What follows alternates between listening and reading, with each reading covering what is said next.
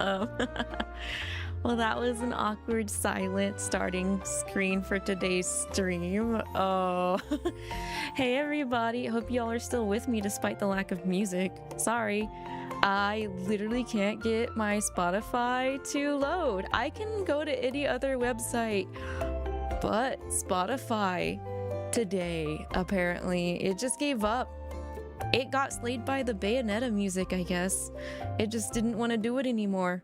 Crazy. That's insane. But yeah, hi everyone, everybody. I hope you guys are having an okay day today. How is it going for y'all? How are things happening? Or maybe not happening. Sometimes not happening is also a good thing technically, but yeah. Hello official. Hey Arcs. Hello Bexper. Hello Yggdrasil. Hi Cat. You're gonna mostly lurk while you work on rigging, but you'll be cheering on for me and the boyos. Thank you! I appreciate that! Let's go, let's go! Also, I'm trying out an updated version that tracks my handos, and I think it's actually, like, not too bad, honestly. It pays to double check and make sure that your software is up to date, even if you have like 5 gajillion softwares open at once to be able to stream like this. So that's good. I'm glad they did. I think I was like about 2 versions behind what I was using before. So I don't know if my wrists will break still. It's still a possibility. I think there's still always a possibility for scuff whenever you're a 3D VTuber, but hopefully if I can reduce as much scuff as possible before the debut, which is a debut is aiming for the week after, or the weekend after this weekend, if everything falls into place correctly. Fingers crossed. Same with Kat. Kat's also going to be debuting, but Kat's going to be a bit later because she's got rigging to do. That's why she's lurky-looing. Arx is doing Dragon Ball Fighters combos. Weren't you working on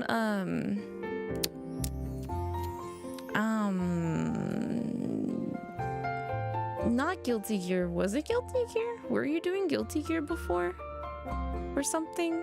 I can't remember. You did tell me that Tekken wasn't on sale. Blaze Blue! Okay. There's so many fighting games that you play, it's hard for me to keep track. Yeah, debut hype is nice. It's nice and keeping me awake sometimes, but that's okay. That's okay.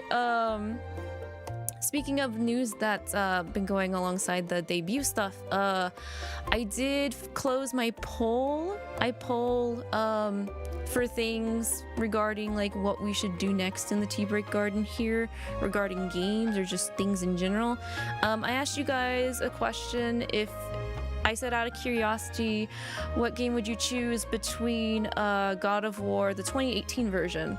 So it's the God of War after the original trilogy that was back around the PS2 era, versus Scarlet Nexus, which is another one of Bandai Namco's properties that they released a couple of years ago.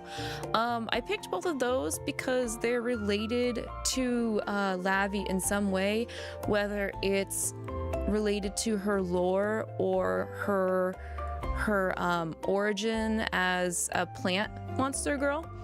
And so the tallies ran, and the one that won is God of War. So there's gonna be a very high chance that I will be starting the 2018 version of God of War after debut. So that'll be fun to get into because I've had that game for a while and it's just never had the opportunity to be played. So we'll be knocking out 2 birds with 1 stone. We'll be knocking a game out of my backlog that I've had for a while, and we'll be knocking out a game that has Nordic mythology in it, which is related to a bit of Lavi herself. Bexper, are you planning to pull for any of the memories for this banner, or generally just to play the event story / game? The thing about that is I'm really bad when it comes to waiting on stream to pull for banners recently. I may have already done that, actually, Bexper. So yes, I have pulled. I don't know if I'll do any more pulls on the banner. We'll just go ahead and actually look at the banner really quick. We'll pop over to Wish. So the banner that's running alongside the Blossom Escape event is called Spring and Flowers. So it's a all boys banner event. All of them are here and available. We also get a specific BGM that has lyrics and someone singing, which I was not expecting. That's nice, because I think the only time we've ever had a BGM with vocals was like basically the opening game, right? The opening start screen.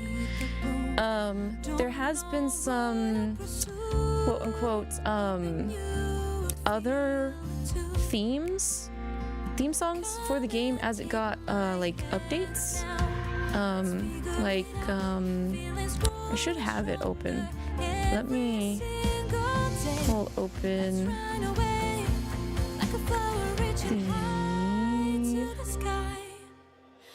the YouTube account really quick. Sorry, this looks very haphazard and put together because it's not optimized for a vertical format. But if we go down a bit, like this 11 Deepspace version 3.0, they got new theme songs for each version. So 1.0 is the one that we know, the one that always pops up whenever we open the game. There was one for 2.0 and one for 3.0, but I think outside of the giant version updates, this is the first BGM we've gotten that has vocals that doesn't relate to that at all, which is really neat. But BGM slaps, not gonna lie. I'm super surprised. I'm very pleased that we're getting some more lyrical BGMs. Just randomly, like boom, here you go. It's Bex, by the way, from Twitch. This is just your oh, okay, I got you. Welcome over on YouTube as well. Whichever platform is easier for you to pop on, by all means, love to have you. The platforms are just a way for people to just communicate and hop into the tea break garden however they feel like it. So I try to accommodate to platforms because I know some people, some people prefer YouTube, some people prefer Twitch, maybe also kind of thinking of TikTok at the same time, but that's like a format that's different, so I would have to like look a little more into it. But Blaze Blue trials are hard. Tekken 8 isn't on sale. Grand Blue isn't on sale. It's tragic. Well, considering like the mess up they did with Tekken, I wonder if they would ever consider, after like trying to fix the whole issue that they're having with it, if they would consider like maybe as an apology put some things on sale.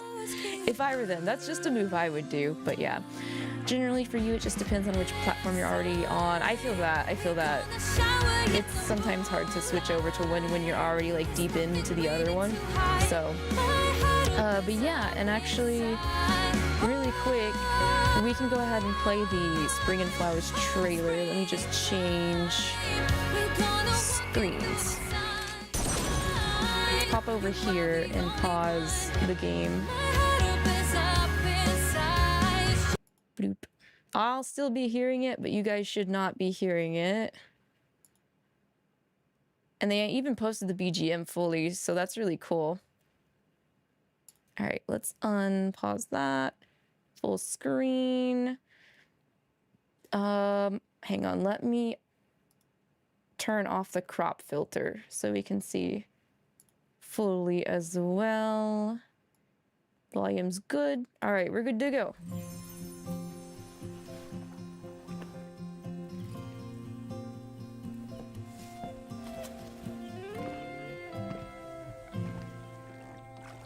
But your phone is facing me. Not happy with just a peek? You want to record it too? I can't wait to admire your artistic photo masterpiece. I was hoping that they would do something for springtime. They did more than I expected them to do for springtime. It's rare to see see this side of Zane. This video won't be worth watching if you just film us walking. But I think they also updated some photo booth stuff at the same time we got this banner and event. For this So that's magic pretty trick, clever. The invitation will be flowers and an embrace. I guess we need a proper ceremony to celebrate this.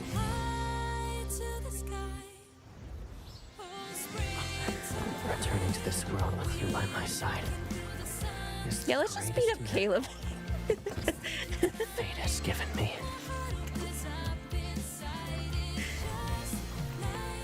What we're doing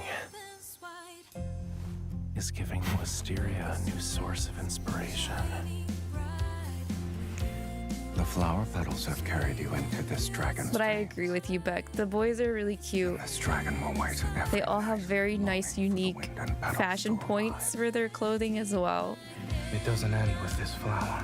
I want to be infused with your floral scent. Possess the same fragrance as you. Or perhaps I wonder what that feels like. Getting macked on while you're holding a flower in your mouth. If there's still time before next spring, let's fulfill this promise right here, right now.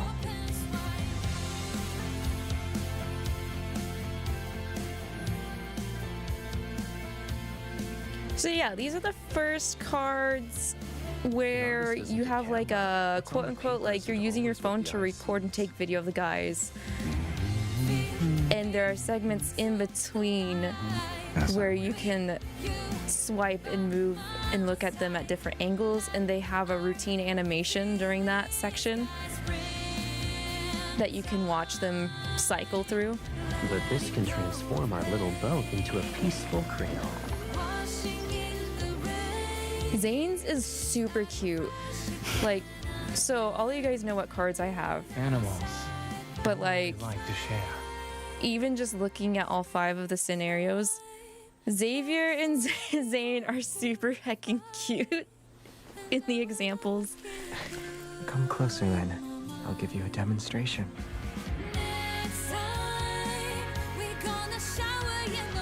Use a rose for added danger. Sounds more Sylus core than Zane core, but I like the scenario. I did get Zane's card is one of the cards I did get.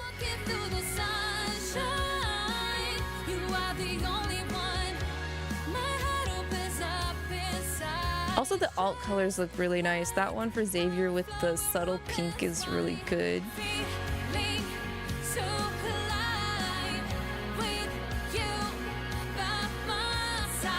God, the back cuts for Sylus's.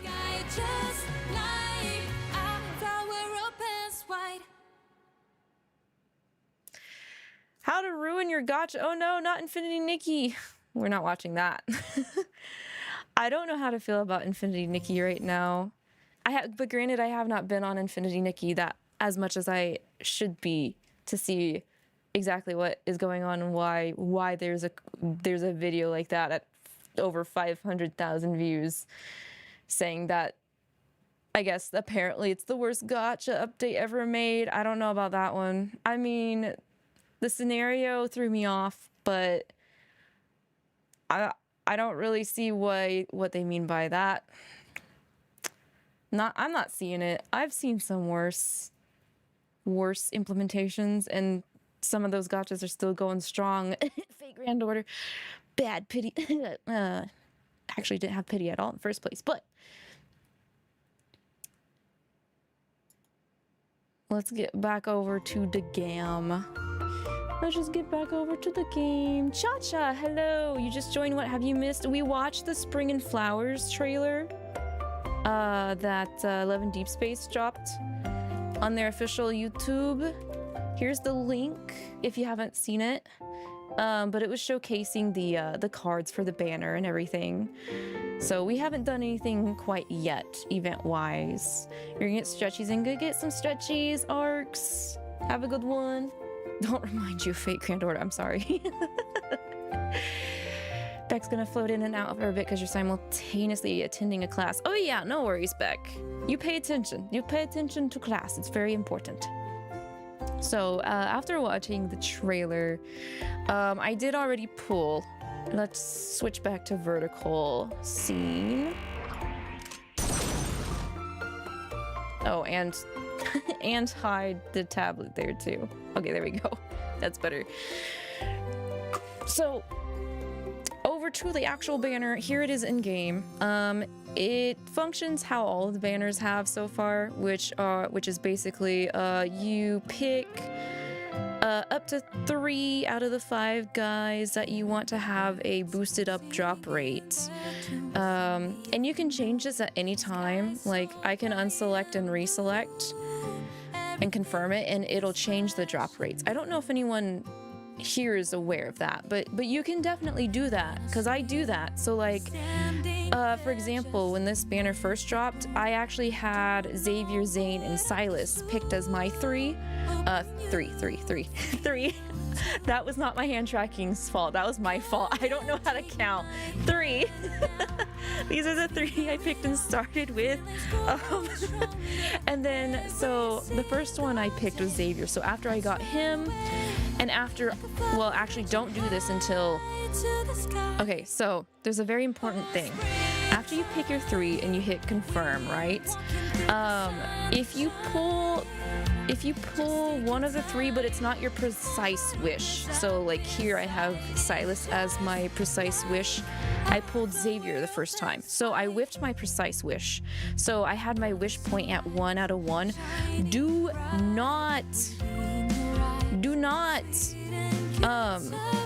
not change your drop rate, because if you change your drop rate before you get your next pull for that wish point to activate, it'll reset your wish points back to 0.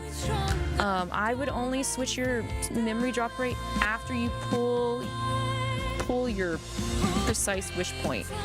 So basically, pulled Xavier, I whiffed it, my precise wish filled up, so Sylus was ready for the next time I got a 5-star. So then when I got Sylus, then I changed it. I took off Xavier and I put in 𝐂𝐸𝐈. So it was Zane, Sylus, and 𝐂𝐸𝐈. And I don't think I'll ever remove Sylus from my drop rate up, because I like having duplicates of Sylus.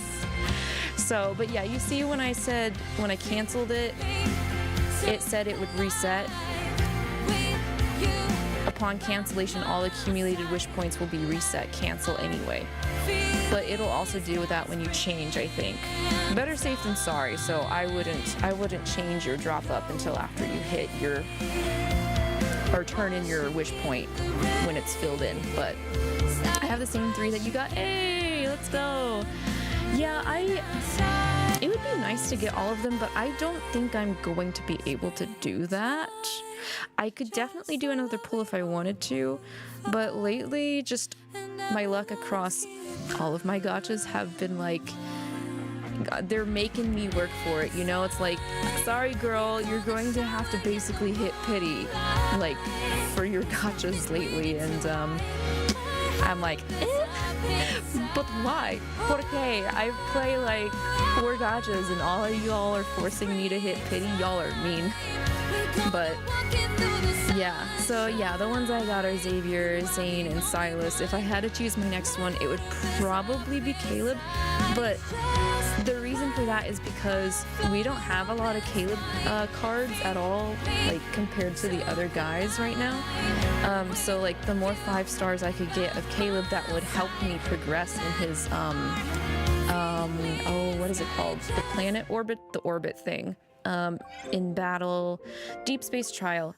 It would help me get further into 𝐂𝐸𝐈's Deepspace trial, because right now I'm only on level or floor or planet 50 right now, compared to all of my other guys being above 100. Even the general open orbit, which lets you pick any of the cards, is also above 100. Also, hi-yo! Hey yo, Pojo! How are you? How goes? Hope you're well. So, because I didn't get his second myth card Caleb's second myth card, where it's kind of like got the weird like near vibes going on. But I do have his first set of myth cards, but it's still just kind of hard to clear some things right now in comparison to everyone else. I'm kind of wondering when they're going to do another 5-star Caleb. But I don't know. Anybody have any idea of what do you think they're going to drop next after this lovely banner? How am I doing? I'm doing good. I'm testing out upgraded hand tracking, and I think it's doing a lot better.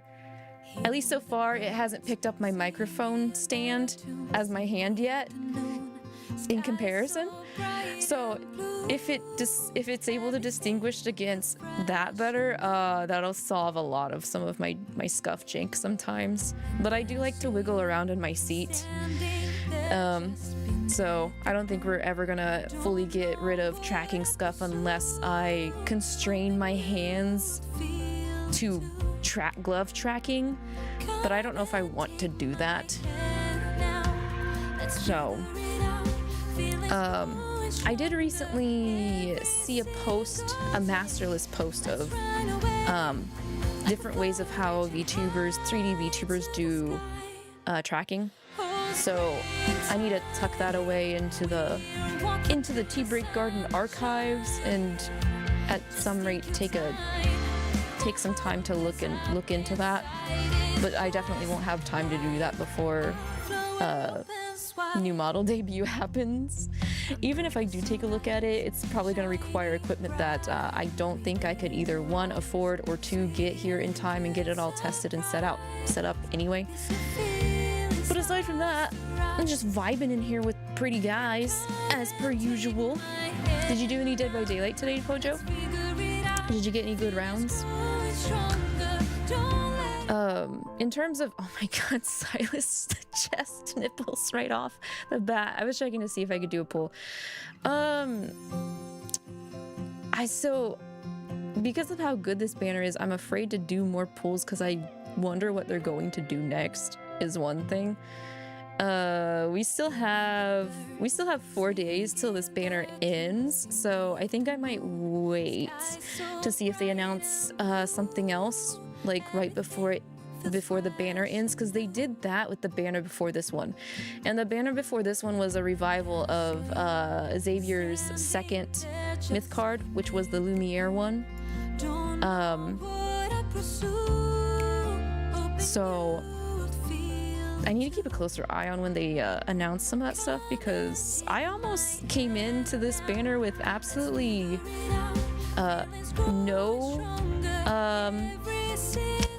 no gems to pull, because I was like, okay, there's only like a couple hours left for Lumiere, and I really should get this because Lumiere's myth card is like really good, at least compared to Xavier's original myth card set. And I say that because out of the other myth cards I have, he underperforms. I have him at level 80 here. These 2 first cards are his first myth set, and like despite that, he fails more of the battles than the other guys's. I don't know, maybe he's just sleepy. Maybe he's just too sleepy to do it.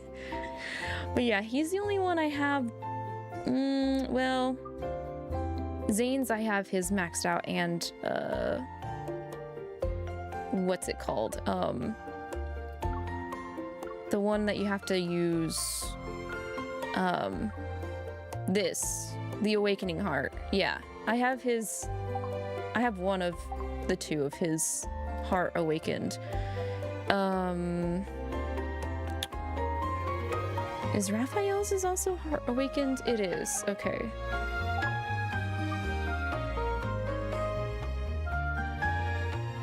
Also, hi Natsu! How goes? How you doing? spec. You generally struggle with Light Seeker 2 now that you have Lumiere. You select that companion even when you're using the Light Seeker cards for Stellactrum matching. Oh, nice. Okay, yeah. I think it's also just a natural thing that the second set of everyone's myth cards are just stronger. I mean, that would just make more sense, personally. So wait, what? Stop saying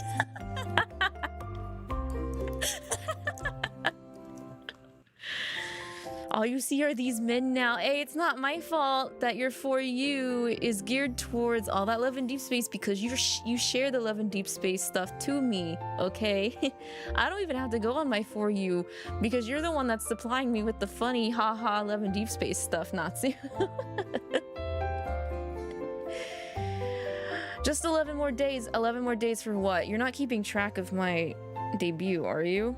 You're keeping track of my debut. Why? Stop. It's not set in stone yet. I'm not sure if it's really gonna be 11 more days or not. The only one that you think is not true for on that is Raph. His Abyss Walker is stronger than Gods of Tides, you think.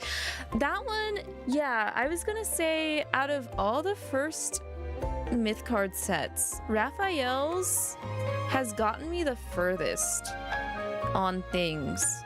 His Abyss Walker is like really good because I think like he gets crit damage. I think he's got like a boost for crit damage on top of his ability sucking in all of the enemies before it does damage is really beneficial compared to the other characters' abilities for their myth cards.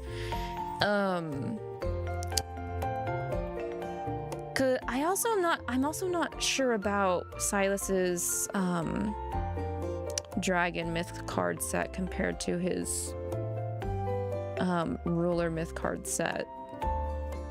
It seems like in certain situations one is better than the other one.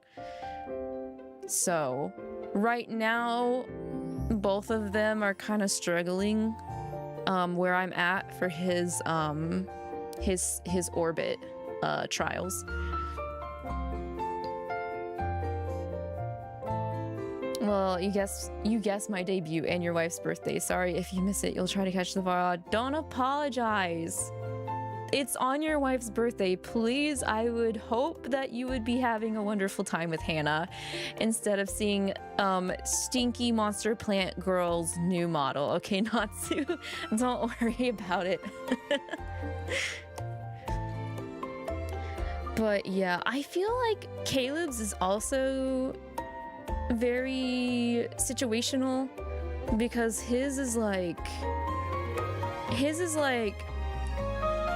when you're able to get his ult to go off, it does huge amounts of damage for a short amount of time, but because of that they also like time limited his regular special as well. That's just the feels I got from using it, but I haven't used it that often just because his cards are very limited right now, so it's not as beneficial compared to the older OG boys that I have a lot more options to go with in comparison and stuff. So, but yeah, aside from that, I mean, I think they're all still like, all the guys are still like really evenly balanced. It's just, I can't really like say as much about Caleb because there's just not enough to go off of in comparison. And I can't really say anything on the myth card sets I haven't personally gotten, which is gonna be Raphael's second set and Caleb's second set. So, but whenever they rerun, I kind of wish I could have pulled for Gods of Tides when it reran during Raphael's birthday month, but I was just like so scared I wasn't going to get Sylus's birthday card the month afterwards. I didn't want to mess around with that. I wanted to 100% make certain I was gonna get his card, but Yeah, looks like that your wife's brother, sister-in-law, and grandparents are visiting, so you'll be seeing almost everyone next week. Oh, that'll be fun! That's a lot of people to see. That's a lot of energy to use. I hope you are able to get some rest with your social battery and everything. But the Sylus, yes, actually. Factually, if I ever whiff a Sylus card, I'm gonna be devastated. Disappeared from the table. Really? You don't know, but your fingers smell just like them. You're excited for P5X? Did they actually say that's what that was, Natsu? I saw you sent the teaser that they teased out, but are you like... I mean, that's the only thing that makes logical sense, is that they finally make the Persona 5 gacha game international release, finally. Because if they release another remake of P5, I think I'm gonna dunk my head in a toilet or something. You're mine for the rest of the evening. Any objections?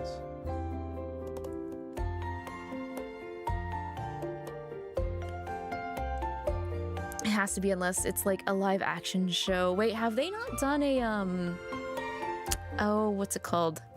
Have they not done a play yet for P5? Because I know they did Japanese plays for Persona 3 and Persona 4. And like P5 usually gets the most when it comes to mixed media. You're pretty sure there's a stage play? Okay. No need to be scared. Then they've got it. That's what it has to be, right? Like right I would assume now, that's what it has to for be. instance. Sylus. Hi, Mini-Me. Welcome in. How are you doing? You think you did see something about a play a while ago, you think. Okay. Because they've done a manga. They've done the gacha game. They've done that strategy game. They've done a Muso game. They've done a remake. They've done the anime. The only thing they haven't done is like a movie. And then possibly there's that stage play. You're mine for the rest of the evening. Any objections? So, I mean, there's that one IP of P5 we know that's out, but is not fully accessible to everyone. So I really hope it's P5X. That is what they're teasing. What if they finally do that racing game? Actually, wait, Arcs, aren't you hoping they do another arena fighter? If it's not P5X. You hope it's like Persona 5 Arena. I think those two are the only really acceptable things I will take when it comes to more P5 added into the universe. Into this timeline. Persona 5 Royal Remastered 25th Anniversary Edition. This time we have a real Morgana that you get if you order the special anniversary edition, and we taught it how to say that you have to go to bed. It's time for bed. Go to sleep. You'd love for them to do P5 Arena, but there's no way on God's green earth it's happening. If they do, I see. Here's the thing.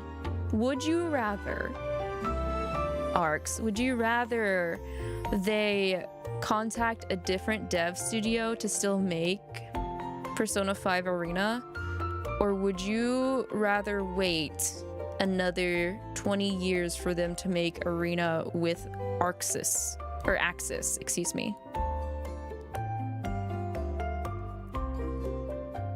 And Mini-Me's doing okay. That's good. How am I? I'm good. I'm feeling nice. I'm feeling alright.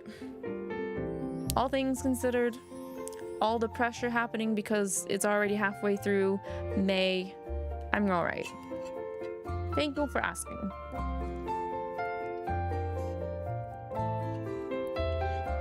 Why'd the worker get fired from the orange juice factory? Lack of concentrate. I think this is the last time I'm gonna have oh, I don't have the Badum Tush anymore. Wait, I think I might be. I have to manually toggle it. Give me a moment. But I don't know if we'll be having the Badum Tush anymore unless the new program I switched to has a similar version, but I don't believe that it does. Where's my badum tush? Is it just not here right now? I don't think it's here anymore. I'll do it then. Badum tush. There, close enough. That's a great question. If they went to someone like Aiding, you'd be happy because they're working on the Hunter x Hunter fighter, and that's just Marvel 3 Reborn. Wait, Hunter x Hunter is having a fighting game? Or even better, we get a Type Moon 3v3 game. I see. I didn't even know about Hunter x Hunter getting a fighting game. That's crazy.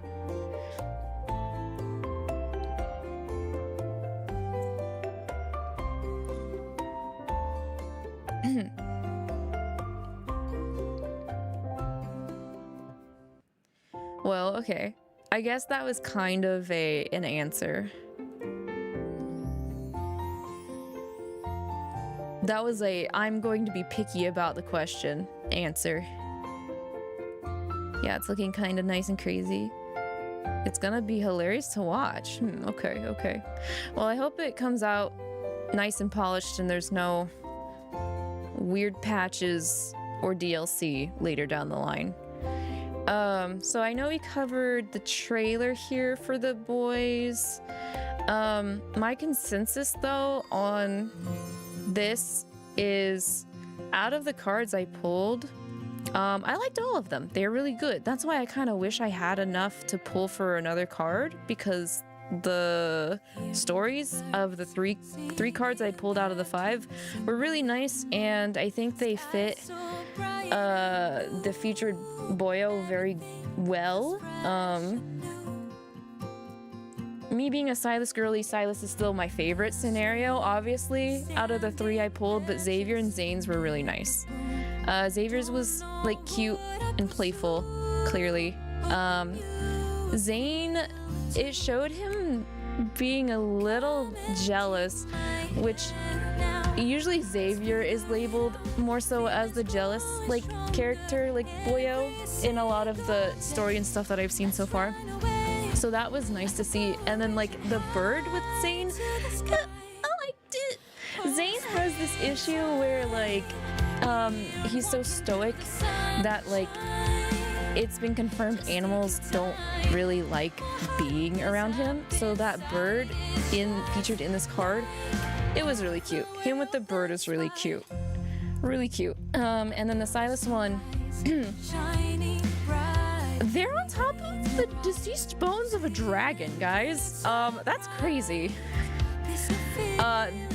The Sylus scenario echoes a lot into his lore, and I'm a lore fiend, so that was a really good one too. Caleb's I don't know about, Raph's I don't know about because I don't have them, but just based off the previews, they also look just as good. So, and the team hasn't really dropped the ball on any of the cards that I have pulled of any of the characters. Personally, I think they still are really good at writing card scenarios that match the characters and builds more off of the characters. Like, they know their audience. They know what type of people are drawn to which husbando boyo here. So, I don't know. I can't really say they messed up anywhere. Just, they should keep doing what they're doing because they're doing it well. The Tekken situation's killing you, but you'll let me get on with it. Yeah, I've seen some of it. It's crazy. Let's just hope they recover. But yeah, we do need to get into what we're actually here for today in the Tea Break Garden, which is the Blossom Escape. Warning, warning, save the Bounce Planet event. So they brought back the Blobus. The Blobus were initially these cute little avatar representations of the MC and the boyos back during the first year Love and Deepspace launched. I'm trying to remember what the name of the event was when they first got introduced, but my brain no work. So there's that. But we did have them before. I can confirm that because I played the event, but It was before I was streaming any of the Love and Deepspace events, so I can't even reference a VOD off of the Lavi Alraune YouTube channel. But I think the way the minigame for that first one worked was more so in the format of like a board game movement type style, with spaces. That's not what they did for this event. When they brought the Blobus back, at the time Sylus and Caleb were not involved. When the Blobus first happened, it was just Xavier, Zane, and Raphael. So now we have the Fiendy Blobu and the Pilot Blobu. But I feel like I've seen Fiendy Blobu before, so maybe there were 2 other events before. Cause yeah, there's definitely Fiendy Blobu has definitely been a thing before. Anyway, well, my memory being all hazy and mixed up aside, the Blobus are back, and this is the first time at least Caleb is blobified here. So, Xavier is obviously this one in the upper corner. Zane is the one over here on the right. Raphael is the artsy one. Sylus is the fiendy one. And Caleb is the pilot one down here. I think Xavier's is called Stellar Blobu, if I remember right. Is there a way I can check? Let me just click on one of these. Stella Blobu. Okay, yeah. Yeah, Stella Blobu for Xavier and Snowy Blobu for Zane. I don't know why I didn't quite remember those 2 compared to the other 3, but it happens. So what I just looked at was this button down here that says research log. They have the back and forth chats scenarios as you progress further in the event, like the other events have been. So it's just, you know, back and forth conversations between the MC and the selected boyo.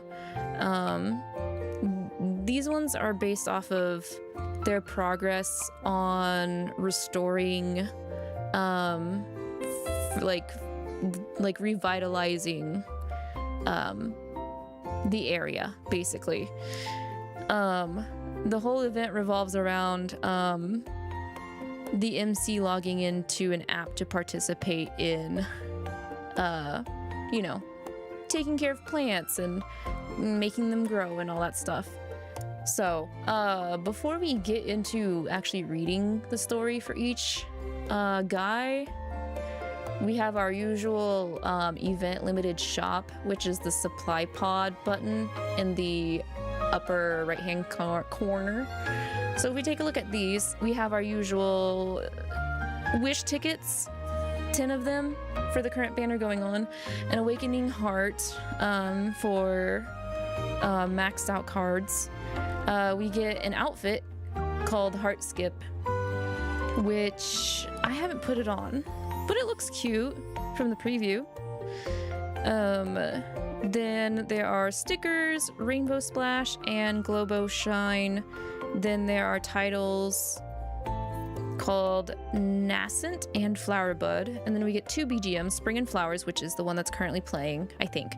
And then Spring's Awakening, which is the vocal BGM that, no, sorry, I have it mixed up. Spring and Flowers is the banner BGM.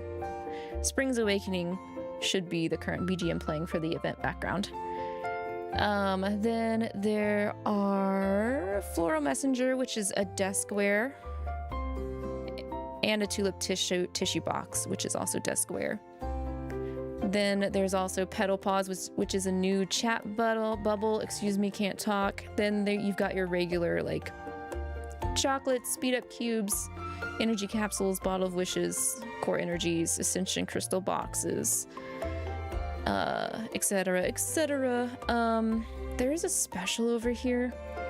That's for another thing that they brought back, but I'm personally not going to participate in it because I kind of think it's a scam. I didn't care for it when it first came up and they decided to revive it, and I ain't even gonna, because basically what it is you spend gems to spin a wheel, and whatever the wheel lands on is what you get, and basically you can get one of these cards, these bath cards, but like I just don't like the wheel spin, and you have to do the, if you don't happen to land on the card or a ticket, I think the only other options are the currency for this shop, so then you have to spend gems to get enough currency in the shop to trade for these cards. And I don't know, I'm not a fan of that format. Also, hi Jab, how are you today? How goes?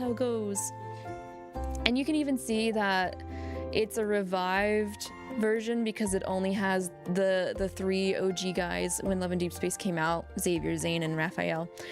There's some other things you could exchange in the shop here for regular banner wish tickets, some accessories, and stickers and materials, but like this is only running for 5 days, which is a short amount of time.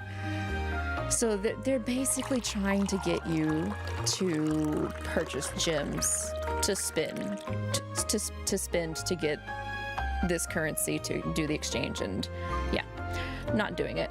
I'm not doing it.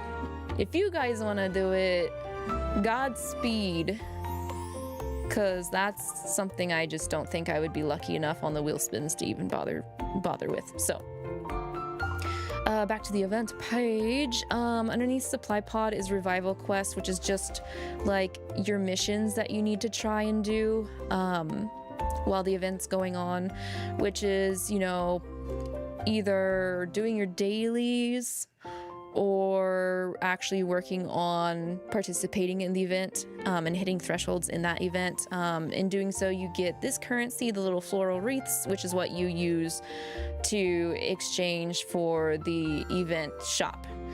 Then what else is here? The greenhouse here is where you'll go to bring life back into each section that each of the Blabu guys are in. The max is 4 levels. So as you're doing that, the scenery will change. In order to get those levels up, though, you have to participate in the Verdant Rebirth button down here at the bottom. So if you go here, this is where you'll do your minigame stuff. You can select, you know, who you want to collab with. I only collabed with Sylus, Fiendy Blabu. I assume that each of the guys have a similar ability to Sylus's. But for an example, let's just play the first level. So this is the minigame that you'll be playing for this event. I don't know if this is based off of another app, but basically what you gotta do is, you know, turn the dirt into grass, get rid of the corrupting little enemies that pop up here. You only have so much time to do it. If you swipe yourself, you'll do that dash and you can just butt them out of the way. And honestly, I don't see why you wouldn't just be doing this, because rolling around just takes, you know, way too heckin' long. And you can immediately just dash once you're done rolling anyway. So it's kind of a moot point to just not, you know, not do it. Unless, like, obviously, clearly later on at the harder levels, there's gonna be like objects in your way, like rocks, so you're not gonna have an open field like this. So you might want to do it then, and then your partner can clear the entire thing for you if you have too many enemies on the screen.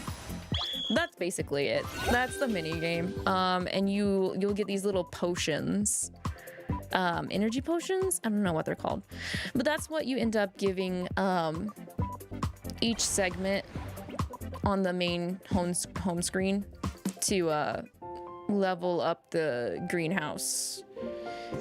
So that's how you get that to max. And as you can see underneath Verdant Rebirth, it says current limit 120,000 out of 120,000.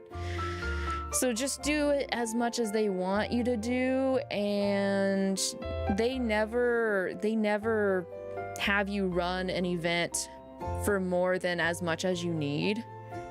So you don't have to be like, oh, how many more do I need to do? No, just do it till you hit your limit and you're good. You'll definitely, it's done, you know?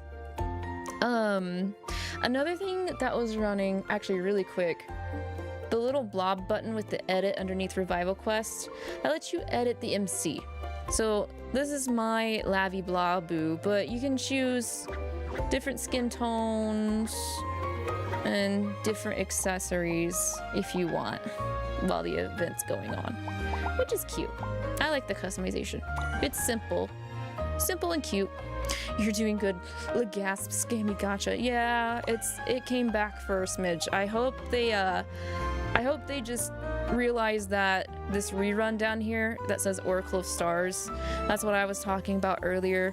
But yeah, they want you to spend 1,000 gems to spin 10 times with the possibility of you landing on one of those cards or accessories, or you'll just land on the Oracle dice, which is what you would spend on in that shop. And I guess they're trying to incentivize you to spin, because if you do so many spins, you'll get presents. But none of them is one of those cards, which sucks. So if you wanted to get all of the gifts out of this, you would have to spin 150 times. So, you know, 15 times 1,000. That's a lot of gems when you think about the fact that just to do 110 pull for a banner is 1,600 gems. An extra 600 gems from this, and you're pulling out of the regular banner. So I don't know, to me it does not compute. So anywho, Wildlight Chronicles is actually going to be our story for this event. We will read the prologue and we're gonna go down from top to bottom as we per usually do.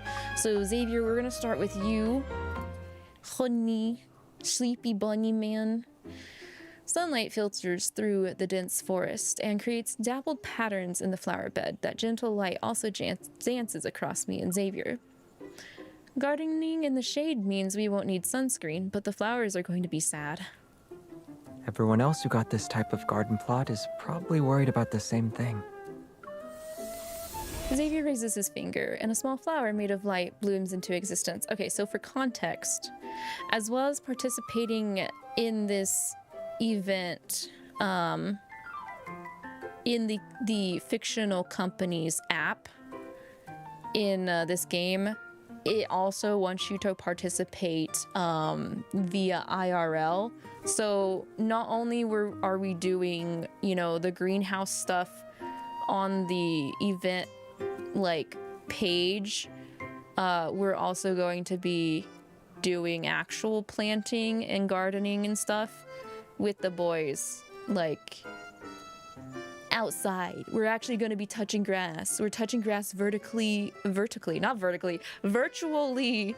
and non-virtually for the context of this event. But we're different. With these flower lights, we won't have to worry about the trees hogging all the sunlight. You'll be a full-time light bulb factory if you want to light up the entire flower bed. Different plants require different light spectrums. If we use artificial lights to promote plant growth... So, I noticed that they liked to use their 𝐂𝐕𝐈 when it came to the back and forth messages between each time I leveled up the different gardens. And I didn't realize how useful Xavier's could be in this context until this event happened, which is really nice. An Otto butler appears in the flower bed. It's covered in dirt as if it popped out from the soil like a garden gnome. The best course of action would be to simulate specific wavelengths of light. Red light and blue light, for example, can promote... Wait, are there any flowers that don't need to be micromanaged? I figured you might ask that. We can offer you shade-loving plants. They're capable of thriving in conditions with little exposure to light. That would be me. I'm a shade-loving plant. I tilt my head as I look at Xavier. We might as well go with shade-loving plants. Your 𝐒𝐈 won't get its chance to shine, though. That's good. I won't be subjected to the fate of being a street lamp for several weeks. You don't have to be a street lamp, yeah, but how does being a magic lamp sound? Rub the magic lamp. Okay. Pretending to polish a magic lamp, I gently rub Xavier's face. Oh, magic lamp, will you grant me 3 wishes? Are you sure you only need 3 wishes? Oh. Tilling the soil, cultivating the land, creating your dream garden, helping you become a gardening superstar. Everything you mentioned before you arrived here, I'll have to fulfill them all. That's more than 3. He got us. His earnest expression makes me laugh. I squeeze his hand as I speak. With a magic lamp by my side, our flower bed is bound to succeed.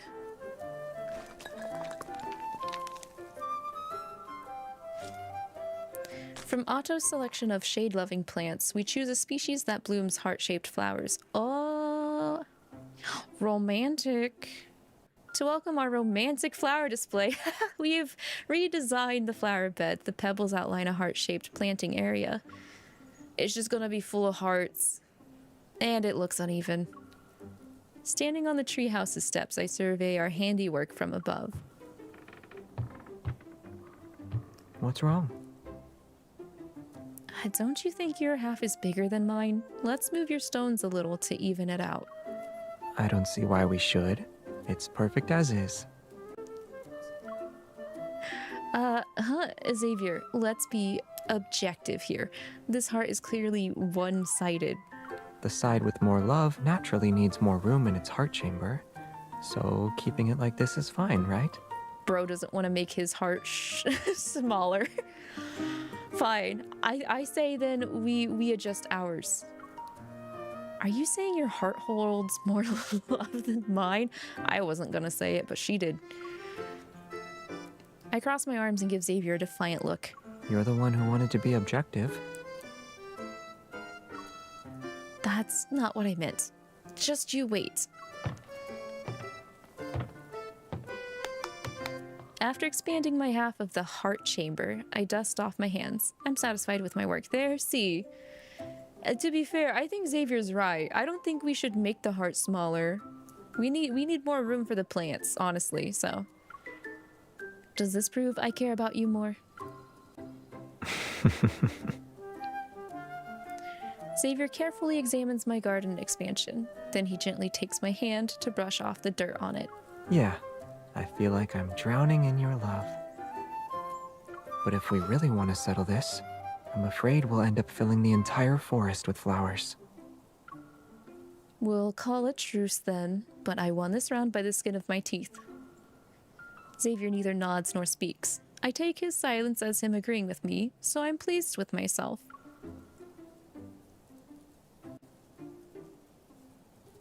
However, when I return to the treehouse to rest, I notice Xavier's half of our heart-shaped garden is bigger than mine again. Bro, you want to start a fight? You gonna start a fight right here over how big the heart's gonna be to hold flowers, Xavier? I don't have my jacket on, but if I did, I'd be rolling my sleeves up right now.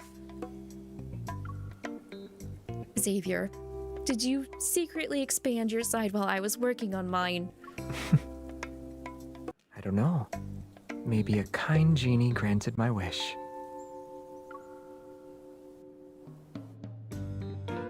Bruh. half of this reading for Xavier is just us competing? Is that how is it gonna be? All right, chapter 1. Let's go. Since these flowers grow slowly, the event organizers gave us seedlings. Our gardening work was made much easier thanks to that. With the drone controller in my hands, I'm ready to water the garden. I wave to Xavier. He's unhurriedly shuffling around with a watering can. Wait, what? I didn't know you could water with a drone. Are you sure you want to use that little watering can? The garden isn't that big. I might be done by the time your drone gets off the ground. The watering can is probably for people like you who still use physical keys instead of smart locks. Oh, calling him an old man. He is old, though. I handled plenty of equipment like this at the association. Should we see who can water the garden faster? This is just a competition. With a series of practice movements, the drone quickly takes off and glides smoothly into the garden. Xavier, look up. The drone, its lights blinking, moves in elaborate patterns while circling above Xavier's head. I'll make sure you get a role in the drone display next time the association holds an event. And that concludes our performance. It's time to start watering. But I forgot to adjust the default water settings, so the drone demonstrates its impressive irrigation capabilities.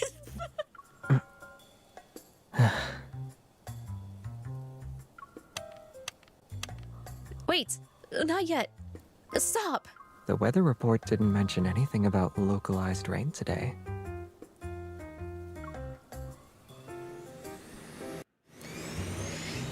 After the drone makes an emergency landing, Xavier, his face still glistening with water droplets, leans toward me.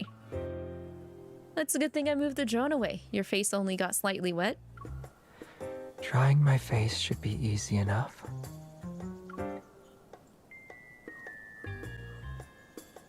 Before I can find any tissues, he takes my hand and gently uses it to wipe away the water from his face. The light refracting through each droplet creates tiny crystalline worlds. I can't help but feel mesmerized. Did you get everything? I can still feel the water sliding down my face. Well, you're kind of distracting, so... There's only a tiny bit left around your jaw. I think I'll leave it alone. You look like a woodland sprite because of those droplets. You just need a bit of water to become a sprite? In that case, I'll turn you into one. Wait, no, this isn't... This isn't summer. It's not time to get wet yet. As he aims the watering can's nozzle at my face, I quickly raise my hands to defend myself. Also, if you use a watering can, like if it's the watering can I'm thinking it is of, he's gonna get a whole lot more than just our face wet. The water attack never touches my makeshift shield. Instead, I see an increasingly bright light shining through the gaps between my fingers. Tiny specks of light dance around me. It's as if I stepped into an enchanted realm where stardust flutters like fairies. Now you look like a sprite.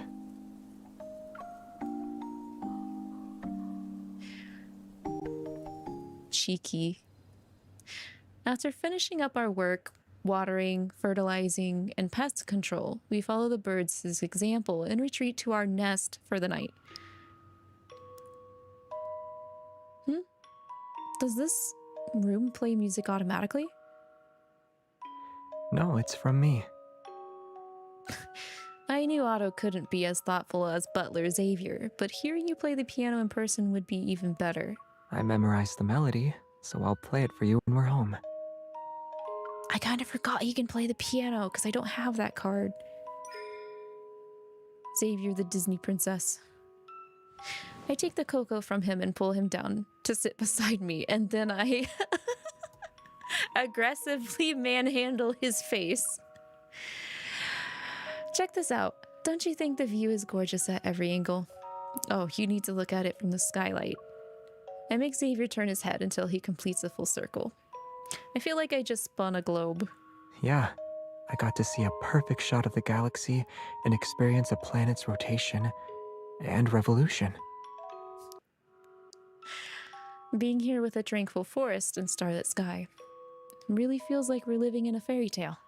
It's almost like living without the internet or worldly possessions.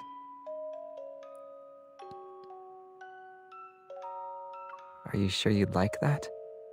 You want to drink morning dew every day? I mean, I'd prefer to drink tea, but... I like the fairy tale aesthetic. As for the lifestyle, maybe not so much. Great. I know a place where we can create the aesthetic and still order takeout while we play video games. Score? That's good. I like that idea. Speaking some nice language there. You thought I'd ask something like, where could such a perfect place be?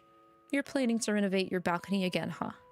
Moving an entire forest there might be difficult, but with enough plants, a starry sky, and of course... Oh. His kiss on my cheek feels like the caress of the first morning dew. A heartfelt gift from a gentle fairy. Your very own fairy, who can enjoy delicious food and drinks with you.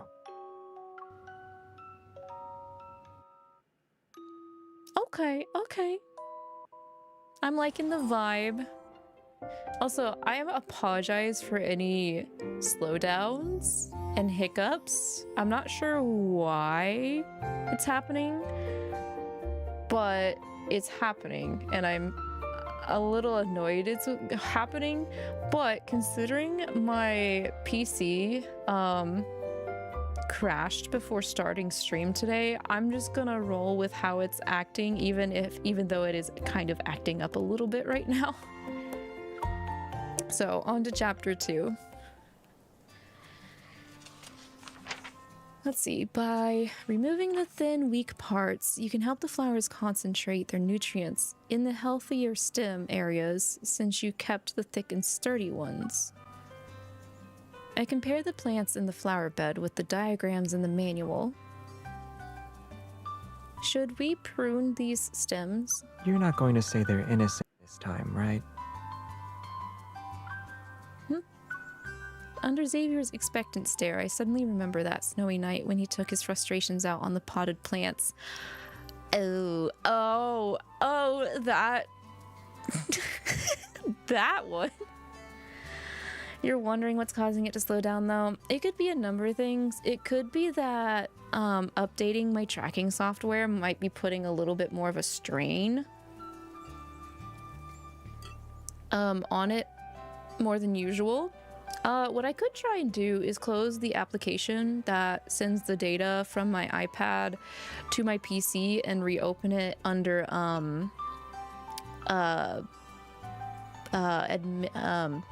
admin mode.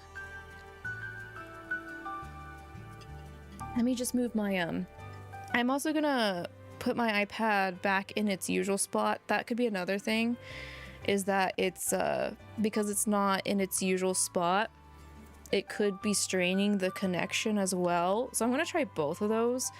Hi, Stella. Why are you staring at me like that? I also was gonna check on Stella to see if she wanted out, but she hasn't moved. She's just grooming herself. So give me just a moment. Let me close this and rerun it in admin if I can. I think I can. No. Can I not? Hang on. Let me check settings. Because it's an app. It's not like a...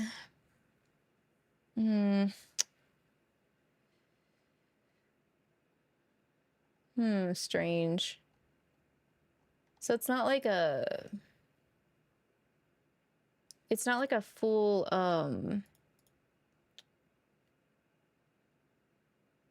program on my PC.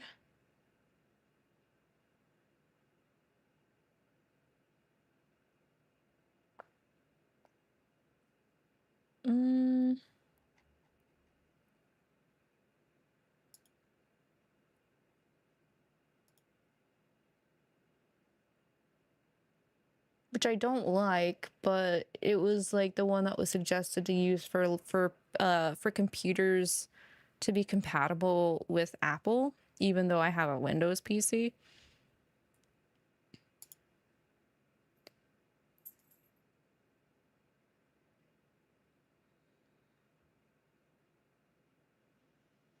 Oh, that's not what I want. I guess I can't really do it right now. Yeah, that's what I was thinking, Arx. I don't know if I can run it with admin privileges. It would solve it. I think it would help solve the resource allocation for it, but... or prioritize it.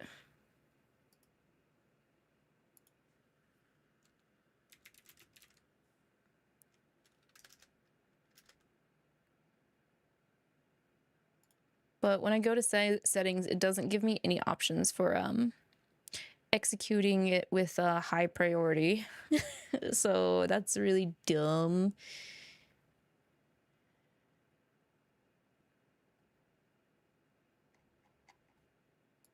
So I will move the location of where I have my iPad though. Yeah. And then if that doesn't work, I could always change the settings for Love and Deepspace to lower the quality a little bit, though that's really not something I want to do. Could prioritize in Task Manager? Let me see. Let's go ahead and open it and reconnect.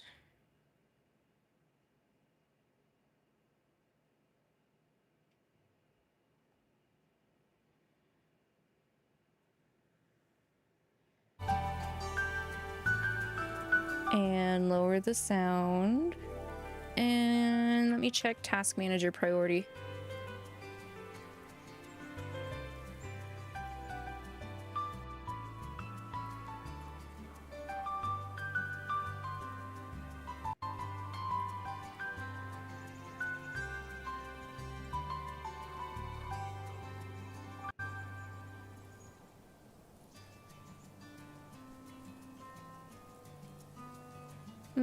It's just letting me... the only mode it's letting me choose is efficiency mode.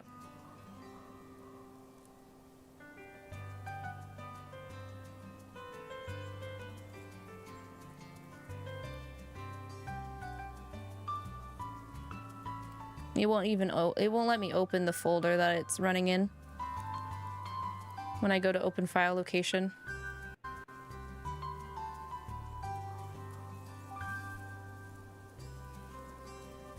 Wait a second. There we go. I found it. Changing the priority of certain processes could cause system instability. We'll change the priority. Okay, I've changed the priority to real time, so hopefully that fixes the frame stuff. Fingers crossed it does that. We'll see, we'll see. It's very strange, though, that the app stuff acts differently. Also, Stella got up, so give me one moment to check and see if she wants out. Then we can continue. Stella. Hi, do you want out? You want out? Yep, yep. Yep, yep. Why do you have to go through the... whatever. Bye.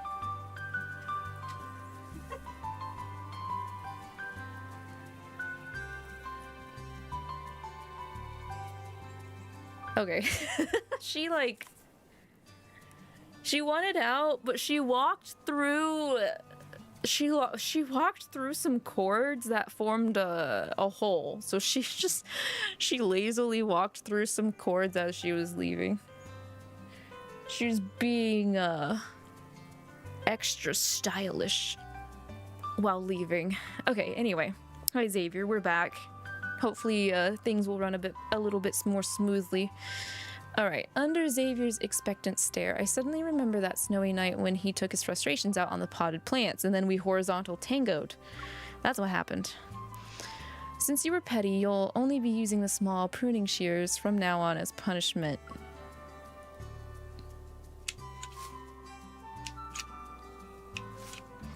After After ensuring each flower has enough space to bloom, we remove our gloves and carefully clean our hands.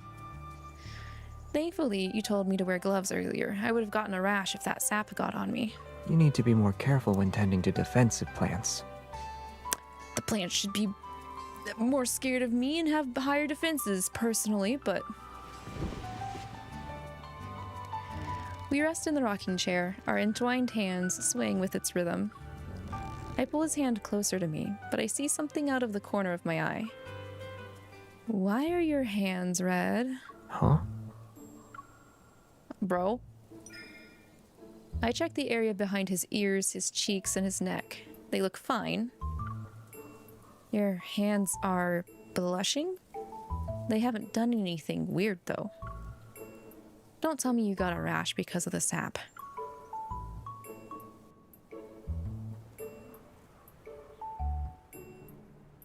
Well, it's good that you're just red and not experiencing other symptoms. Do you feel uncomfortable?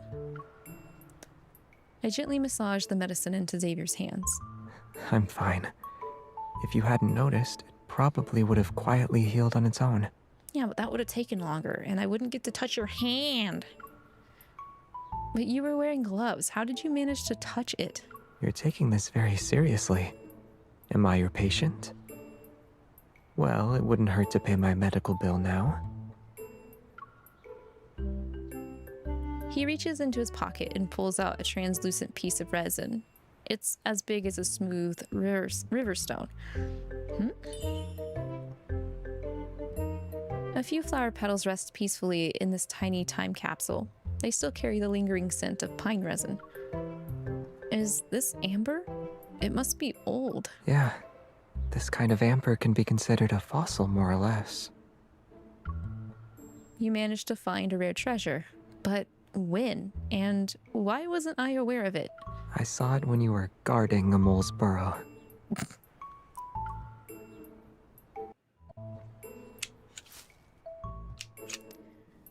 While pruning near the outer edge of the garden, I noticed a gap at the tip of our heart-shaped stone border. Did I accidentally knock the stones away? I called out to Xavier while trying to put the rocks back in place. Xavier, why are you dozing off under a tree? Hurry, take a look at this. Of course he would sleep. Let him sleep. There was a wound here earlier, but I patched it up and saved it from heartache. Xavier moved the stones I had just replaced to the side. He poked up the soil and revealed an unexpected hole. We blocked their doorway, so they had to find a way to move the stones. I think a family of moles is living there. Remembering how I had firmly packed down those rocks earlier, I quickly moved them even further away. I felt guilty about what I had done. Did you take off your gloves when you picked up the amber? You weren't wearing them when you walked over. The amber needs to be preserved. I couldn't let any residue from the gloves touch it. So you grabbed the stones with your bare hands after I moved them with my gloves? No wonder they're red. Mystery solved. Xavier and I share a wry smile before turning our attention back to the amber. Even though it indirectly caused some inflammation, I guess that makes it memorable in its own special way. Why don't we turn it into a more permanent keepsake, since we're home right now? Excited, I start to roll up my sleeves, but he pulls me back and takes the ointment from my hands. After being so close together in the rocking chair, you need to apply the medicine first. I'll check if there's any inflammation.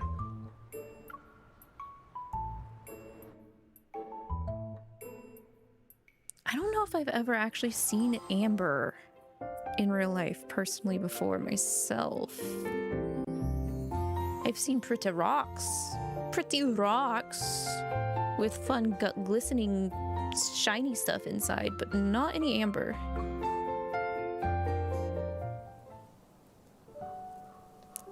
By the time we noticed the flower buds, Xavier's inflammation has disappeared. Meanwhile, I never showed any symptoms. The forest breeze stirs the bell-shaped flower buds in the garden. They're seemingly transformed into wind chimes. If only these little bells sounded like actual wind chimes. We could make our own with those flower buds we pruned earlier. They weren't growing well anyway. We'll use that amber you found and some small wooden pieces too.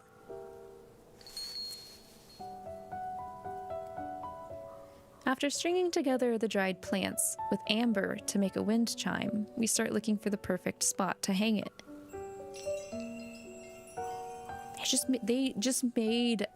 They just made a wind chime like within 5 minutes off the bat. I could never. I could never. It'd take me a whole day just to figure out how to make a wind chime and make sure I don't mess it up. It's a shame we only have one piece of amber. The wind chime would look prettier with a few more. I start searching the surrounding area. There's a little bird over there hiding its snacks. I suspect it's copying your movements. Like, they just randomly had little metal bars to make the little clinking noises with the wind chime? Or like, is the amber the only thing making the noise? But what would the amber be hitting up against to make the noise? You have to have some metal in a wind chime, right? I'm overthinking it. It's an event story, Lavi. Just enjoy the romance, right? What's up with this bird? I actually found something, look. I cup my hands together. Under his admiring gaze, I slowly reveal... I didn't find any amber, but there were 2 pine cones in a tree hollow. Excuse me. Here, take one. Looks like a small animal won't be eating many snacks today. Oh. Well, I guess they'll just starve. At the edge of the flower bed, there are 2 trees growing side by side, one large and one small. Since there aren't many things obstructing them, they're perfect for hanging our wind chime. As Xavier crouches down, I immediately stand on my tiptoes to grab the branch of the smaller tree. This tree is too tall, but the smaller one should work. Hey! My feet are suddenly lifted off the ground as my shoulder brushes past the tall tree's curved branch. The higher we hang it, the further its sound will travel. He's right. We just got indirect uppies. Xavier, we're not allowed to manually activate it. We need to wait for it to start on its own. But it hasn't made a single sound since we hung it. It's because there's no wind, There's still honey. wind. I can light it up and turn it into a hanging lamp. Zuzu, hi, hello, how are you? How has Graces been? Have you finished Graces? Or are you still playing Graces?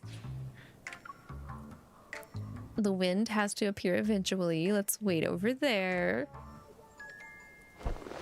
We sit under a tree across the wind chime and peel the pine cones we collected earlier. I occasionally glance up to check on our handiwork. The small tree could pass off as a branch of the bigger one if you don't look carefully. In terms of age, the small tree would only be about as old as one of the other tree's branches. Are we talking about hundreds of years? In that case, we should call it an elderly tree out of respect. Yeah, but age gaps like that are normal for trees. Xavier takes my hand as I struggle with the pine nut. He gently guides my fingers and presses them. Why are we working on the pines? I thought the pines were supposed to go on the wind chime. You hope that Lads is going well. You finished the base game last night, so you're going to take a break before you start Future Arc. Oh, I got you. Congrats on finishing the base game. I hope you had a lot of fun. Looking forward to you starting Future Arc, because, so I only played Graces with the F version. I never played the original one on the Wii. So, while the original game itself is, really nice, I'm really glad that the Future Arc exists, because I think it adds a lot to Graces. And, it's not that I can't imagine not having the Future Arc, it's just so good that it's it should just be packaged with it, you know what I mean? Yeah, exactly. I love it too. It helps, it does a nice little extra, bow knot on the story. Also because Richard isn't in the party 80% of the time for the base game. I know, right? I actually really like Richard. I was sad when, like, yeah, he's not really there, you know? Like Hubert and Richard are my favorites out of the cast for Graces. So finally being able to have him in the party is really nice. Yeah, he is silly. He's silly. He's silly, and he gets plagued by inner thoughts that I have a lot of the time, which is why I can understand why, you know, Lambda did the whole opportunity thing on him. I too am weak, Richard. But yeah, I hope you've been if you've been playing Love in Deepspace, that you've gotten what you've wanted out of the event and the cards recently. I think personally, for me, I'm satisfied with the cards I've pulled. I've pulled 3 of them. So you had to swipe. No, well, technically I had to swipe 2. Cause I bought the that other thing that was running alongside it, where you could get a dress that you could pick and everything. You got Caleb. Ooh. You're like, please, am I shopping? I don't have Caleb. If I had to pick the next one I'd want, it would be Caleb though. I got Xavier, Sylus, and then Zane. You got 2 of the dresses. They are pretty. They're tempting.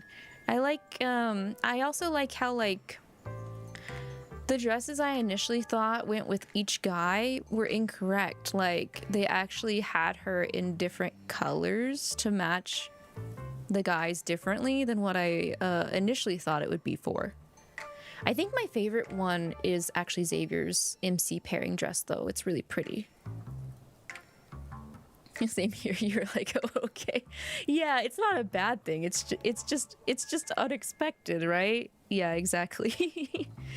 Yeah, I want to pull for the other 2, for Caleb and Raph, but at the same time, I'm like, I don't know what they're gonna do next. So if I can, I'm just gonna keep an eye out and see if they announce what the next banner is gonna be before this one ends. And fingers crossed, you know. But I'm glad you got who you wanted. Honestly, yeah, I will swipe to get Sylus if I can't get him naturally. So you really like the lilac one. You think that one, you thought it was paired with Raph's originally. Yeah, same, but it's actually Zane's, I think. Yeah, the lilac one I think is Zane's instead of Raph's. But I want to kind of pull a duplicate card because the alt colors are really nice too. I haven't pulled a duplicate yet. But I only have enough to do 110 pull, and my pity has reset, so highly unlikely I think that is going to happen naturally. Unless I get a couple more tickets before the banner ends from the... the monthly cards? The ones that offer the 2 4-star cards, the one for Raph and the one for Sylus, which I went ahead and bought, of course, because there's a Sylus card in there and I need all the Sylus cards. You want to, but your luck isn't that great anyway. Yeah, I feel that. That's where I'm at too. I'm sitting there just like, I don't need it, girl. I'm just thinking about it. Kind of mentality right now. So until everything smooths over, that's where I'm at. Because I had to work my butt off to get an Anaxagoras and Honkai Star Rail, and for Sinless Zone Zero, I think they're dropping Hugo either tonight or tomorrow. Which I don't know, Suzu, if you play Sinless Zone Zero, but my brain keeps telling me the voice actor for Hugo is the same as the voice actor for Sylus in English. And that's not good for my mental health. Yeah, like players who get dupes, what do I gotta do to achieve that? The only time I ever got dupes was when they released the horizontal tango cards. Because I hella saved up in advance for them. You were talking to a friend about that?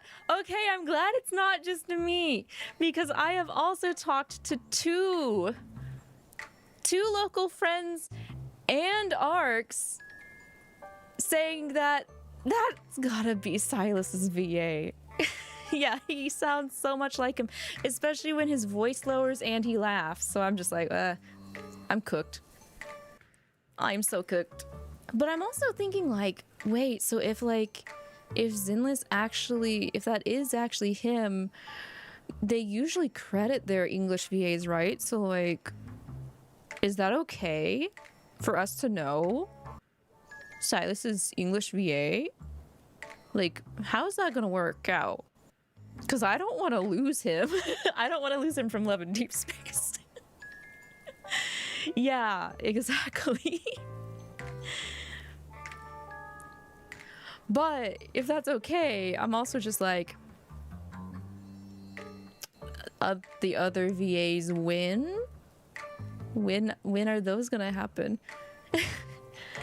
You're thinking it could also be Jade's VA from Abyss. I would have to go back and hear that, because it's been forever since I've played Abyss.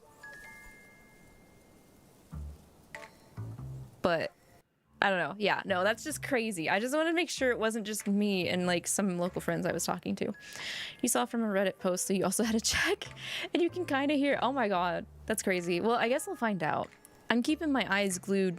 Like, hopefully I can pull Hugo after the banner switches out and I play Zinless on stream tomorrow, and then see if there's any credit for his VA. And then start doing the deep research, clickety.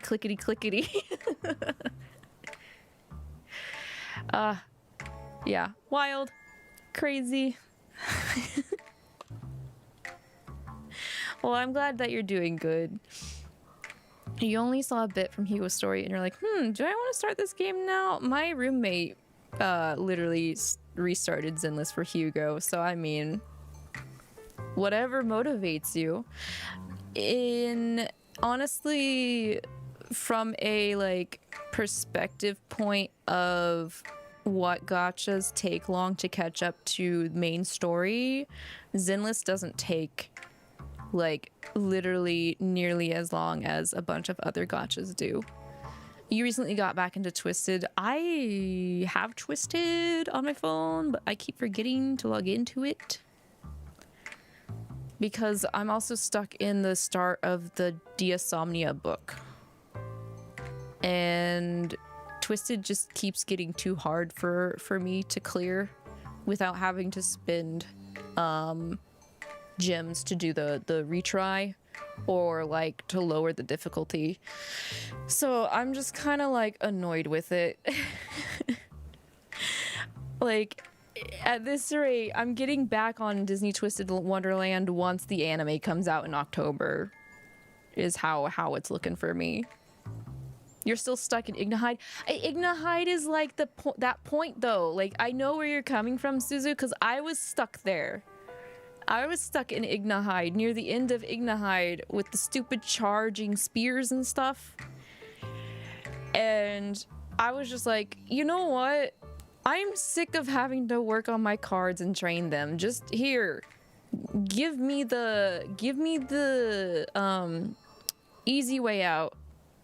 Debuff the fight for me, please, so I can finally finish this book. God damn.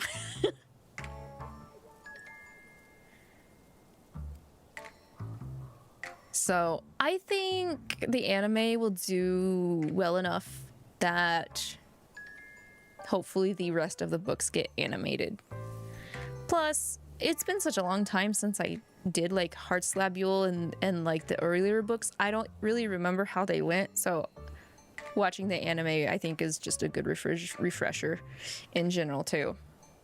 But good luck with that. I hope you get farther than I do. It's rough. Yeah, I'm very excited to see it. You take water sippers.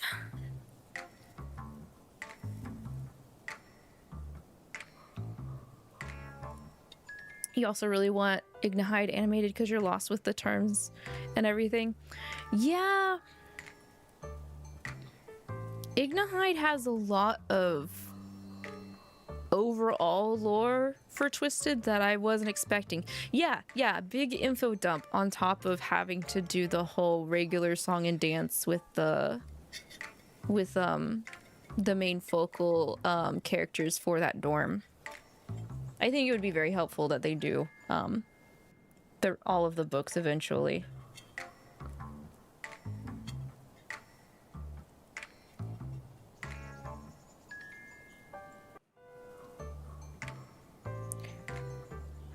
Thank you for the stretch.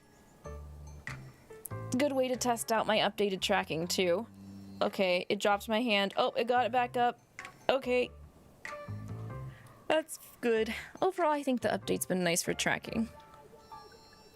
All right, we're gonna keep working the event. We're still on Xavier. It's the first one.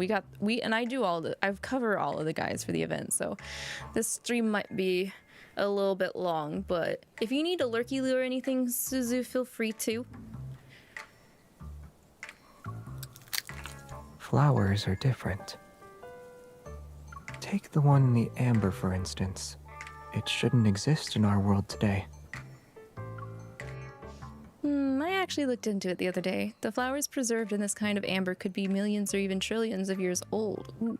For sure you're gonna make dinner. Ah, yeah. Thank you, Suzu. Have a good dinner. Compared to those, the flowers we planted aren't even newborns. Xavier adds his peeled pine nuts to my pile and looks up. Yet they're on the same wind chime. When you think about it, we've created a meeting point for life from different times. It's a shame that flowers, which are inherently fleeting, can only achieve this by becoming fossils. At least we don't have to do that. That was a little sad. But I'm like, Xavier, you're also a fossil. You're like the oldest guy. The wind is picking up Xavier. I save a video of the wind chime dancing in the breeze to the diary in my phone. I've preserved this precious moment. Getting up from under the tree, we scatter our peeled pine nuts across the clearing. Rather than being a meal for some chipmunk or bird, they might prefer growing and nurturing new life in the forest. It's possible, but they could still end up in a small animal's stomach. True. Hi, Saren! I hope you've been well.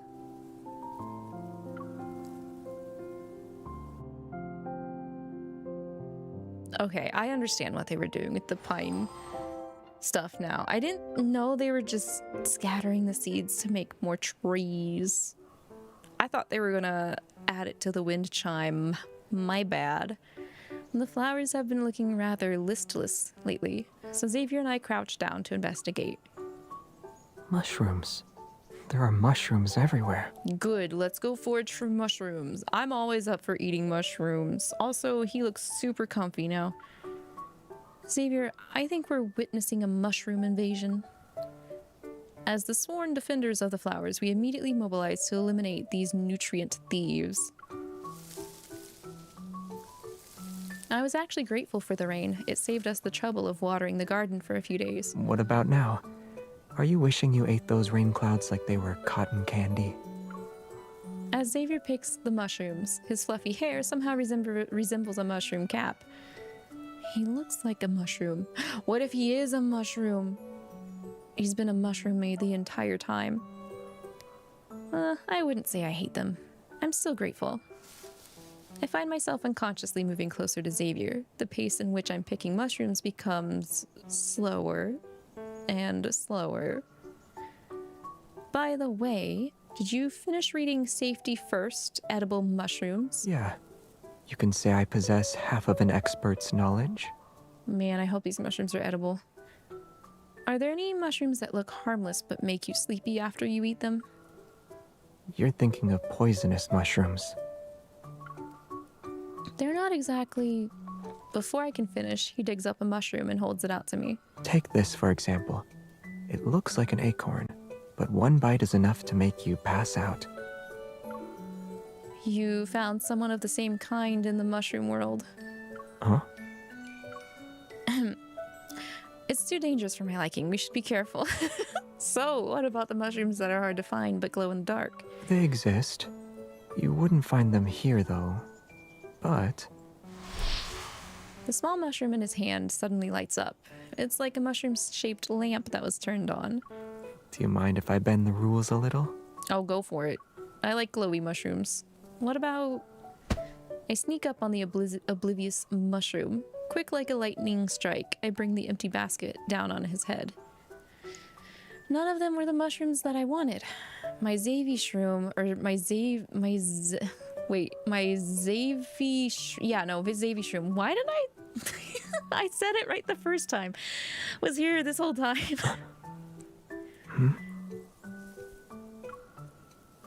I can see his eyes twinkling like stars from the gaps in the woven bamboo basket. You know, there's only one Zavi shroom in the world. And since you already picked him... Suddenly, I can't see a thing. The hunter has become the hunted. I'll be picking you this time.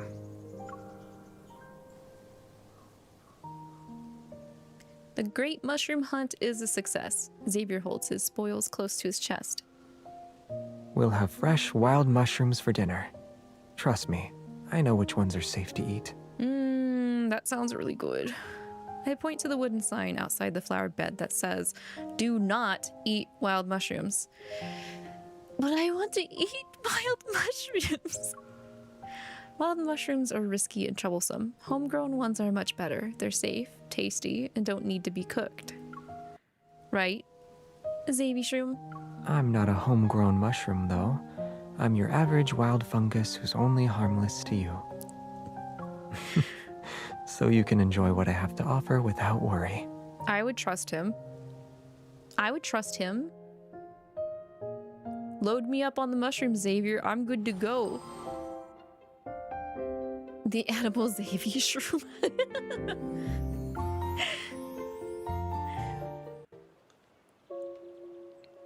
As the event draws to a close, we fill up small pouches with flower petals to make sachets. Once we seal them, the wind collects the remaining petals from the table. Following the dance of scattered petals, Xavier and I step into a garden blooming with flowers. We just created this sea of flowers, and now we have to say goodbye. I wish this moment could last a little longer. We should wait for a giant drop of sap to fall. Then we'll be preserved forever in amber. From what tree, honey? From what big tree? Okay, maybe not that long.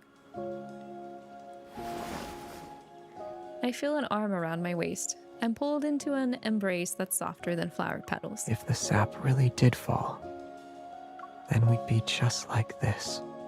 We'll be together for many, many years. His cheek brushes against my hair, like a butterfly lingering on a flower.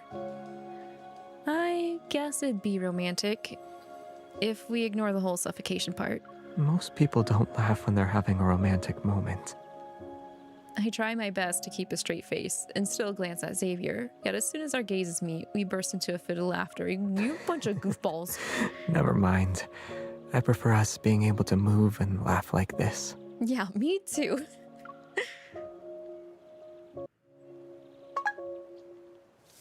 While I'm adjusting my camera from a high vantage point to take some last-minute photos, something catches my eye. Am I seeing things? Why is that flower moving? Xavier, I think there's a wanderer in the flower bed.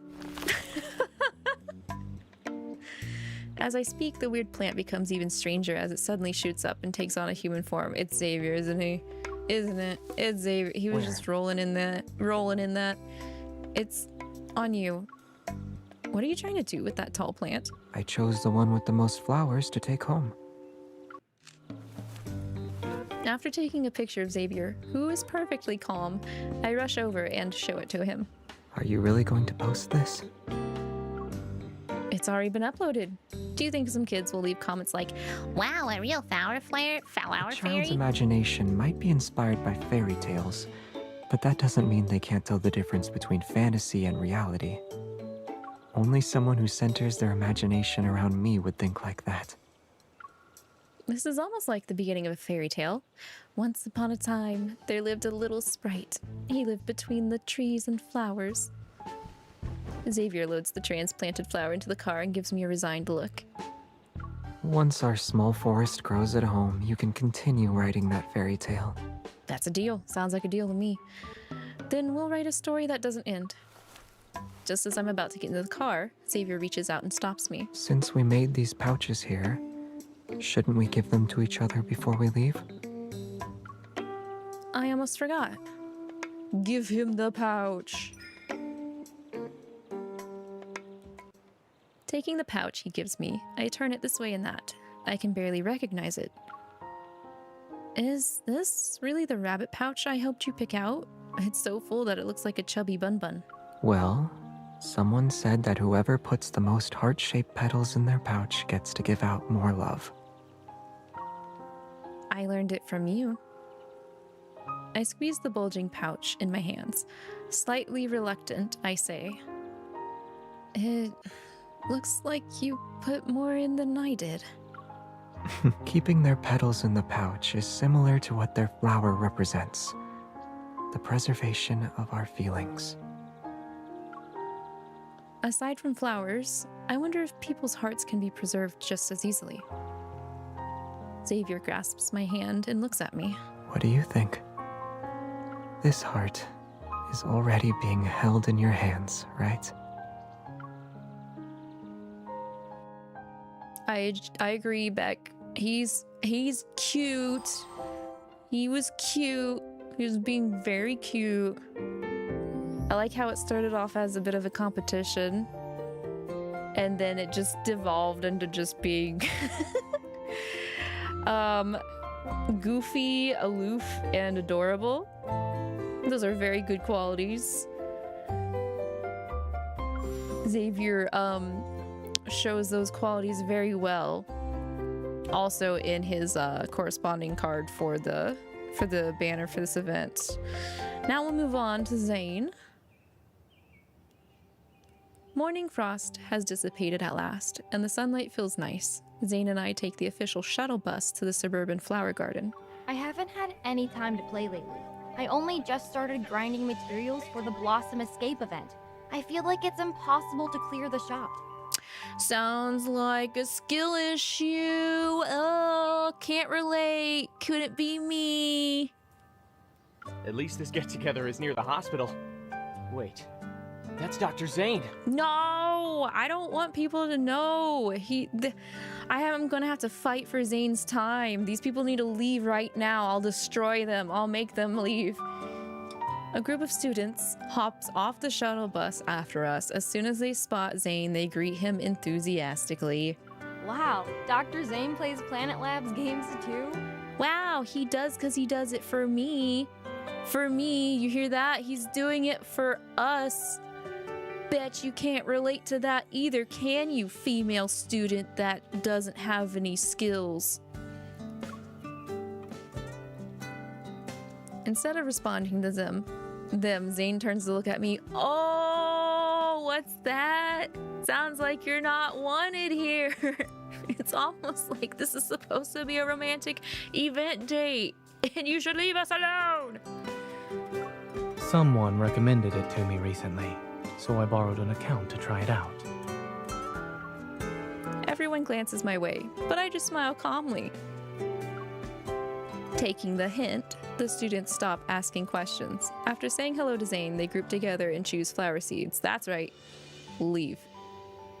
Young people always liven up the atmosphere. Zane and I look a little older by comparison. I had no idea this game was so popular. I told you it was highly recommended. Now you'll have something in common with your medical students. Trying to keep him from being a boomer. I'm not interested in game recommendations. I just wanted to support you in game. Aw. But I've graciously relieved you of that role for now, right? By relieved, do you mean changing the position from in-game helper to offline event assistant? Despite saying those words, he obediently starts unpacking the seeds and tools. At least our assigned garden isn't too far from the downtown area, so we won't be late for work. Oh, right. We said we wouldn't mention work. You returned to go lurk. Have good stream plant, homie. Thank you, 𝐒𝐿𝐿. Appreciate the lurky loo. Have a good rest of your day. Catch you another time. Anyone who brings up work gets punished. Ooh. Hey, that rule wasn't in place before. Well, it is now. Then how are you going to punish me? Your punishment will be... Do I have to hold your hand? I'll accept that punishment. recording all our data. Oh, damn it. He passes me a notebook. You're telling me I have to write in a notebook? I already do that for for VTubing. Don't make me do any more. No! The Planet Lab research log? This sounds like a horrifying punishment. I uneasily open the notebook, but before I can write anything, I see Zane is sorting a bunch of items into a pile on the table. A thermometer, pH meter, and barricade tape. You brought all that? A successful experiment calls for the appropriate equipment, as well as thorough preparations. Zane pulls out a laptop from his bag, sets it on the table, and shows me its screen. Alright, nerd. I lean in to see dozens of open tabs. They're all research papers on how to grow flowers.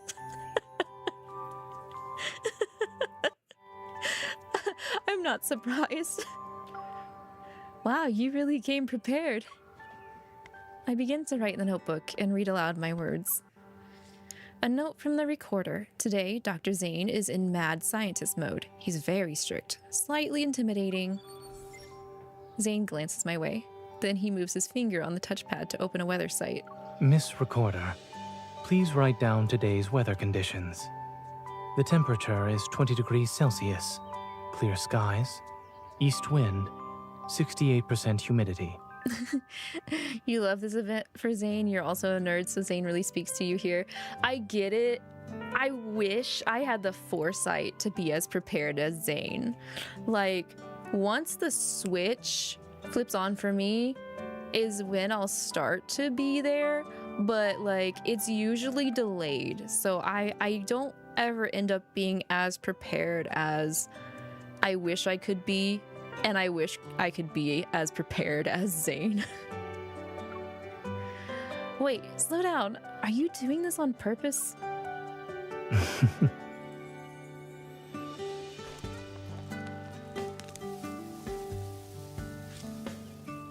Our first day in the garden progresses smoothly. We finish preparing the soil and planting the seeds. In the small garden, Zane divides the area into sections and sets up a control group with labeled stakes. This is he's literally turning this into an experiment.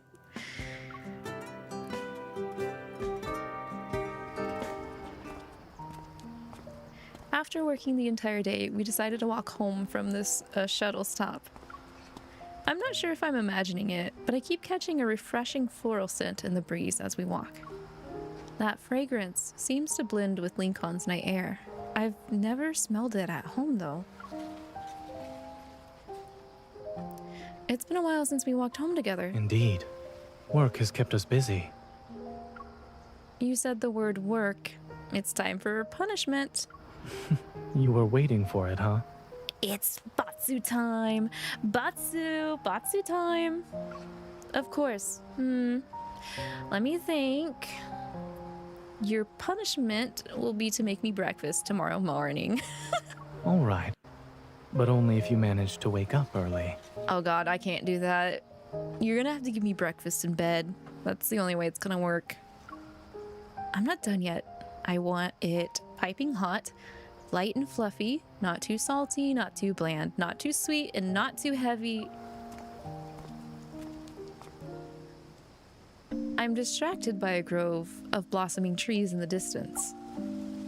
Pink and white petals adorn the branches, and they fall down whenever the wind rushes past. I never knew there were so many flowering trees here. We should have changed our route sooner. Zane's gonna publish a research paper on this project later. That's two birds with one stone for ya. He's so optimized. This man is so well optimized. He's a well-oiled hot man machine. Once you get used to going the same way, you rarely think about changing things. But it's nice to have a change of scenery every now and then. Spring is brief. We haven't even slowed down to appreciate it. And our home doesn't feel like spring at all. It's basically just a place to sleep in. I keep walking and rambling until Zane gently takes my hand. Let's slow down. We can appreciate spring more if we walk slowly. That's a start. I agree. I match his slower pace. Shoulder to shoulder, we stroll through falling petals. Carrying that faint floral scent home is like taking a little piece of spring with us.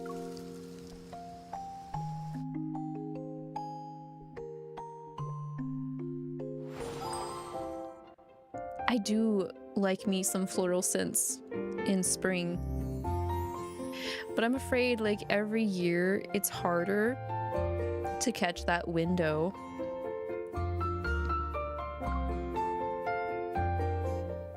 Like just today, and I think yesterday, here in the Tea Break Garden, the weather highs were already in the 80s, and that's where I'm like, that's more summer weather than spring weather. So it's, I don't know, knowing if we're going to get a nice spring and a long-lasting one is so up in the air. It's like the summers and the winters get longer compared to the springs and the falls. It makes me kind of sad. The flowers are growing beautifully, and Zane's gardening skills are improving faster than I imagined. He's now measuring the soil's pH with the confidence of an expert. Yesterday's rain changed the soil's pH. Oh, is that a new outfit? I've not seen him wear that outfit before. That's a good outfit. Zane takes the meter out of the ground and reports the reading to me. I immediately compare it to our previous data. Yeah, it's different. Today's plan will be to restore the pH level to normal before clearing the weeds again. Wait, look over there.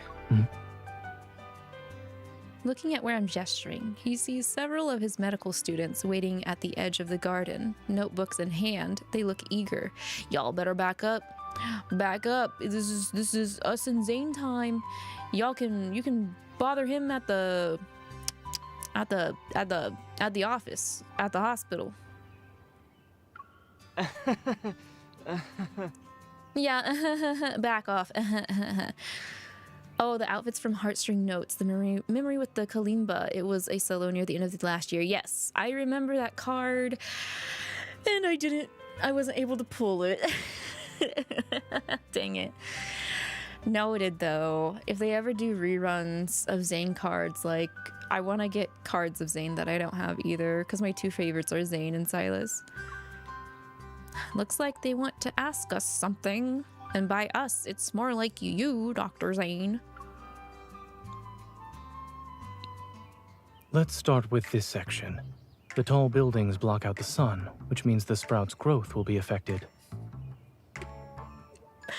What? An expert plant nerd already. I love it. And I'm jealous because I personally want to know more about plants. Myself being a plant monster girl, I want to know more. Teach me, Dr. Zane. Tell me what you know about plants that you've learned in the past like 2 or 3 days.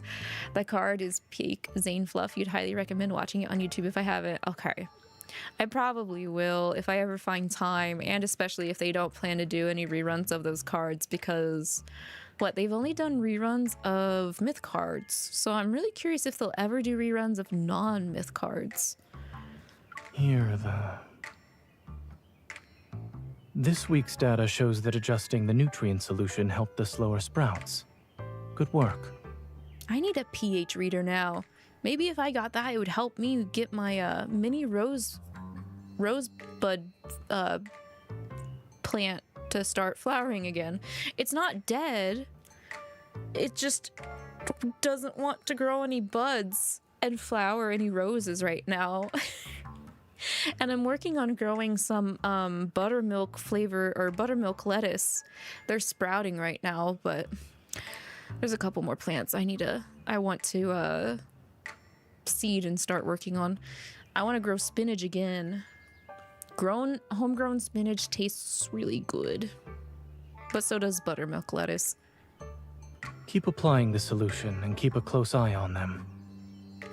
As for the last section, the spacing between the plants. We can look into going out and getting seeds. We should, because I think planting time is starting to wrap up, especially with like us hitting summer levels of temperatures. I'd also want to start growing green onions as well, because I like putting those on basically any dish available. Same with cilantro, but I don't think Arx likes cilantro. Arx would probably be more willing to put green onions on his food. You think that we'll see those cards eventually, but you have no idea what they'll look like. You could see them grouping solos into a rerun multi-banner, maybe you don't know. That would be nice for them to do, but at the same time, they did not group, they didn't group the Birthday Raphael cards together into one banner. So I wouldn't be surprised if they had the reruns as solo banners. There are a few zine cards that are non-negotiables for you. If they rerun, you must have them. Which ones, Beck? Arx doesn't have the taste profile for cilantro by itself off the top of your head. That's fair. From my understanding, like, you either love cilantro or you hate it. For people when it comes to the flavor, so. Tapping his pen on the clipboard, Zane pauses. The students collectively hold their breath. Is poorly managed. Yarr!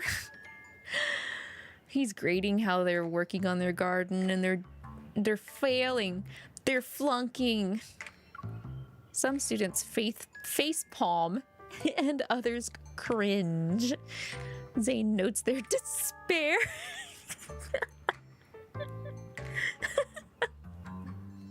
If you transplant some of them into pots now, you can still save them. I need him to evaluate my mini roses. Zane, tell me why my plant is healthy, but it's not sprouting buds, please. The students let out sighs of relief. With renewed hope, they quickly jot down notes. I've never seen Zane give a lesson on gardening, but this is oddly similar to his rounds at the hospital. I can't stifle my laugh. He spots me and narrows his eyes in my direction. Do you have any other questions? Me, Dr. Zane. Is there any chance you could reimburse our group's graduation dinner? Wait, what? Sure. Reimburse their graduation dinner? Or is he asking Zane to pay them back for the dinner that they got? What? I'm confused with that. For you, the cards are Exclusive Tutorial, Medical Rescue, Drunken Intimacy, Heart Within Reach, and Snowy Serenity. I think I have Exclusive Tutorial and I have Drunken Intimacy. Those were good. But I don't think wait, I might have Snowy Serenity. Is the Snowy Serenity one the first kiss one? Because I think I've also got that one. But I know I don't have Medical Rescue because I think that was one you had to buy.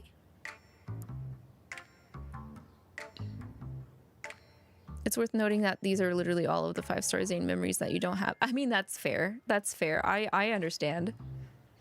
If I missed a 5-star Sylus, it would be like on site the next time it popped up for me. Yes, it is Snowy. Okay, got you. Yeah, I can say those 3 ones are good.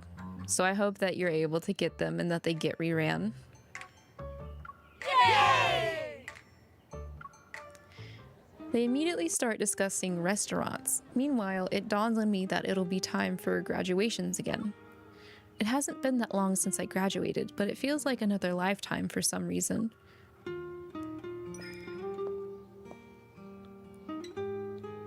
Why don't you join them for dinner? Zane raises an eyebrow. He seems to be surprised by my suggestion. I don't attend student get-togethers. How come? You're not the type of teacher to be distant with students. They wouldn't relax with a teacher around.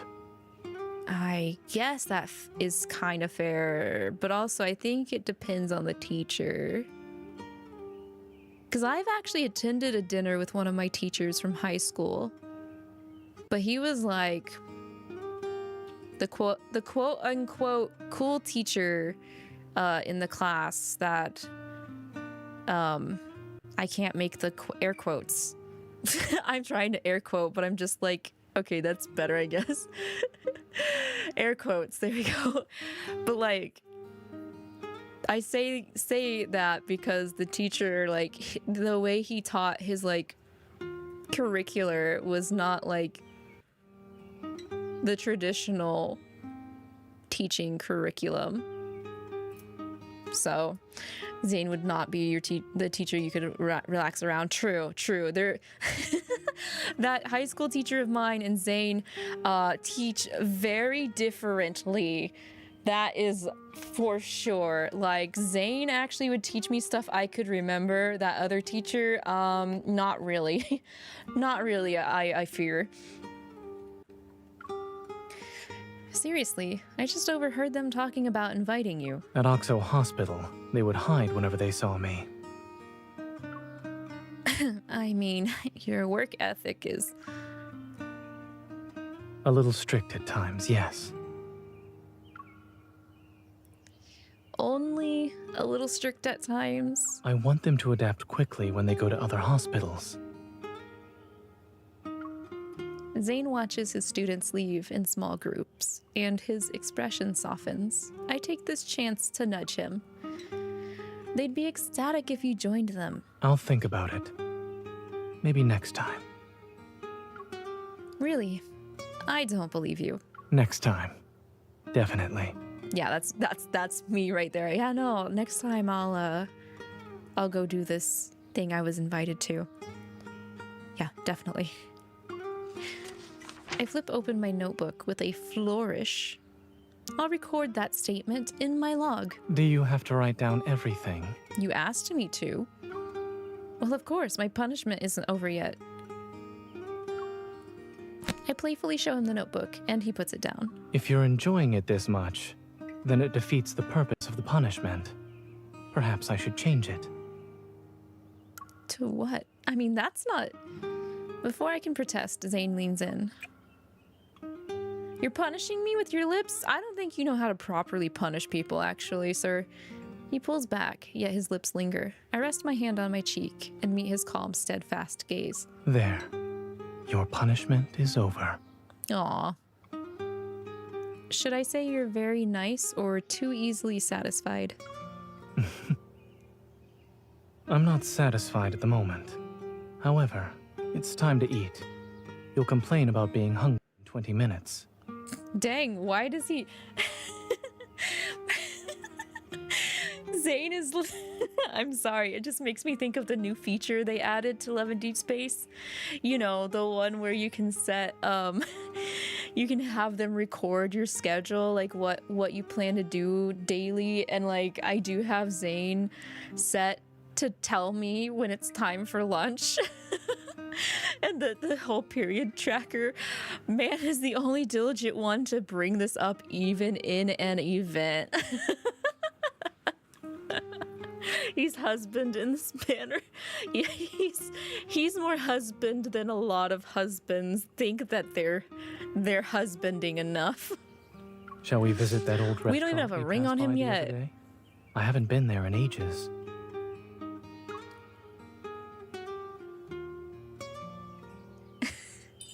Okay, I also expect Dr. Zane to pay for our meal. In that case, you're not allowed to graduate from being my student. Sheesh.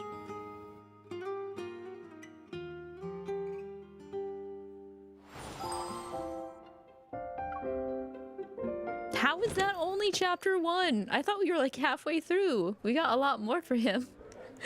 It felt like it's been longer. We walk into a cozy home-style restaurant. Outside, unknown flowers bloom in clusters. Their scent wafts in. Zane pulls out a chair for me before sitting down across from me. Man, he's pulling out the stops, ain't he? So you used to visit this place a lot? Yes. It was when I first moved here. There's one dish I really like. Which is? Crispy black carp with sweet and sour sauce and maltose. I have never had the pleasure of any of that. What is maltose? I'm gonna show how ignorant I am. Maltose. It's malt sugar. Maybe I have had it, but it just wasn't like mentioned. It's a scientific term for a type of sugar. I see. It says it tastes less sweet than table sugar. Is used as a substitute for high fructose corn syrup. Maybe it is highly likely I've had it in a restaurant, but you know, yeah, they just didn't like name it or anything. I've never had carp though. As soon as the dish arrives, I realize it's basically smoked fish with a fancy name.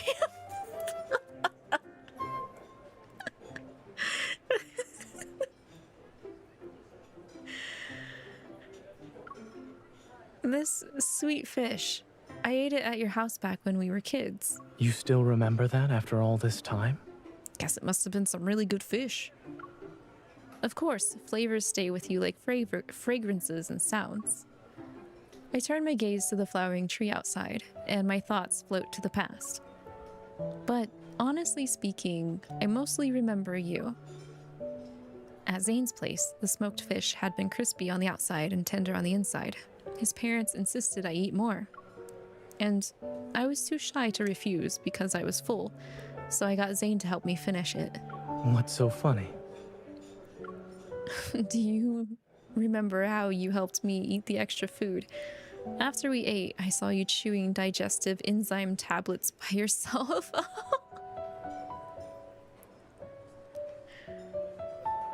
Yes, I do. You told me they were vitamin C supplements, so I asked for one. And then you said it tasted sour and delicious. I must have looked silly to you. Not at all. You were very cute. Zane's honest words surprise me and make my heartbeat dance out of rhythm. I've gotten used to taking these moments in stride. A swift breeze sends flower petals flying through the window. They land on our shoulders, the table, and even in our bowls. Dang, I get the hint. I'll eat the flower petals. He sets down his chopsticks and brushes away fallen petals from my hair. Then he gently smooths the hair strands that were tasseled by the wind. I took digestive enzyme tablets after eating the big meal you cooked last week, too. Maybe I need digestive enzyme tablets. Maybe I should invest in some. His warm palm lingers on my cheek before he reluctantly pulls away. You did? Yes. Where do you hide them? You could have asked about my stomach first. It's okay, I'll rub your tummy. I scoot closer and try to look professional as I gently massage his stomach. It's only fair. Zane Pookie massages our stomach when we're having Shark Week. We should help him when he has a full tummy. He can't eat anymore. Where were they hidden? I never found them. Zane takes my hand. In the first drawer of the TV cabinet. Inside the second layer of the letter tray. They're in a hidden compartment. A hidden compartment? I don't think you need to hide them that well. No wonder I never saw them. Don't make so much food next time. Then don't eat so much next time. Our fingers intertwine and connect these warm memories. Time hasn't changed our everyday intimacy.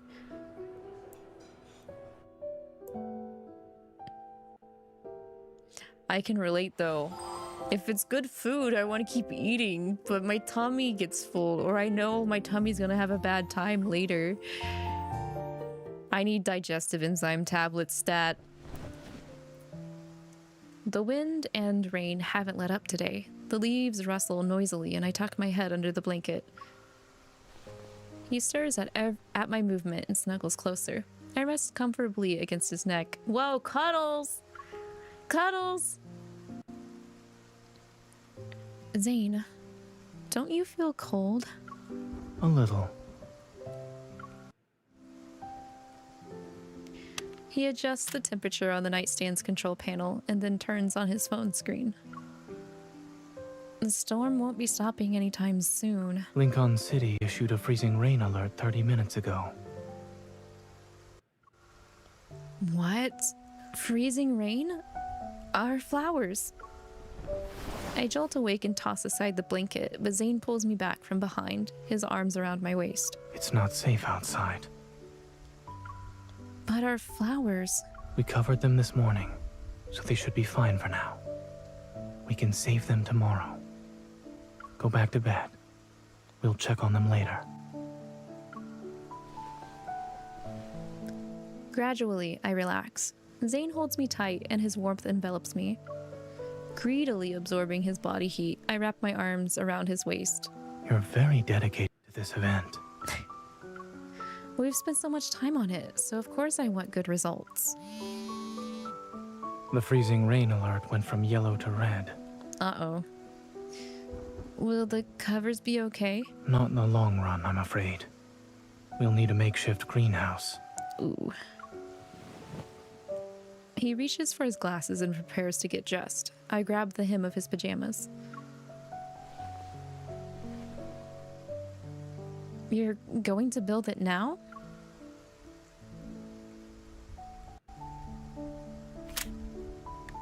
It's safer to walk than drive in freezing rain. We can stop by a 24-hour convenience store for supplies.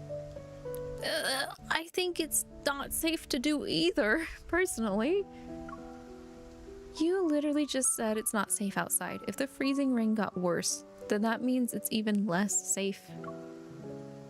By just exchanging a few words, we've traded places. Now I'm urging him not to go. Let's stay here. If we both get sick in this weather, we'll end up spending the next few days recovering. 2 consecutive notifications chime as our phones light up at the same time. What now?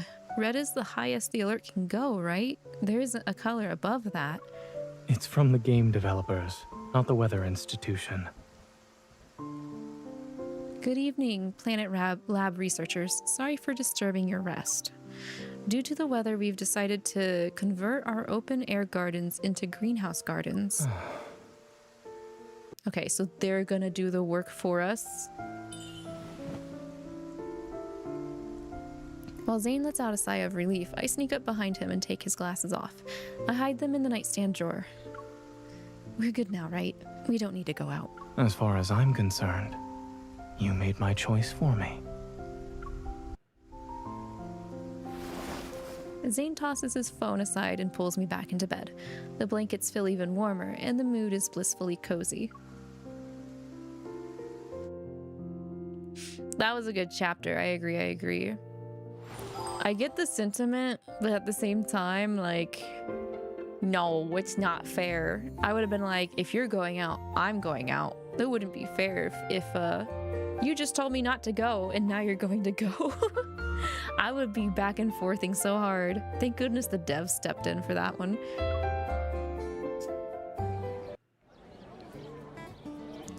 Under Zane's meticulous supervision, some of the flowers are finally ready to be picked. It's a shame to keep them in buckets of water. It just so happens that a local park is hosting a music festival, so I decided to rent a stall and sell them. Zane, we need to sell everything before the festival starts. Do we have to? Yeah, I was like, why do we need to do that? Yeah, once there's a performance, everyone's eyes will be on stage. No one will buy flowers. I wouldn't say everyone would be engrossed in the performance, but I spot one of Zane's students in the crowd. He sees our stall and seems interested in buying flowers. But when he spots Zane, he becomes visibly hesitant. Nar! Come say hello. Look at him. He's dressed perfectly fine. What's wrong with approaching this man? That's one of your medical students, right? Yes. I've been pushing him on his dissertation revisions, but he's fallen behind. At this rate, he won't be done in time for his thesis defense. That explains it. After some hesitation, the student finally approaches our stall. Dr. Zane! What a coincidence. Don't bring up the dissertation. Zane selects a few stems as a first-time customer freebie. The student takes them with both hands, but before he can respond, Zane speaks. Uh-oh. Those charts in the third section of your dissertation. No! No! Here we go. Wait! I raise a hand to stop Zane. Wait! And give him a pointed look. Let's not bring up anything that'll upset our customers. You caught me. But Dr. Zane, we can talk about my dissertation later. I'm performing tonight, and planning to confess my love on stage. Ooh, well maybe that's why he's fallen behind a little bit, because he had these plans. My business senses tingle upon sensing a golden opportunity. Confess, you don't say. Are you sure those freebies will do? Wouldn't it be better to just give her a whole, or her, he, or them a whole ass bouquet? Maybe? You're performing and making a confession? Yep. It'll be my 100th time confessing. What? Aren't you two already dating? Yeah, but confessing is fun even after you're together. It's kind of our thing. That's kind of cute. It's like tradition. How long have they been together? How often has he been confessing? Like, does he confess every 3 days or something? Or like, now I'm interested. How do you do this? Do you plan it, or is it just spontaneous? Like, whenever you feel like it, like... Zane takes a moment to think before commenting. Keep it up. Good. He's telling him to keep going after 99 times? I would too. If it works, it works. It's so funny. She said I lost the courage I had when we first got together. So I decided to be brave and confess in front of everyone. Damn. Also, hi, Dai. Can love really bloom on the battlefield or in deep space or right behind you? Where? Huh? Oh, who's behind me? Directly behind me is a poster of the 3 main characters for D. Grayman, not including Lena Lee. So yes, maybe it would be nice if OG Lavi confessed to me. That would be nice. I would accept it. How are you, Dai? How goes? Love can bloom anywhere. I'm pretty sure that's not what she meant, but okay. Good luck. And here's another person missing the point. It's okay, just let them be. Let them be. Thanks, Dr. Zane. Also, can you give me a bouquet that's perfect for a confession? Hey, let's go. We're making a sale. Got it. You could be worse. Same. Felt that. We watch him deliver his 100th confession on stage. The bouquet draws a lot of attention, and our stall sells everything in no time. Look at that. Nice promo. As I close up shop, I happily tap my phone's calculator to total our earnings. Zane stares thoughtfully at the empty stall. What is it? It's nothing. So, what do we do with the money? Should we treat your medical students to dinner? Are you sure? Of course. They need to see a different side of Zany that's not him being a strict teacher. I'll thank you on their behalf. It's thanks to you that we got so many customers.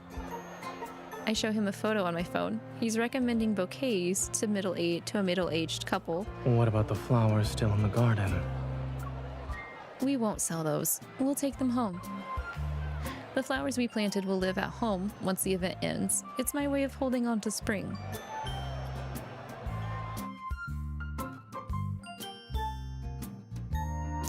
They're such a smart couple.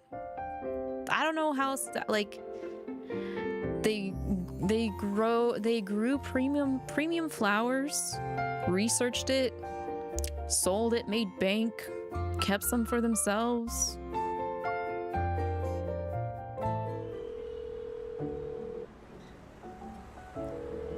There's no way I'll make it on time.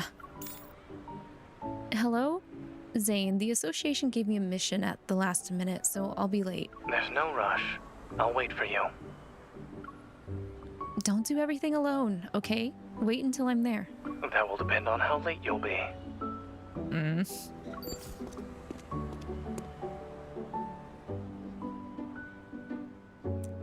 It's the final night of the gardening event. By the time I arrive, it's already past midnight. Ooh. All the flowers have been picked. The event is over. And they cleared it all so quickly. The trickier they are to bundle.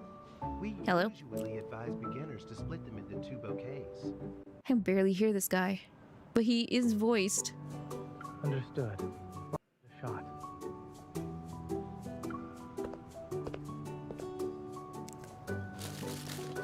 Inside the transparent tent, a staff member in Planet Lab, in a Planet Lab t-shirt, is teaching Zane the art of arranging and tying flower bouquets. Brah. The flowers are arranged into a spiral pattern and create a natural arc. Once the arrangement is complete, the stems are trimmed evenly before being bundled. This is more complicated than the bouquets we made at the music festival, but he's handling it like a pro. Now let's choose the wrapping paper for the final product. I'll pick this one. He chose my favorite color. Zane finishes it with a neatly tied satin ribbon, lifts the bouquet, and sniffs it. Would you like me to gather the remaining flowers and make another bouquet? Excuse me. Is it possible for me to bundle them instead? Hearing my voice, Zane turns around. He doesn't look surprised. Go ahead. Consider it a reward for not being too late. Really? I think midnight is pretty late, but okay. Like, dang, if... maybe it's because Lincoln is like a very, very big city, but like, usually events here would be over by like 6 or 7 p.m. Walking down the street with 2 enormous bouquets, we draw the attention of passers-by. Once we enter a quieter street, Zane hands me his flowers. They feel heavy. Is this another reward? Or the 99th confession, perhaps. The sudden reference to that day makes me laugh. Oh, so you've kept track of them. Did you really confess to me that many times? If we include spoken and unspoken, then yes. In fact, there are more than you'll ever know. His tone is completely serious as his slender fingers part the flower petals. My face appears in the sea of flowers. I couldn't save you a bouquet at the music festival because they sold out too quickly. You deserve all the rewards for working hard as a recorder to preserve spring. I hold the bouquets closer to my chest. It's not just me who wants to preserve spring. He feels the same way. You don't like my bouquet? No, it's just... I feel like I'm the only one who gets all the flowers. It's like I stole the last breath of spring. I have a solution. I look up and see my reflection in his eyes. You keep spring to yourself, and I'll keep you to myself. That's so greedy. He pulls me and the bouquets into his arms. The spring feels so close and heavy with significance. We're talking about Mr. Workaholic here. He's been this late plenty of times, I'm sure. Yeah, he's used to the lateness, like, since they both work super late. I'm just surprised the event itself was willing to stay open that late. It's not a natural thing for me. Cause like around here the only things that will stay open late till like midnight is like Taco Bell, maybe 1 or 2 big stores, and gas stations. So like a seasonal event would only stay open until like anywhere from 6 to 8 p.m. for here. But Zane's chapter was really good. I can see echoes of their related cards in the wish banner that is also running. Cause like Zane was being a little bit of a tease and a little bit like a little possessive here, which he is also like that in the card story. And then like also, for example, for Xavier's Xavier was being like cheekily playful and sleepy boy in his card story, and that also showed in the event story too. Zane proceeding to speak at length about his go-to Taco Bell order.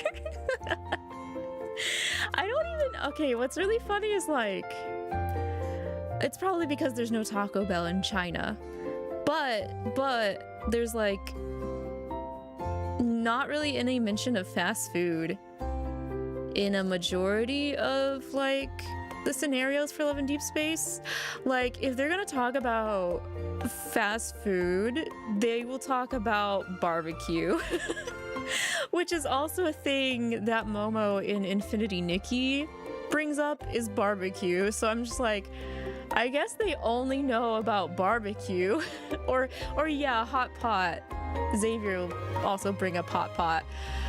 Love in Deepspace only has 2 options for fast food. It's barbecue and hot pot.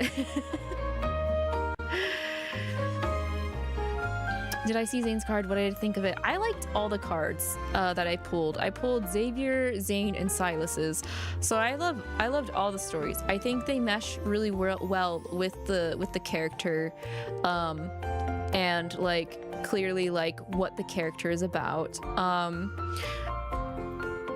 The subtle lore that is in Sylus's card always gets me. Like, I don't know, I love it when they reference Sylus being a fucking dragon.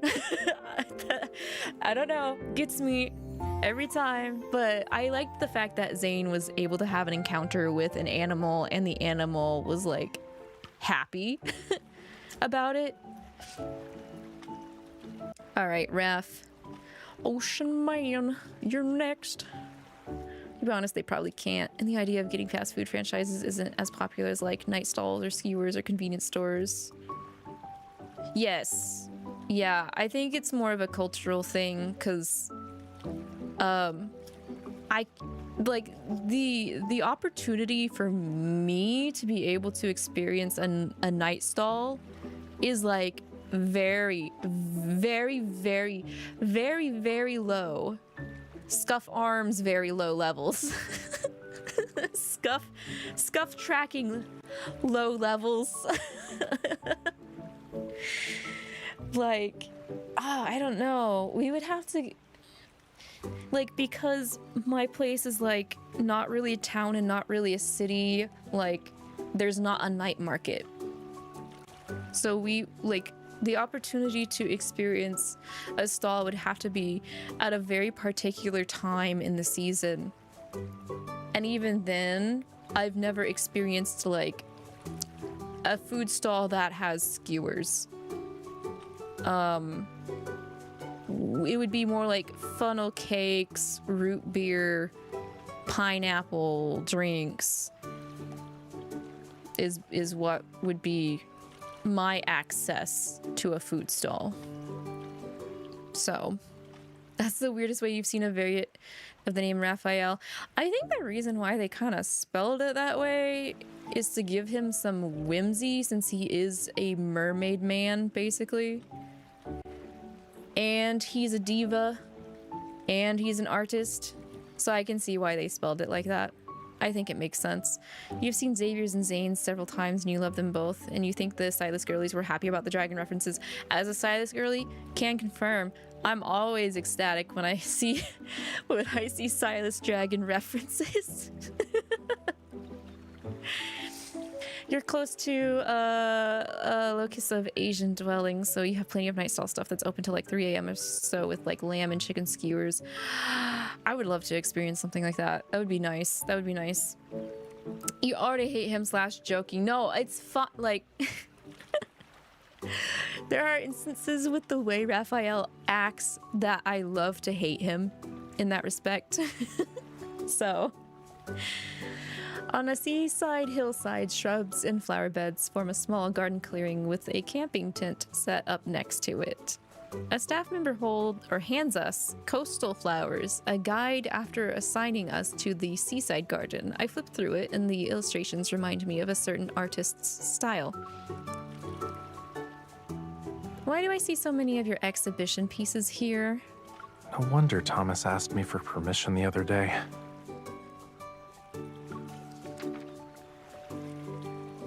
I stopped turning the pages at the sight of a flower called the wave roll lily. I'm captivated by its appearance. Is that a real flower? Wave roll lily. I don't think it is. Wait, it kind of is. Oh, those are cool. Those look cool. Wave Rider carpet border lily. So it's not exactly called wave roll lily. But they look cool. The Wave Rider carpet border lilies are what are popping up here. Let me pull them up on screen. Like that. Those are nice. They're huge. Raph, those flowers are huge. Oh, some big honking flowers. Snap. This looks like the flower that Raphael is associated with a lot, though, this particular type of lily. But sheesh, okay.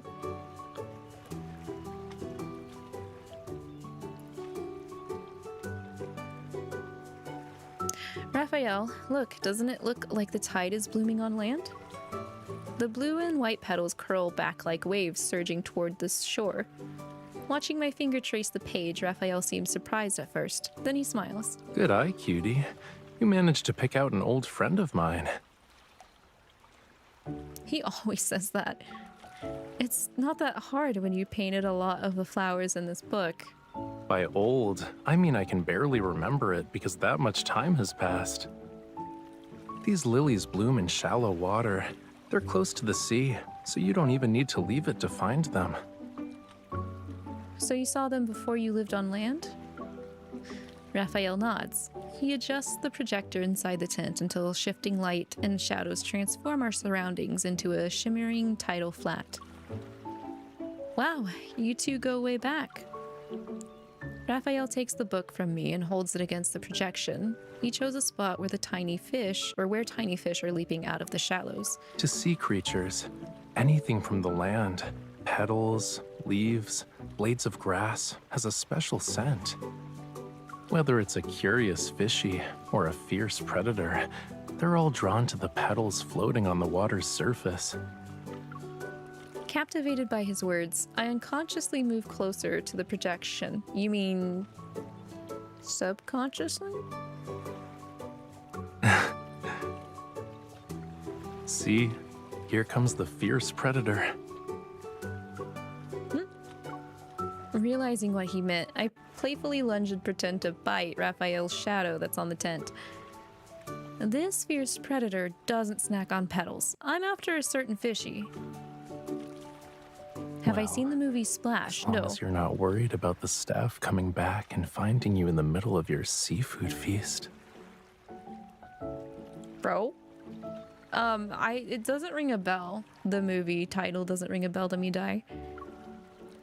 Save for later. Damn.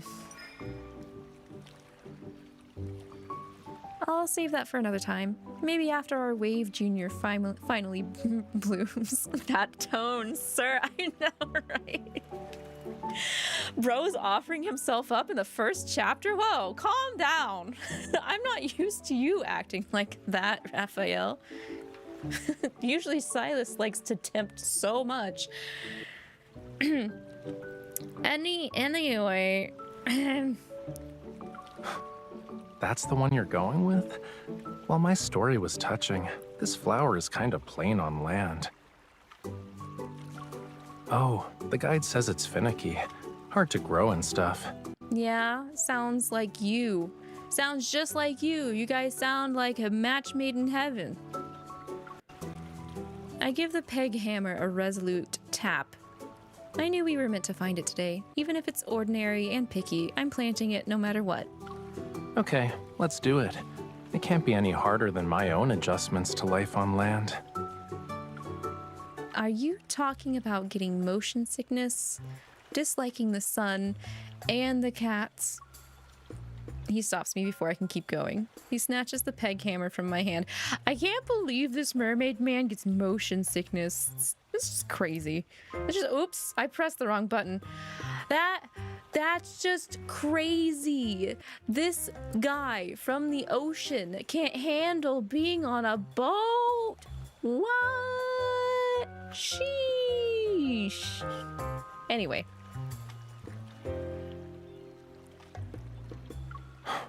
Cutie, saying any more than that would be rude. Too late. We'll do this together. Come on, let's start planting. That's kind of like a filmmaker's take on what would happen in The Little Mermaid if it was present day. Has Tom Hanks and Daryl Hannah and John Candy. I only recognize Tom Hanks and Eugene Levy. Eugene Levy's character in Splash was the direct inspiration for Denzel Crocker in Very Odd Parents. What? That's crazy.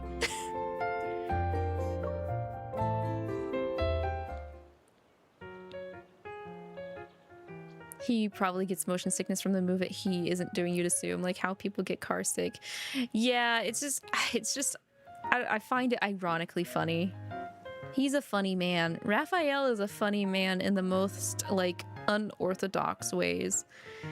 We have the seedlings, soil, and supplies, but Raphael and I, feeling a little clueless, just stand there with our trowels and garden rakes. Oh no. Oh no. Complete opposite of the Zane situation. They don't know how to even proceed. We have to correctly mix the soil first. Do you think we can finish by nightfall? Let's treat it as something we've done before. The instructions say it's kind of like how you mix paints. Art usually helps me deal with boring chores, but I'm gonna need more than that this time. That still has an easy solution. We'll just treat gardening as an art project.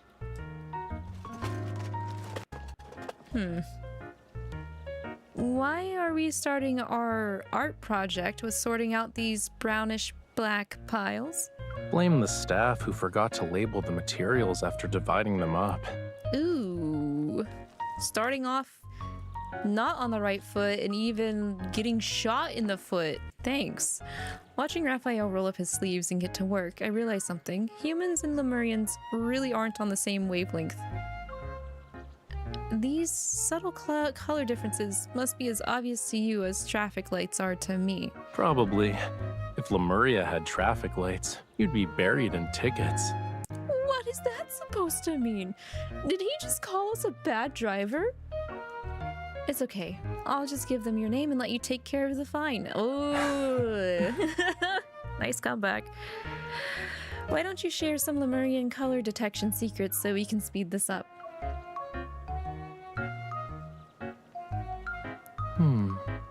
Sure. Raphael scoops up some mysterious brownish substance and holds it out to me. Come closer and smell it. You want smell the different soil? Ugh. Okay. I lean in and the faint scent of coffee fills my nose. What is coffee doing here? We're using coffee grounds as fertilizer? Oh, okay.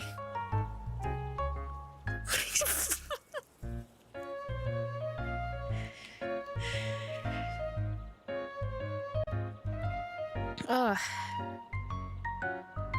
Eugene Levy's character was obsessed with proving mermaids were real. Oh, okay. I can see it now then. John Candy's super famous and a great actor. If you have the opportunity to watch a movie with him in it, you recommend it, like Spaceballs. Oh, is he the guy with the glasses? The main guy? I have not seen Spaceballs either, but Ark should know now. You don't want to yuck someone's yum, but he gives me such ick that it makes you feel bad. Who, Raphael? See, sniffing is the simplest way. You're not helping yourself, Fishman. No, that's Rick Moranis. He plays the character that's meant to be a Chewbacca. Oh, okay. You know who John Candy is. He's in Home Alone too, if you remember correctly. Oh, dang. If that's how it works, then I think I can do it. I think I have a good sniffer. I set aside my tools and lean in towards Raphael's face. I sniff a few times. Here, Raphael.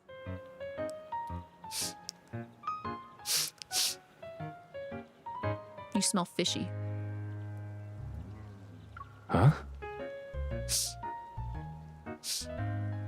Like paint and fish.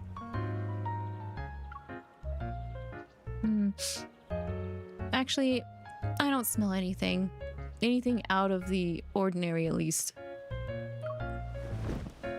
Before I can move away, Raphael effortlessly hooks my arm and pulls me closer. My head lands on his shoulder. Well, Graceful. You weren't close enough. How about now? I think I'm pretty close already. The top note is the sea breeze, and the middle is the earth. The bass note, fresh grass. So, what's your conclusion?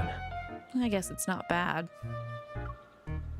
This is a rare power called the artist's appreciation that magically makes plants grow better. Wait, so are we going to turn him into fertilizer?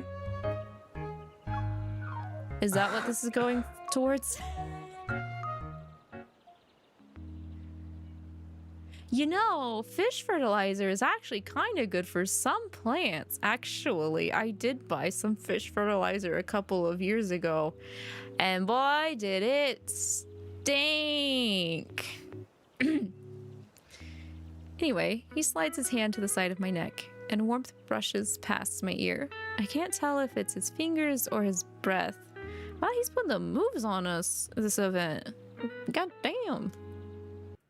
Don't move. Now it's my turn to figure you out.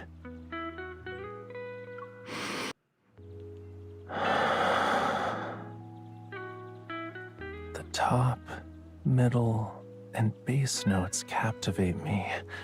This scent definitely represents you. That's not good enough. At least I actually gave, we actually gave, scent things. He's just like, oh man, you smell so good, you captivate me. I'm not gonna tell you what smells actually captivate me, but it's definitely you, MC. It's you. Did he just sniff me? Yes. Sylus has done the same thing, actually die. But Sylus was under Sylus was under a curse by the kitty card cats. So he was factually like he factually had his DNA mixed with a caracal during that time. That's not the same. This man presented you with fertilizer.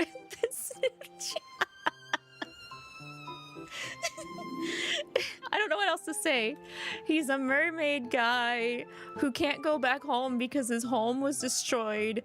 And so he wants to take revenge on humans that have factually played into the downfall and hunting of his own kind. And he's also a very eccentric artist. I don't know. Give him a break.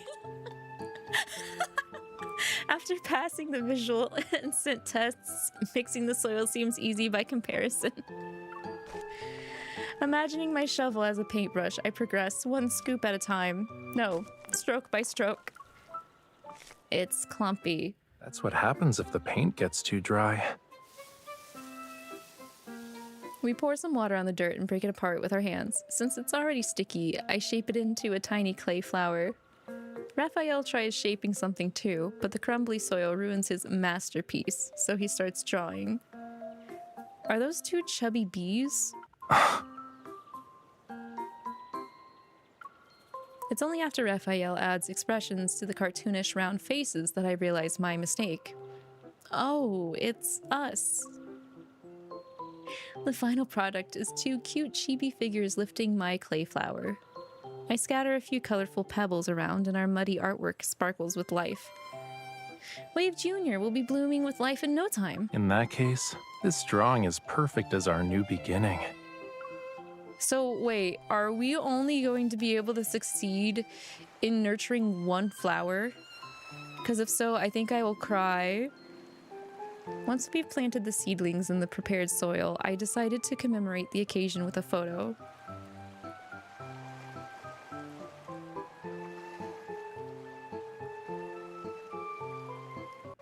But no matter where I aim, I can't find our mud art.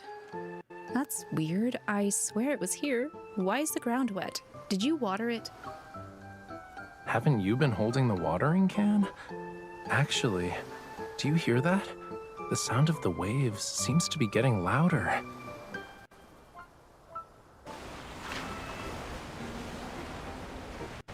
We both sense something is off and look at the ocean. The waves are so high that they've reached our elevated spot. Womp womp. Oh no, the tide is rising. High tide. Masterpiece is ruined.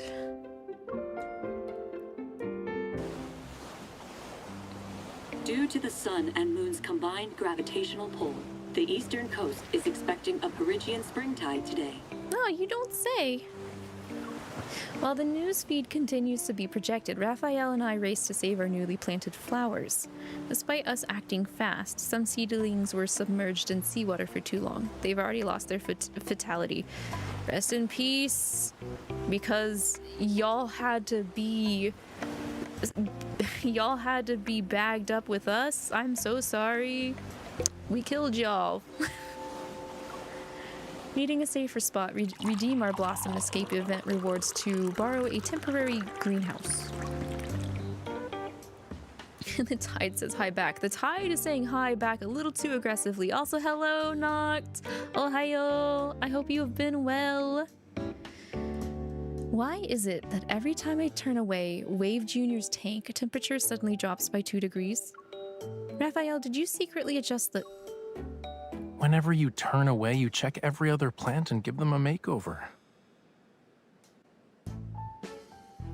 Like you're basically their inspector.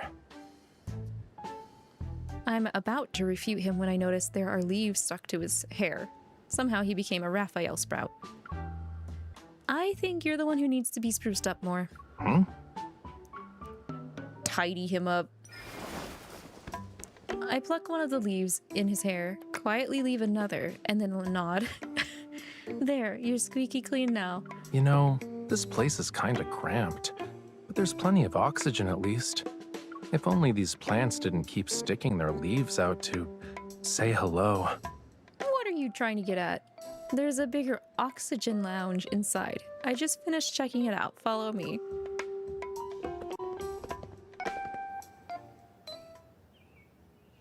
Stepping into the back garden feels like we're entering a fairy tale forest.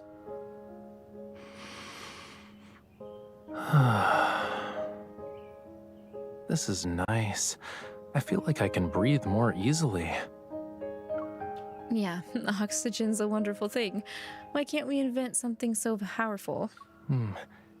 If you really want to produce oxygen, would you consider becoming a leaf sheep sea slug?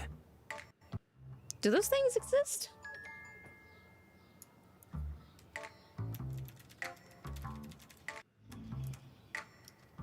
Thank you for Oh, I your think it is a real thing. Got 4 Wow. back-to-back opening shifts, but wishing you a great time from afar. Aw, thank you, Noct. I'm sorry you've got so many back-to-back opening shifts, but I appreciate you. Thank you for the wishing me a great time. I also wish you have a smooth time for work.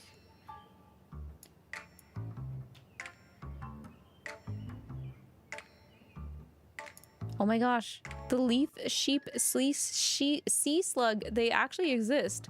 They're kind of cute, guys. I'm not gonna lie, they look kind of cute.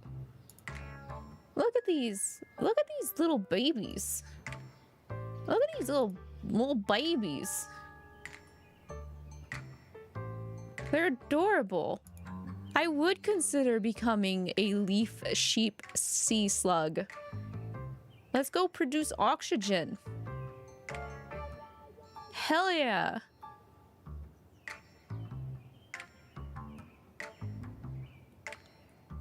And at least I get to move around instead of being stuck like a plant.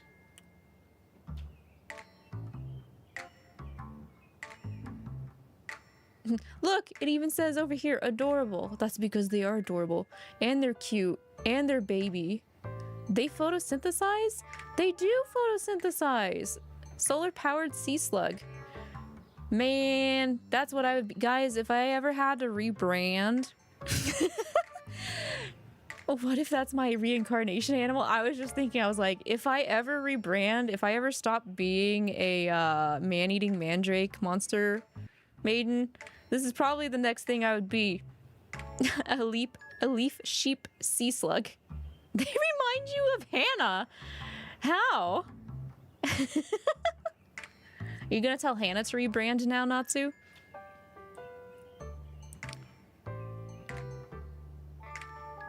That's so cute. This thing is also cute.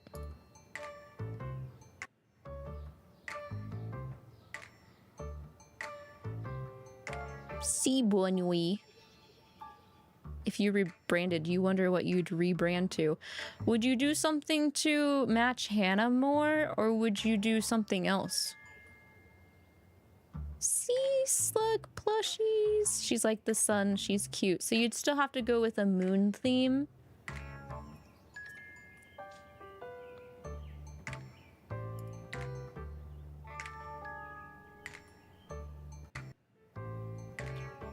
You guys could both be sea slugs. One that is more happy and sunny, and the other one that's more like nighttime. You'll just become a dog tuber. Why? That's so easy though. I mean, because it's easy, I guess it wouldn't be hard to get accurate commissions and all that stuff. But I really like the really cool, unique like designs, especially ones that are based off of things. Dogtuber sounds so right for him though. You're not wrong, Arcs. You're not wrong. These are adorable. I'm not used to oceanic things because like being in the Midwest, like the ocean is not really been like a forefront. So like seeing things like this, I'm like, oh, that's so cool. I wish I knew more about these because they're cute and all that and stuff. You just need to commission your persona. Persona win. Is that gonna be another stream goal?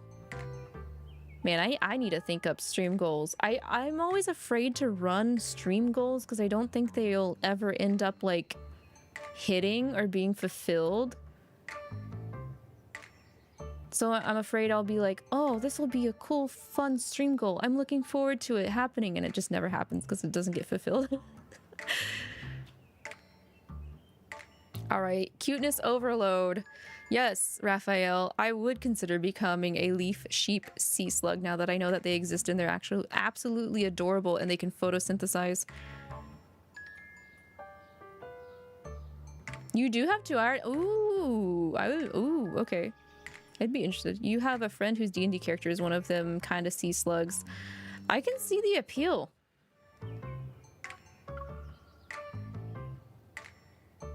Raphael takes my hand and taps it. They're only about this big, though. Yeah, I'm fine with that. I mean, it's not like the Manflagories are gonna be tiny after debut. I mean, what? What are they? It's a creature that lives underwater. It can do photosynthesis. Why did I didn't think we were gonna ask him what they are, but okay. Thank you for the explanation, Raphael. And it's cute and harmless like a lamb sometimes. But it can be prickly like a hedgehog when it wants to be. See, I want to be like that. That's the type of vibe I want to give off. You also feel the same. What if you put them too high and no one gets them, or if they're too low? Yeah, finding a good in-between is really hard to gauge because I'm just bad at gauging social things in general. It's so small, but you can see it from a variety of angles. Pretending his hands are holding a telescope, Raphael looks at me through the eyepiece. Of course, cutie. I bet I can read all your expressions from this tiny space as well. I copy what he's doing, and my field of vision becomes a pixelated blur. I don't believe you. Do you want to put it to the test? I reposition myself so only a part of my face is visible. Your cheeks are all puffed up. You must be trying not to laugh since you think your little trick worked. Fine, you can read my face even if I'm tiny. Raphael lowers his makeshift telescope, but he staggers as if he's dizzy. I've been breathing the air here for too long. I probably inhaled something I shouldn't have. What do you mean? Look behind you. If the scent of lilies is too strong, you become lightheaded. Seeing his eyes glaze over, I quickly cup his cheeks. I push the other flowers to the back of my mind. Then why am I okay? Maybe it's because you weren't squinting at them like I was. Raphael, his face still cradled in my hands, winks. I look behind me and see that there are no lilies. Expressions can be deceiving. The same can be said about words. I pat his head and brush away the leaf I purposefully left behind. You're more of a trickster than I am.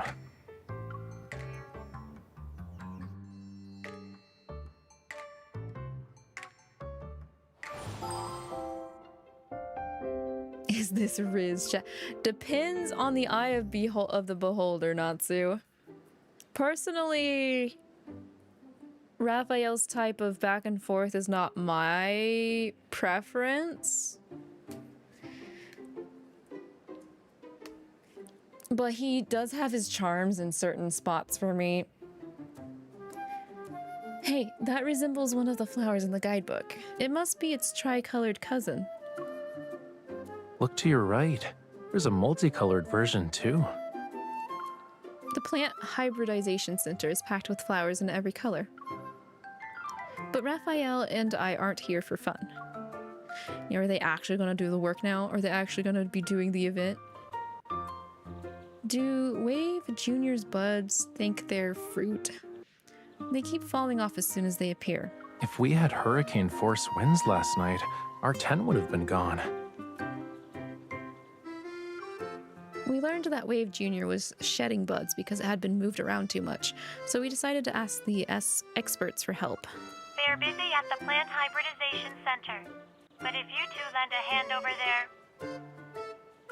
Maybe you'll free up an expert who can assist you with your flower problem.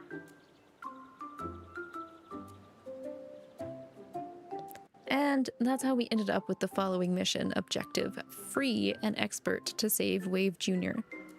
But it's very difficult to not be distracted by so many gorgeous flowers and all the random thoughts they inspire. You named so many natural colors. What if you had to name these artificial ones? I haven't tried that yet. Where should I start? I point to a random flower with an orange-white color gradient. Its stamens are shaped like tiny snake tongues. I guess you'll choose something related to an exotic coral or poetic wordplay involving filtered sea light. Mildly spicy, creamy curry seafood soup. Is that? Well, you know what? I can't judge him on that. I've never had it, so... Is that the name of a flower or a dish? When naming artificial colors, I thought it was better to use something humans already find relatable. In that case, I'd go with barely spicy. Oh, we have different opinions. I guess we need to sit down and debate it. Natsu. Natsu is in the middle of turning into that one guy that just goes, "My wife." After a fascinating tour and some lessons, we practiced artificial pollination ourselves in the greenhouse. We did ruin a few flowers in the process, but at least the rest passed. Rest in peace for the homies we lost.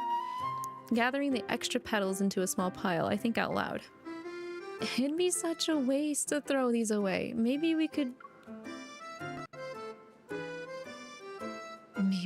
use them as fertilizer for Wave Jr. Or I can just, make you a flower crown. Raphael, who has a completely different idea in mind, crosses his arms and speaks with a languid tone. Today's not our lucky day, huh? This is the second time we've disagreed.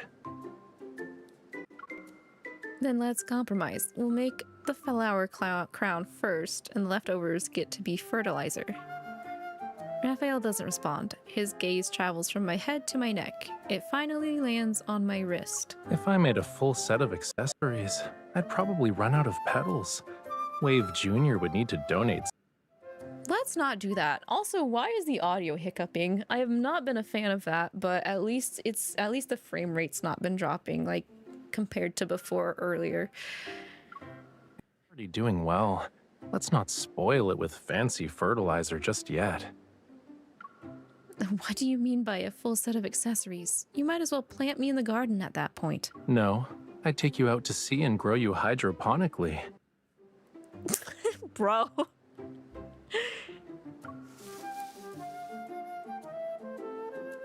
I hear hydroponics have been on the rise for in-home grown stuff, though. I did have a hydroponic system at one point, but boy does it get kind of ick, even after you change out the water. He twists the vine into a circle and carefully pins petals on it, one after another. Red, orange, yellow, green, blue, indigo, violet. My head is now a rainbow of blossoms. So your design philosophy is everything but the kitchen sink? It's waste not, want not, thank you very much. After giving me a mirror, Raphael lets me admire the beautiful flower crown from every angle. Noticing he's secretly taking photos, I slip the crown onto his head. Hand over your phone. It's my turn to play photographer. Just as I'm about to take a picture, a few unwanted guests buzz into the shot. Bees? What's going on? Are they treating your head like a hive? I guess the petals still had nectar on them? Well, it's a good thing I gave you the flower crown. I almost found myself in a pickle. Raphael waves them away, but he ends up doing more harm than good in the process. Now we're surrounded by pollen. Good job, boyo. But also, it's just bees. Bees are friendly. Let them buzz. We never covered the stigmas with bags. There's too much pollination going on. I guess we'll have to work overtime.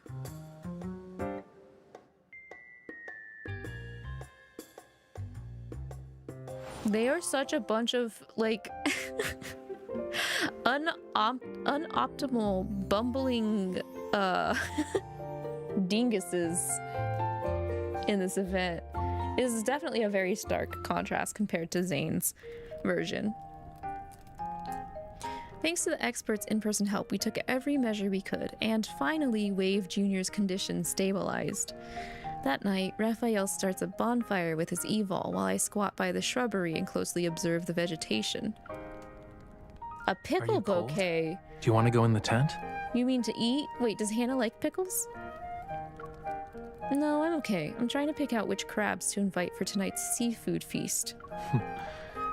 In other words, our honored guests get to skip sitting down and go straight to the plate. You know, crabs sound good right about now. Every time Raphael is here and food is brought up, it's always seafood, and it makes me hungry. Raphael places something warm over my shoulders. He grabs my hand just as I coax a tiny crab from the bushes. I saw you shiver. And it just so happens that this blanket's been warming by the fire. Oh no, it's sleep time. We ain't going to sleep till we get past everybody else. We still have after Raphael, we still have Sylus and Caleb, so. Are you two playing rock, paper, scissors? If it uses scissors, you can't eat it. Then I'll just devour the big fish that landed in my net. Oh, are we not saving him for later now? Wrapping him and myself in the blanket, I motioned for him to quietly observe with me. I can't believe these crabs can survive in the shrubs. How do they do it? She loves 98% of foods. Is that 2% mayo? Are you planning to take some notes for Wave Jr.? Wave Jr. is fine. It won't be long until it blooms on its own. It doesn't need my help. Don't be like these crabs and dig burrows at my place. Feeling safe in our blanket fort, I act like I'm a crab and pinch Raphael's waist. Fine, I'll try something else then. What are we doing? That was a noise. Although my attack lands perfectly, I don't do it again. I pretend to lose interest and pull my hand back. Never mind. No one has asked me to help them settle in anyway. So you do think I haven't fully adjusted yet? Not exactly. After we started caring for Wave Jr., I started thinking about other things. The crackling bonfire sounds like television static. It makes me tune into Raphael's channel. Through it, I imagine the instances he struggled to adapt, just like Wave Jr. You had to make more adjustments than our flower. Did you have to do it alone? Who said that? A gentle touch on my neck nudges me towards Raphael's shoulder. Plants have stimulators to speed up their growth, right? Well, I've got my own personal stimulator. So as long as I have it, I can adapt to any environment. That sounds too good to be true. Hey, keep an eye on those crabs. They're scuttling into the garden. We charge into the flower bed, rescue the plants, and give the crabs a stern warning. Do that again and it'll cost you your life. Dang! Also, I didn't know crabs would mess up plants. Or flowers. After we protected the flowers, we're about to leave, but we end up lingering around Wave Jr. It looks docile in the firelight. That's why color can decide the whole mood of a painting. That's not the only thing I'm talking about. Their leaves and petals seem less wild now than they are during the day. Let me guess. You used your 𝐒𝐈 on these flowers when you were little? What? Are you suspecting I messed with their genes so they could react to fire? I know it sounds far-fetched, but...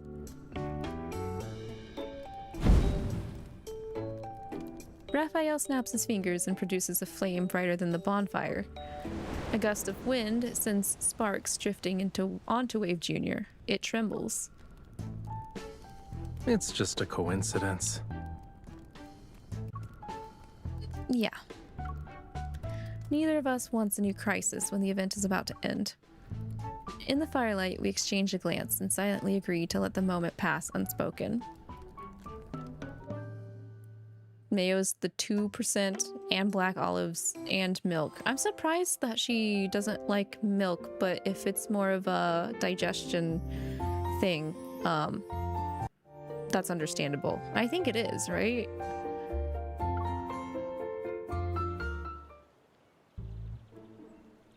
As the garden evaluation day approaches, the wave roll lily has only partially bloomed. I prepare myself for disappointment.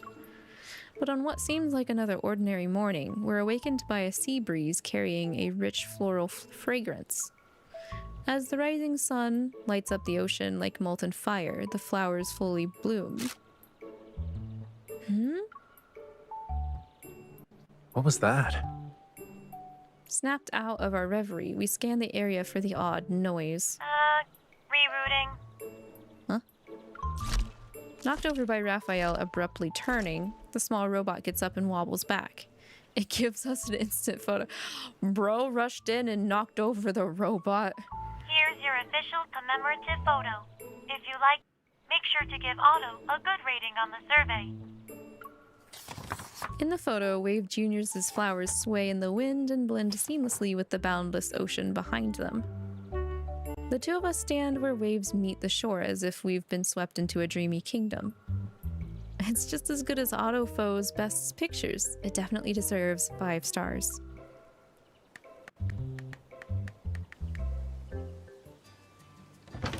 We finish the survey and start packing up. I open a storage chest for one final check. This is the flower crown you made for me. Why is it here? Good thing you didn't forget to open the final treasure chest. The flower crown gleams with a lustrous glow in the sunlight. Running my fingers over it, I realize the blossoms have pearls. Fancy.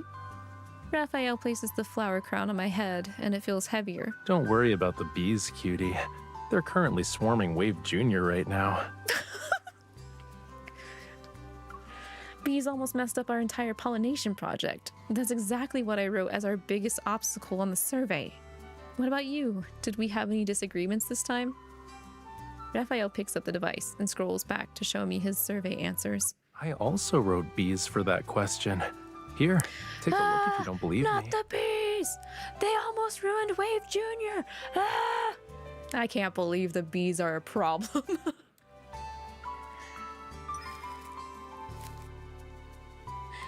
Isn't this the doodle that got washed away on our first day? Where are the... Oh, right. They looked like bees when they only had heads. The most effective stimulator. That's a good answer for this question. Raphael traces a circle around the tiny figure that represents me. The other answer is here too. Raphael's exclusive stimulator. So it's a special human-related remedy, huh? I don't get it from just any human. And speaking of which, doesn't this special human still owe me a seafood feast?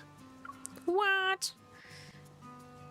I guess so. I don't remember that far back. Also, ow. Thank you for the stretch and posture check. You think it's a taste thing because she's not lactose intolerant, you're pretty sure. Oh, okay. You're gonna go to bed. Okay, good night, Natsu. Thank you for dropping by. Sleep well. Have a good day tomorrow.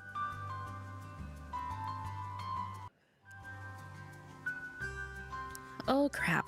Right, that. Let me get my phone and make a reservation. I knew you'd forget. I mean, you're just as bad. As soon as my lips touch his, I'm sure he catches the triumphant gleam in my eyes that says the trickster strikes again.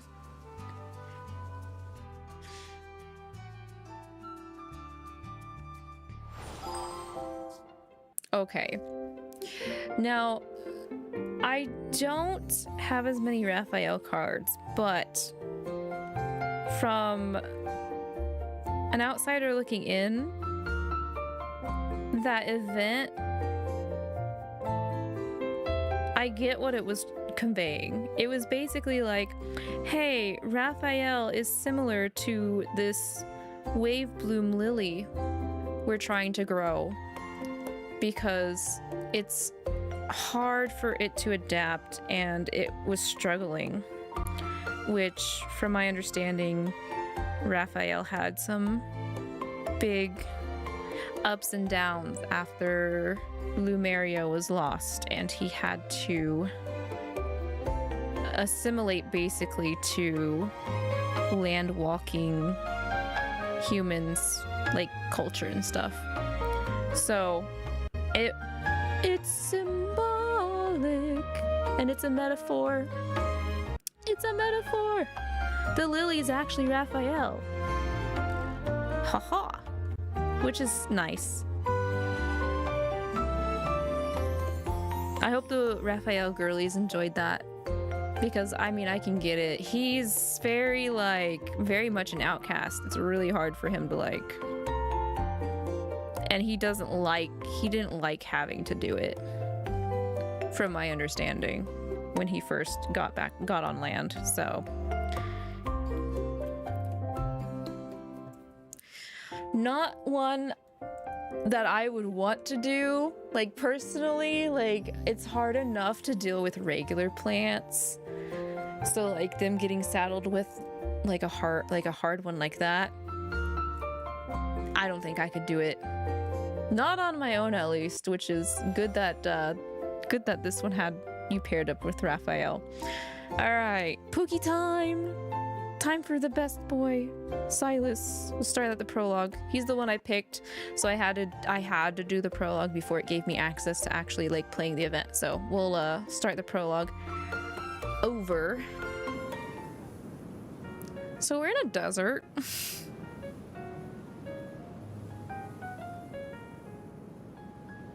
A beach is a bit Are more all doable. the flower gardens in Lincoln this barren, kitten? Yeah, no, I think we just pulled the really, really bad end of the stick here. I sigh, open up the Planet Lab event forum on my phone, and give it to Sylus. Judging by the photos people posted, that doesn't seem to be the case. Still, none of the gardens are perfect. Some are too far from water, and others hardly get any sunlight. Well then, I guess what we're missing here is an actual garden. The garden caretaker, an auto that looks like a mechanical butterfly, flutters around us to provide information. Welcome. I'm delighted I get to introduce you to this garden. According to the Research Center's data, the chance of drawing this spot was 1 in 1,000.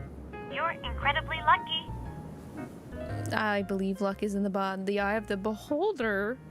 It may look empty now, but it used to be stunningly beautiful. Got a lot of work cut out for us. Sylus fiddles with the auto butterfly's wings, then he puts it on my shoulder. The robot projects an image of a field of flowers that thrived in the past. There's a residual energy trace from a wanderer here. I guess a wanderer attack destroyed this place. When a wanderer attack causes protocore energy to burst, it's just as bad as a volcanic eruption. It probably destroyed the soil. I guess our first challenge is soil remediation. So you're saying it's practically impossible to grow anything right now? I crouch down and poke the hardened, scorched ground with a small trowel. Something feels off. Wait, how do you know all of this? I just remembered I passed through here before. Yeah, okay. Just remembered. If we want to get technical, well, the more I look at it, the more familiar it feels. I'm pretty sure I came here to deal with a misbehaving brat at some point in time. So, are you going to adopt this land or pay back old debts?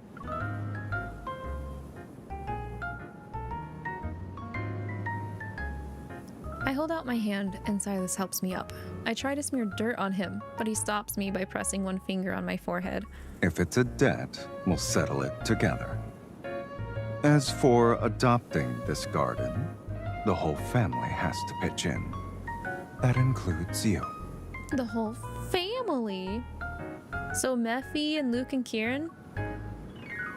I feel like I ended up with a shameless boss man who guilt trips people in the name of responsibility. Sylus takes the pruning shears from me and hangs them. Then he gently wipes away the dirt from my hands. If you're talking about Luke and Kieran, Luke and Kieran? I never intrude on their personal time.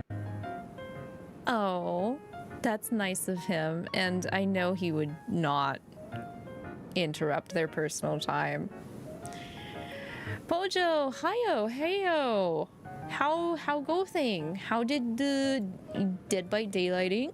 Doing some more omnoming, hopefully.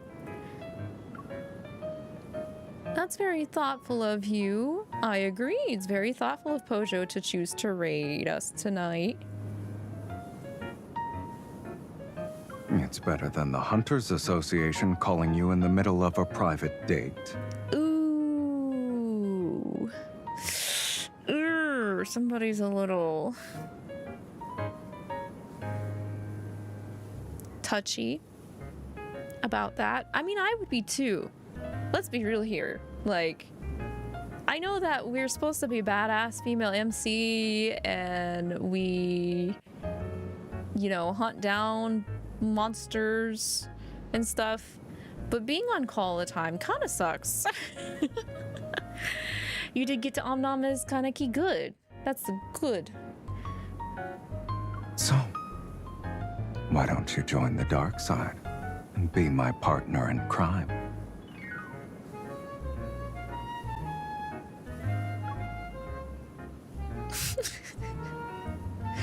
Lately, the last couple of Sylus cards, he's been bringing up that we just stop being a hunter and work for him, and I'm like, stop it.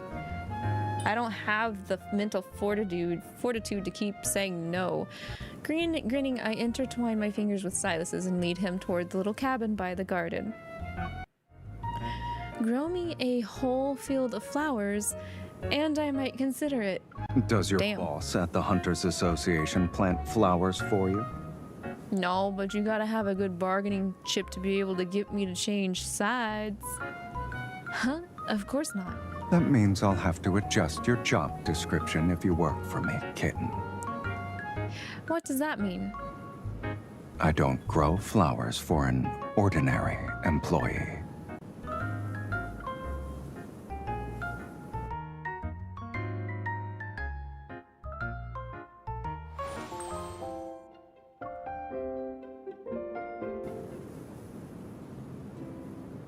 After wrapping up our planet lab tasks, we quickly receive Soil Improver as our airdrop. Is this not enough? The soil still looks the same. Sylus quickly reads the Soil Improver's formula. There's nothing wrong with the Soil Improver. I pour some more into the soil pit. The soil still seems to be lacking nutrients. It isn't retaining the Soil Improver energy. Sylus opens the seed capsule in his palm, picks up a tiny seed and drops it onto the scorched earth. I have a feeling we're going to be heavily utilizing Sylus's 𝐂𝐈𝐒 of energy manipulation to get this to work. If we channel energy directly into the seed, it can grow without soil. Oh, you know, it's just that easy. The seed is tiny, though. It'll take an incredible amount of precision to control the strength and the amount of energy you put into it. You usually go big or go home. Are you sure you can handle something this delicate? That's true. He does like to use Plan B a lot. Let's find out. Plan B is Plan Bomb, by the way, if nobody knew what that meant. With a powerful energy pulse, the newly planted seed trembles and then pushes up a tiny sprout. It worked! I can make it bloom now, if you want. A black-red mist coils around the seedling and forces it to stretch upward. This feels like a literal forced growth. Not every plant has a long growth period. Maybe this species matures quickly. Almost as if to prove Sylus's point, the seedling shoots up. With a soft pop, a new bud appears.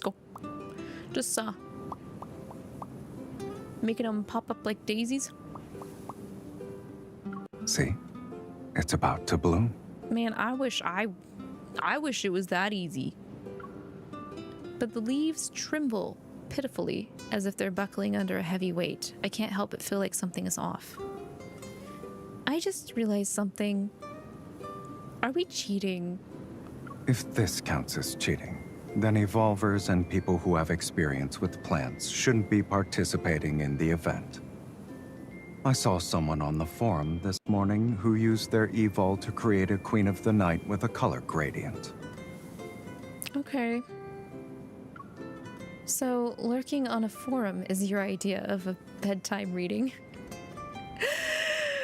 Sylus is a Redditor confirmed! As soon as the words leave my mouth, there's another pop. The flower, now reaching my calf, bursts into bloom. Is it blooming or exploding? And the culprit behind this looks unfazed. Before I can continue, the flower that just bloomed wilts and crumbles. There's nothing left but a ring of powder.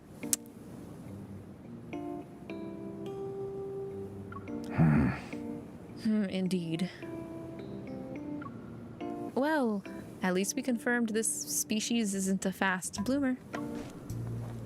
Sylus's expression is priceless. Stifling my laughter, I poke the soil with my trowel. Good thing about your evol is that it helped the soil improver be more effective. Look, this spot is slightly better. We'll just have to complete more missions to earn enough soil improver for the whole area. We also need to tweak these seeds. Then let's plant some and keep the rest as backup. If none of them bloom, I'll just roast the leftovers and snack on them. That's not a bad idea. I glance at his mirthful gaze and can't help but smile. This will take a while, and commuting to this place every day is a hassle. Oh? Is he suggesting what I think he's suggesting? The flower garden itself is still a disaster, but the cabin seems usable. Before we mess with the seeds, we should fix our living space first. Even though the cabin is just usable, you're still planning on living in it? It'll be more than usable once I'm done with it, kitten. Okay. Get to it. That's fine. The sunset stretches our shadows on our way home as we walk towards the warmly lit cabin. The first step is to hang a sign on the door, a wooden one preferably. We should maintain the old-fashioned aesthetic. What will it say? Anakinus's Annex or Hunters Association branch? How does our barely usable home sound? Dust softens Sylus's eyes, and then he smiles. If this is going to be our home, we can't settle for barely usable.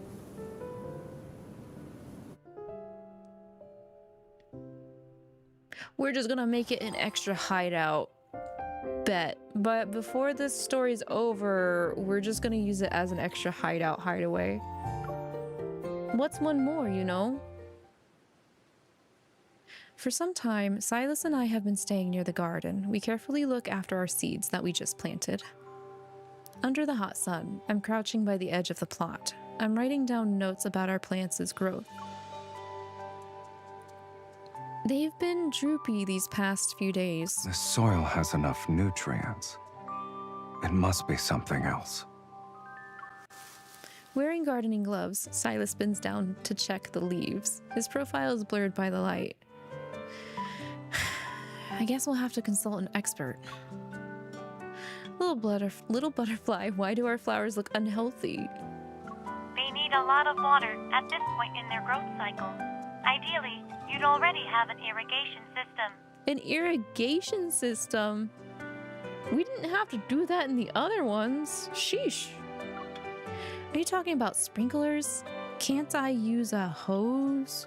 You could, but you'd have to take shifts to water them around the clock. Oh. How often do we need to switch shifts? How many wings do I have? All right, smart-ass robot. 2. Every 2 hours then. And you can forget about sleeping. Oh my god. What are these flowers? Why are they so thirsty? Is it because Sylus is here? I mean, I'm thirsty when he's here too, but like, holy shit. Sylus looks at the little mechanical butterfly and smiles cryptically as black-red mist envelops it. What are you doing to the robot? Just so you know, I can give you 3 to 4 wings. Or even 24 of them. I'm skilled at doing modifications. Are you interested? What are you doing? Help! Hey. I'm a little annoyed at the smart-ass sarcasm this robot's able to somehow be able to, like, comprehend and throw out at us, but... Let's chill a smidge, please, sir. Pookie. I narrow my eyes at the butterfly that's floating helplessly in front of me. How this ends will depend on your actions. Y'all are shaking down a robot assistant. Y'all realize what you're doing right now? Since we're working tirelessly, day in and day out, can't you get us a sprinkler system as a reward? Oh, I see. Okay. The existing water supply can't be converted into a sprinkler system. You'll need a stable, large source of water. I shoot Sylus a look, and he understands what I'm implying. He tightens his grip, and the auto starts beeping. Bro, the auto is making beeping noises as if the microwave for my food is done cooking. Warning. Violating the rules will reset all your in-game points. I sigh and gesture towards Sylus to release it. Dang. I guess we'll have to find a water source ourselves. We don't need to look. There's a lake on the mountain.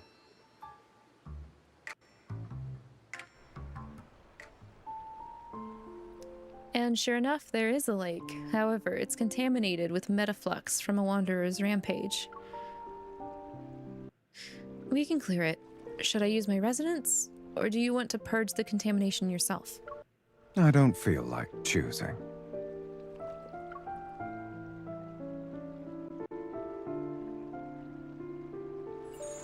The energy from our resonance flows through our tightly clasped hands.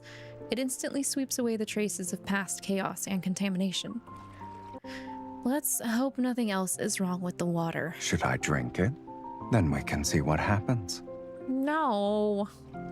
If you drink it, we're both going to be drinking it. Absolutely not. Drinking unfiltered lake water is a terrible idea. I doubt it'd turn me into one of those legendary mountain spirits you like reading about. Something far worse could happen. Pretending to be serious, I take his hand, and acting as if I'm injecting him with something, I poke his arm a few times. I'll have to take you to the hospital for blood tests. We need to see if you got infected with any weird bacteria. Then everyone will know that Anikinus's boss man drank dirty water. Doesn't that scare you? Are you treating me like a child now?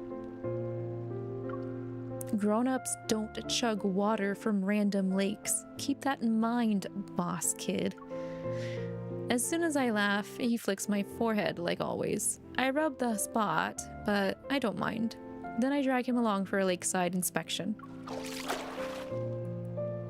My watch says the lake has returned to being safe. I guess we can use the water now. Sylus brushes aside some gravel near the lake's edge. A tiny cluster of wildflowers struggles to bloom. Its leaves quiver in the breeze and releases a faint energy wave. I glance at Sylus's right hand. What's that? It's a small, harmless life form made of energy that hides in the wildflowers. The energy from our resonance must have attracted it. A few dark red specks of light rest on the back of his hand. As I reach out to try and get a closer look, they fly away. They settle on another wildflower nearby, and its wilted leaves begin to perk up slightly. Wait, do they help plants grow? We should take some back to our garden. I signal Sylus to follow me quietly, but these creatures are too alert. They slip past my fingers and dart behind me. I spin around and crash into Sylus's chest. Noise. Did you ask me to follow you just so you could ambush me? Why didn't you move? I thought you saw it coming. Why would I move away from you, though? Touché. A net of black-red mist rises up and ensnares a dark red speck. Then it presents the energy mote to me. You should have told me you were hunting. One isn't enough. When you have absolute power, there's no need to overcomplicate simple matters. Instead of chasing them, you can lure them in. Use what they want as bait. Sylus opens his hand and holds it out to me. Okay, I will grab. Before we resonate, I watch his fingers intertwine with mine one by one. There's no space left between them. I'm not sure if this trick will work on those energy specs, but it always works on you.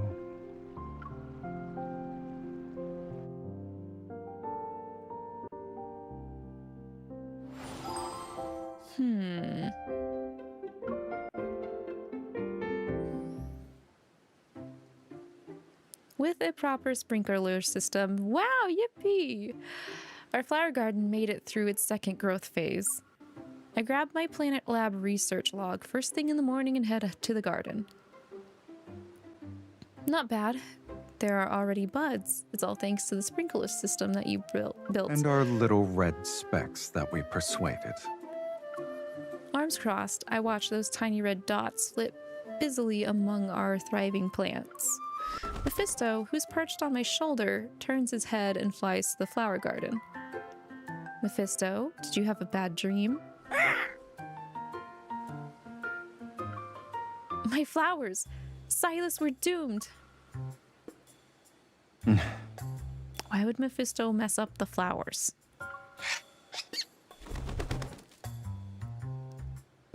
A strange parrot huddles pitifully near my hand. It looks like a prisoner who got bullied. If we didn't catch it in time, you'd be the one having nightmares right now. Oh, it's not Mephisto went and guard-birded the flowers from another bird. Looking at the nod buds scattered on the ground and our spooked red specks, I feel dismayed. How dare! Why must a graceful-looking bird be a greedy little thief?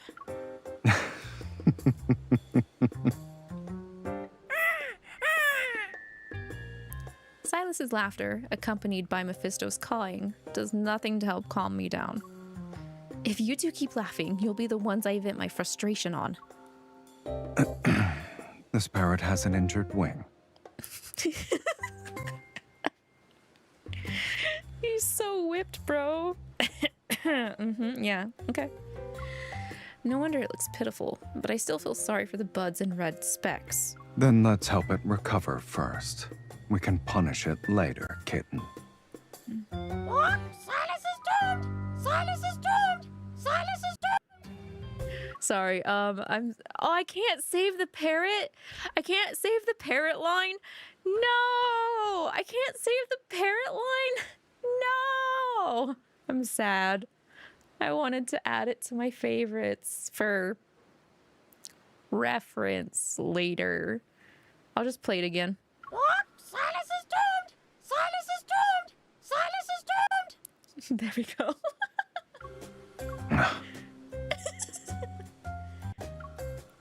My sympathy for the parrot quickly fades. It's replaced by irritation that's aimed at Sylus.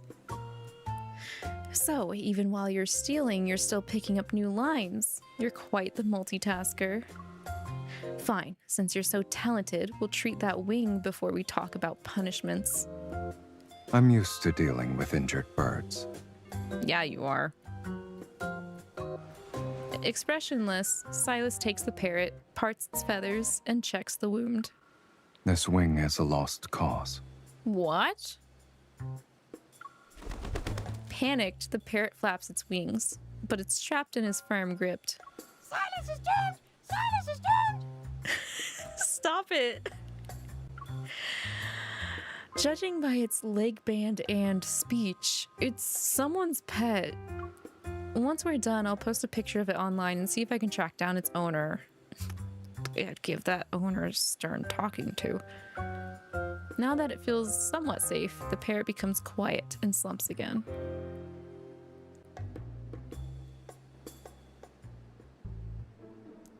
Sylus sits on the sofa while I temporarily place the parrot, now treated, on top of his head. Am I a bird nest? Yes.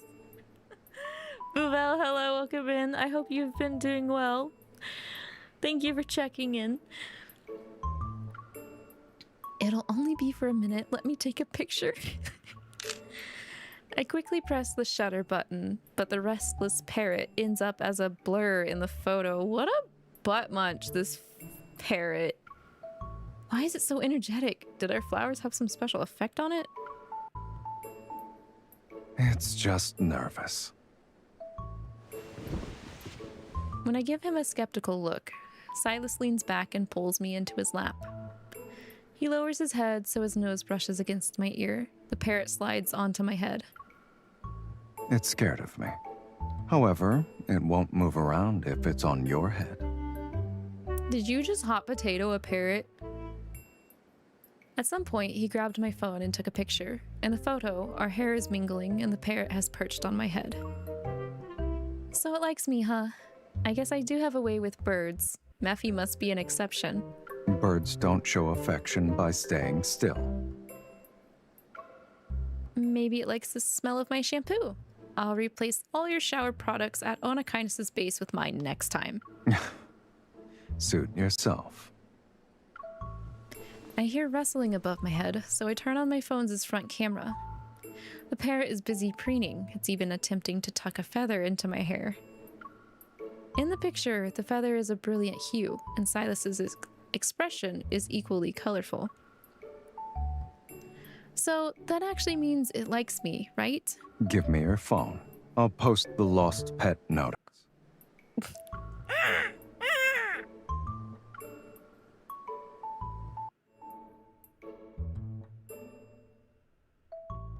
I was not expecting a burb to be such a gremlin.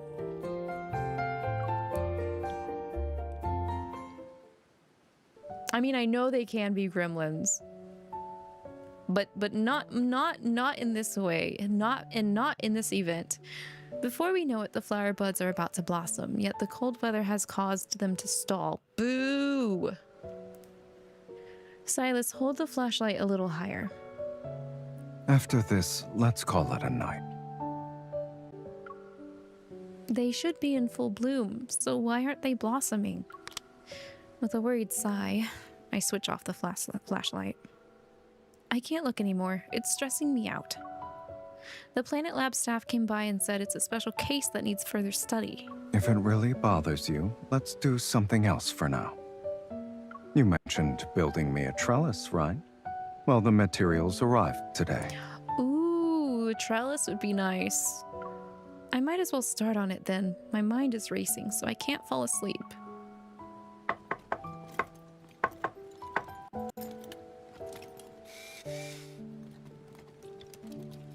It's not long before we've built a trellis. We then place it near the vines. You're sweating a lot. Do you feel better now? Yeah. Now let's get these vines on it. I climb onto Sylus's shoulders, holding me by the knees. He boosts me up so I can guide the vines into place. Hey yo, another uppies! The vines loop around my wrist. I glance at my hand and get a mischievous idea. Sylus, give me your hand. No questions asked. Let's go. I twist the vine around both of our wrists.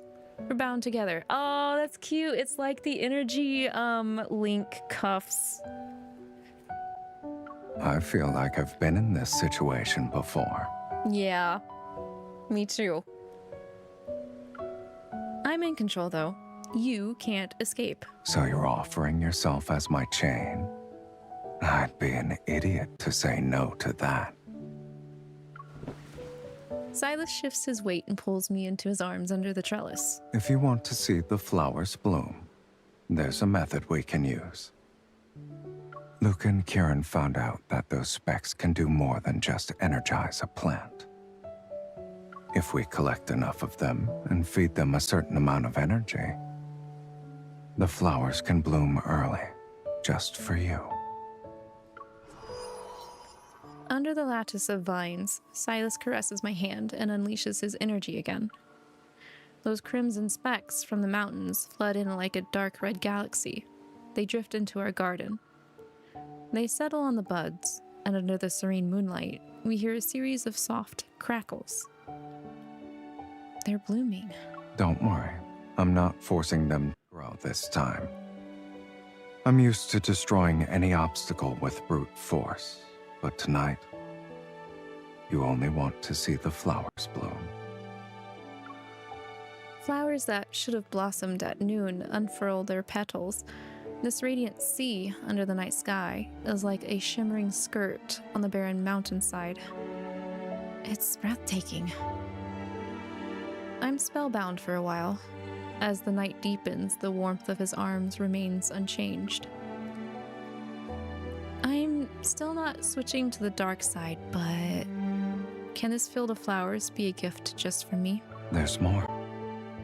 In There's this field more. of flowers, we won't just stand here and appreciate the plants.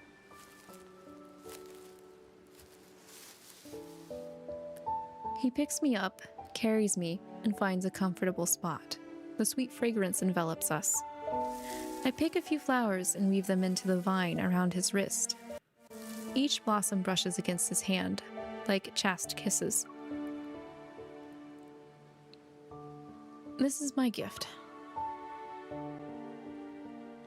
He lowers his gaze and turns his hand over. Fingers tracing the vine, he guides my wrist closer. Then he gently kisses the flowers. His warmth seeps through the petals. It traces my fingers, knuckles, and wrist. Every touch makes them feel impossibly delicate. And this is my return gift.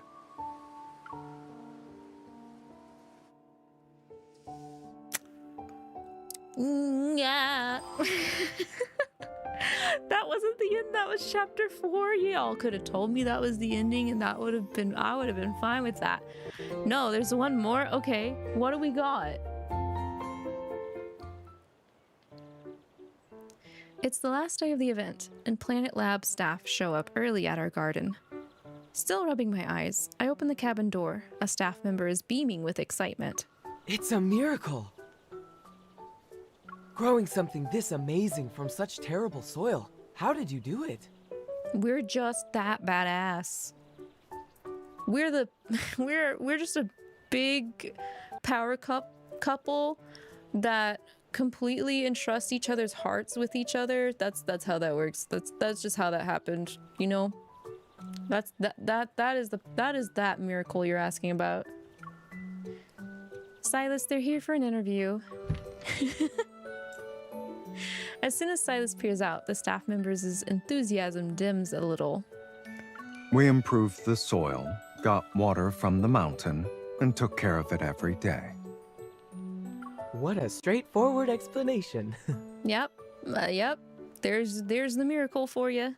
A great result doesn't always mean a complicated process was involved.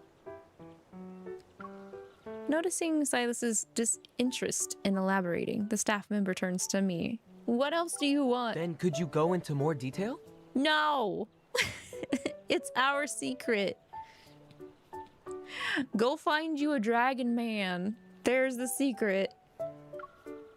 Suspecting we'll be here forever unless we give them a story. I put Sylus back in the spotlight. Aw, I feel a little bad.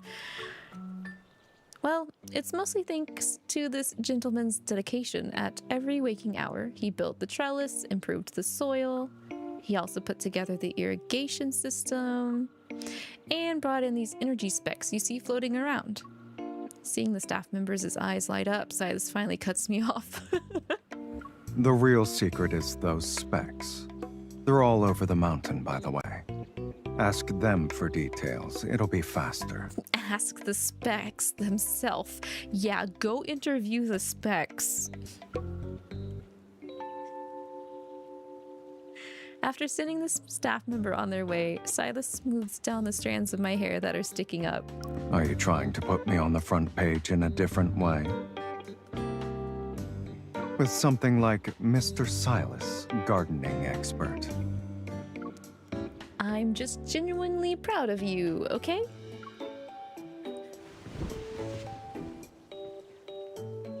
I sit on the swing under the trellis. My eyes are half closed as I enjoy the gentle breeze and the faint floral scent.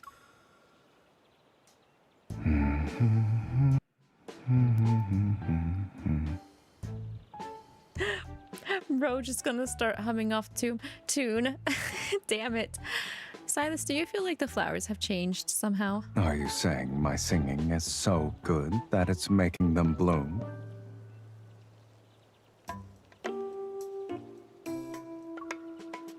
No. I was trying to say that it felt like you were singing them to sleep. Their taste in music has room for improvement, I guess. I lean back against his chest and listen to his humming and heartbeat. My eyelids grow heavy. Weird. Either you've gotten better at singing, or I've heard it so much that I'm used to it now. It's actually really soothing. I'm already doing my best. There is no room for improvement. I ain't asking you for any more improvement, actually. Then I've gotten used to it.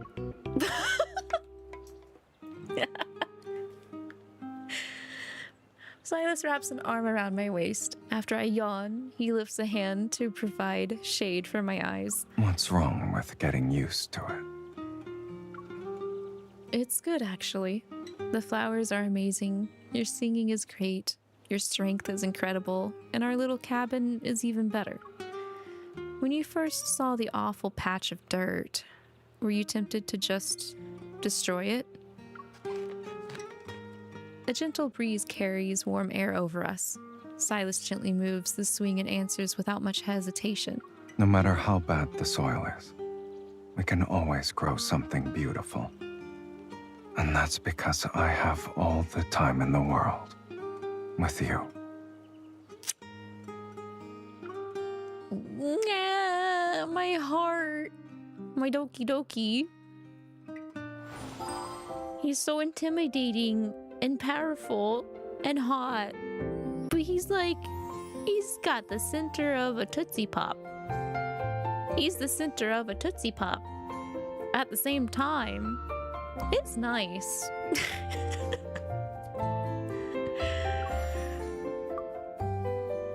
Okay, let's hit Caleb. Because we're hitting the 4-hour mark, and my sleep notification went off over an hour ago. But I'm enjoying all of these.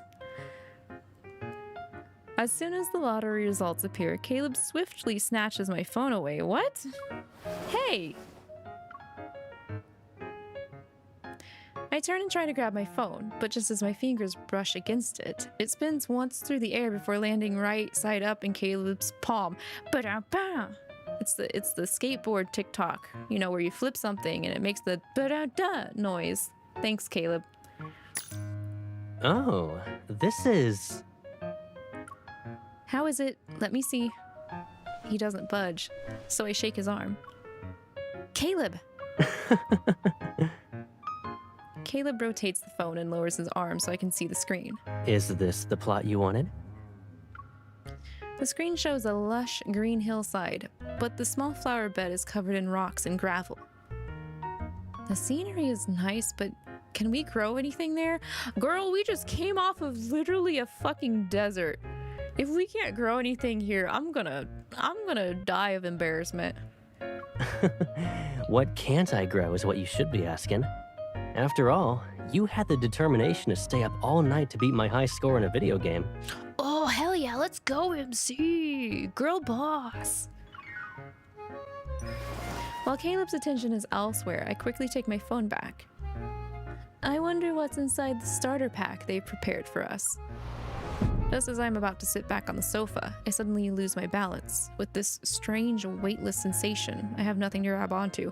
Oh, come on, that's not fair. You can't use your evo like that.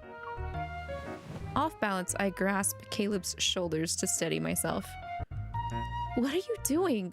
We've seen the lottery results. Can we eat now? He tilts his head toward the dining area. Piping hot dishes are already laid out on the table. Put me down. I can walk there myself. I'd rather not have you walk while looking at your phone at the same time. Why don't you leave this short trip to me? True to his word, he takes my wrist and leads me to the dining table as if I'm a balloon. Aren't you gonna look at your phone? We only have 7 steps left. Now it's 6. Caleb, you big dummy! Caleb, you bucka!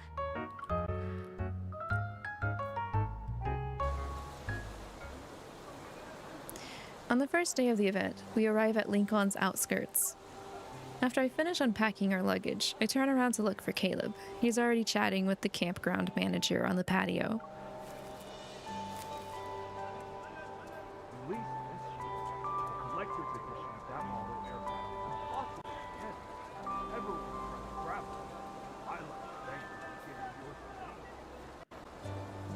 Is he what's the word? Schmoozing the campground manager? I just so happen to have bought an extra one. Think of it as a twist of fate. Well, I'll go ahead and get these tools then. Thanks, sir. He is. He's schmoozing the organizer of the event so we get a leg up. Caleb turns and meets my gaze. He gives me a quick thumbs up.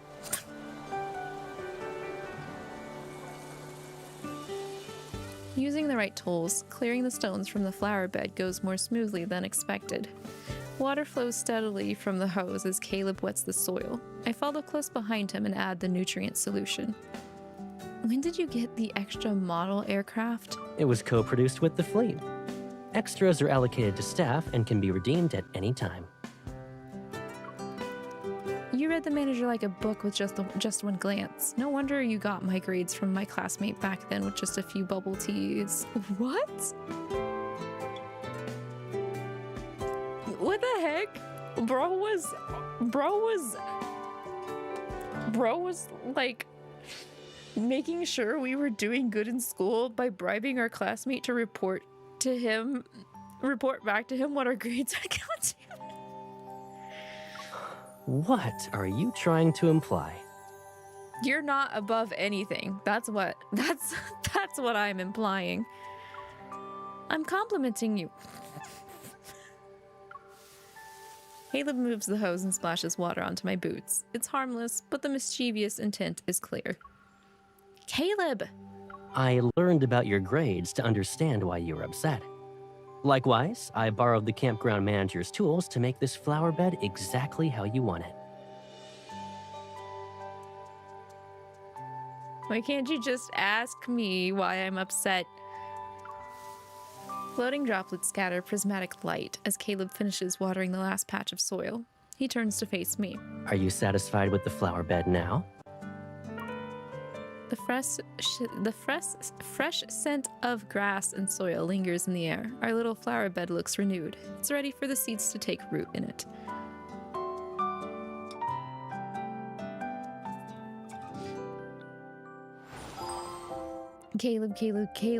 Caleb. Sometimes I can't with you. A few days have passed since we planted the seeds. Green sprouts have begun to emerge from the soil, but they're scattered about.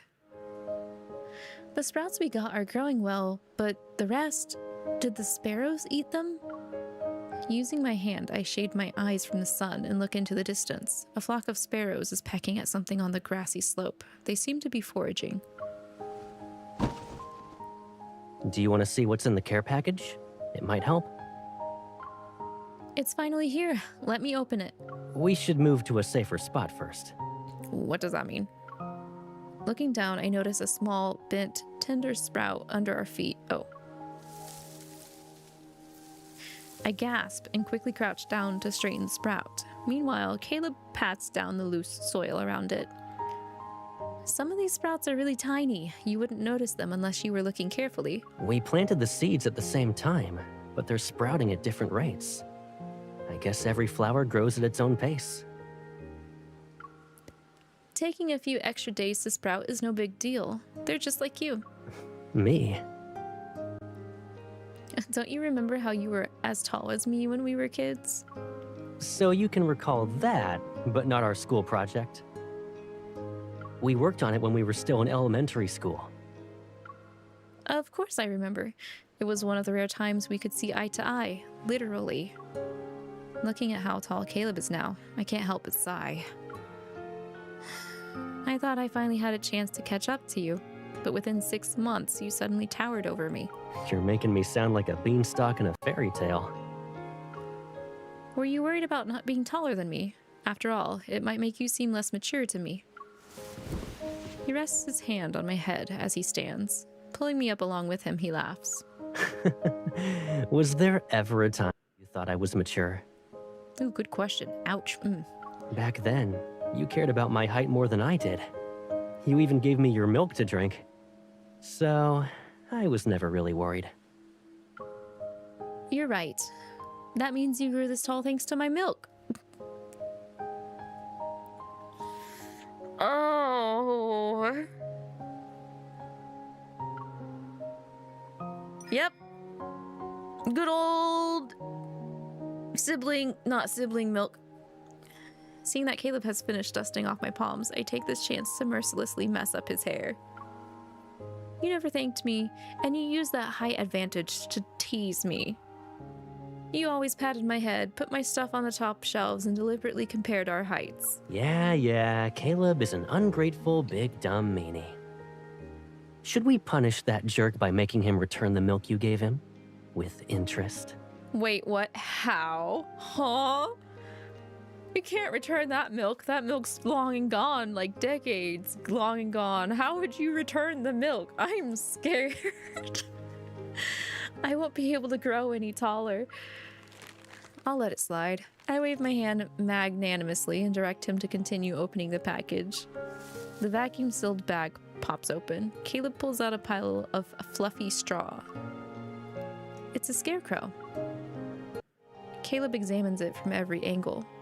Then he props up the scarecrow and pretends to be hesitant. You know, this scarecrow is just like you. Oh no, what are you gonna do? What are you trying are you trying to insinuate this time? How so? It doesn't even have a nose. It's the same height as you.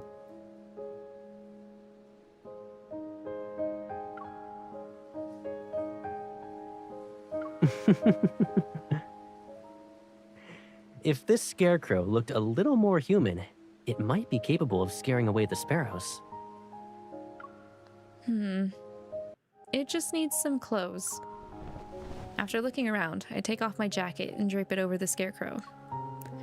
There, it looks much better. Now our seeds will have a chance to sprout. I hope so.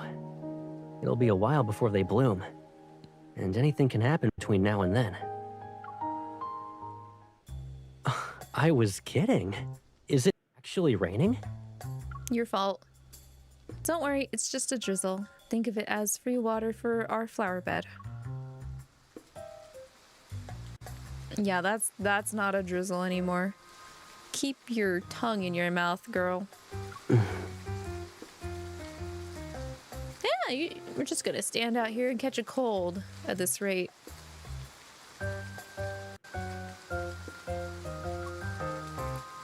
Thanks for jinxing it, Caleb. You're welcome, person who's just as guilty.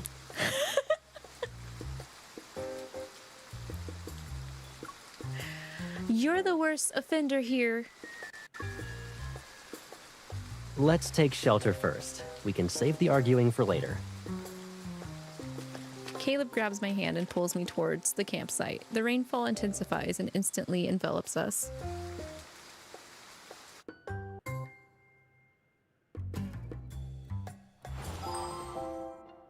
Ungrateful meanie.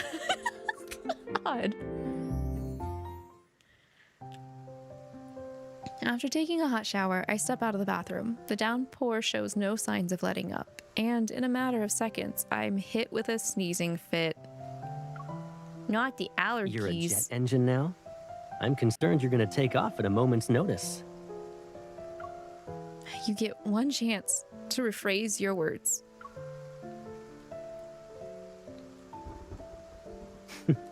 Here, drink some ginger tea. Nice. Nice recovery. He hands me a piping hot mug. To my surprise, the ginger tea isn't as strong as I expected. It's mild and naturally sweet. Caleb sits on the bed, scoots back, and pats the spot beside him. Come here. Okay. I sit down on the edge of the bed. From behind, he grabs a towel and wraps it around me before using it to dry my hair. It's pouring. I wonder if the seedlings will survive. Our flower bed is on a slope. The water won't pool there. True. That's a good thing to consider. I also dug some drainage channels while we prepared the soil. They're not deep, but they should be enough. Okay. Oh, and I had some free time these past few days. So, I packed more soil around the seedlings that were growing more slowly. Their roots should be stable now. Why am I not surprised? I mean, Caleb is that guy that goes around just doing stuff without really, like, expecting us to help him with it. I mean, but that's because he goes around doing things without really checking to see if it's okay to do it without us. How are you able to do all of that without me knowing? That too. Well, I am taller than you. I guess that means I have better foresight. You're so mean. I jab my elbow back and earn a chuckle mixed with a grunt from him. His warm breath brushes past my neck. While I drink the ginger tea sip by sip, he continues drying my hair bit by bit. Caleb, you should give me a heads up next time you do these things, says the MC every single time he does things in general. This is our flower bed. I want to care for it with you, not cheer you on from the sidelines. She's literally said something similarly before. What's wrong with cheering me on? Ooh. Whenever I had a game, you were always the loudest one cheering for me from the stands. Even if you were mad at me just the day before. And then you must have missed all those girls screaming for you. Oh, and the guys. It's to be expected that I only saw you. Do my eyes look like they can see everyone? I always play better when you're watching me. I turn my head and feel the warm air touch my face as Caleb holds the hairdryer. My hair is gently blown. Stay still. I'm not done yet. The sound of falling rain is quiet outside, and the warm air makes the room cozy. All the while, these undefinable feelings between us become warmer too. I finish my ginger tea and taste the sharp spiciness of the ginger that had settled at the bottom of the cup. What was that? There's a commotion outside. Caleb and I turn toward the source of the sound. A brown dog is perched on the windowsill. It's persistently scratching the glass and fogging up the window. Hey, yo, doggo interrupt? It's nothing. You're ignoring the dog? A brown blur dashes inside the moment the door opens. It misses its target and tumbles across the floor. This is Casey. He's the dog that lives on the campsite. Casey, huh? I'm amazed. Even dogs are enchanted by you? What do you mean? He saw me borrow kitchen utensils earlier and probably thought we were gonna cook something. That's why he followed us. Upon hearing his name, Casey bounds excitedly toward Caleb. He forgot about his tumble. Stop. Although Caleb spoke in a quiet tone, Casey skids to an immediate halt. His head is tilted as he waits for his next command. Oh, all right, well-trained doggo, let's go. Sit. Clumsy but well-trained. Casey stretches out his front paws, slowly lowers himself to the ground, and wags his tail obediently. Oh, what a good boy. Good boy. Yeah, what a good boy. Caleb pats his head as a reward, and Casey responds with a happy bark. I crouch down to pet Casey's fluffy head and notice a pouch under his neck. A small bit of paper is sticking out from it. A note? Whoops, my bad. He's actually here to remind us about our meal. You made dinner? I made a reservation. Oh. Oh. Yeah, I didn't cook anything. Are you disappointed? Shit. He got us. You shouldn't assume things. but I know what you're thinking. A jacket drops onto my shoulders. Then Caleb reaches out to ruffle my hair. It's cold outside. Wear my jacket. Okay. I slowly slip my arms through the sleeves. They're so long that only my fingertips peek out from the cuffs. I actually kind of like that length. I like just having a small bit of my fingers hanging out. Caleb's familiar scent envelops me. It blends with the lingering hints of ginger tea and rain until they become indistinguishable.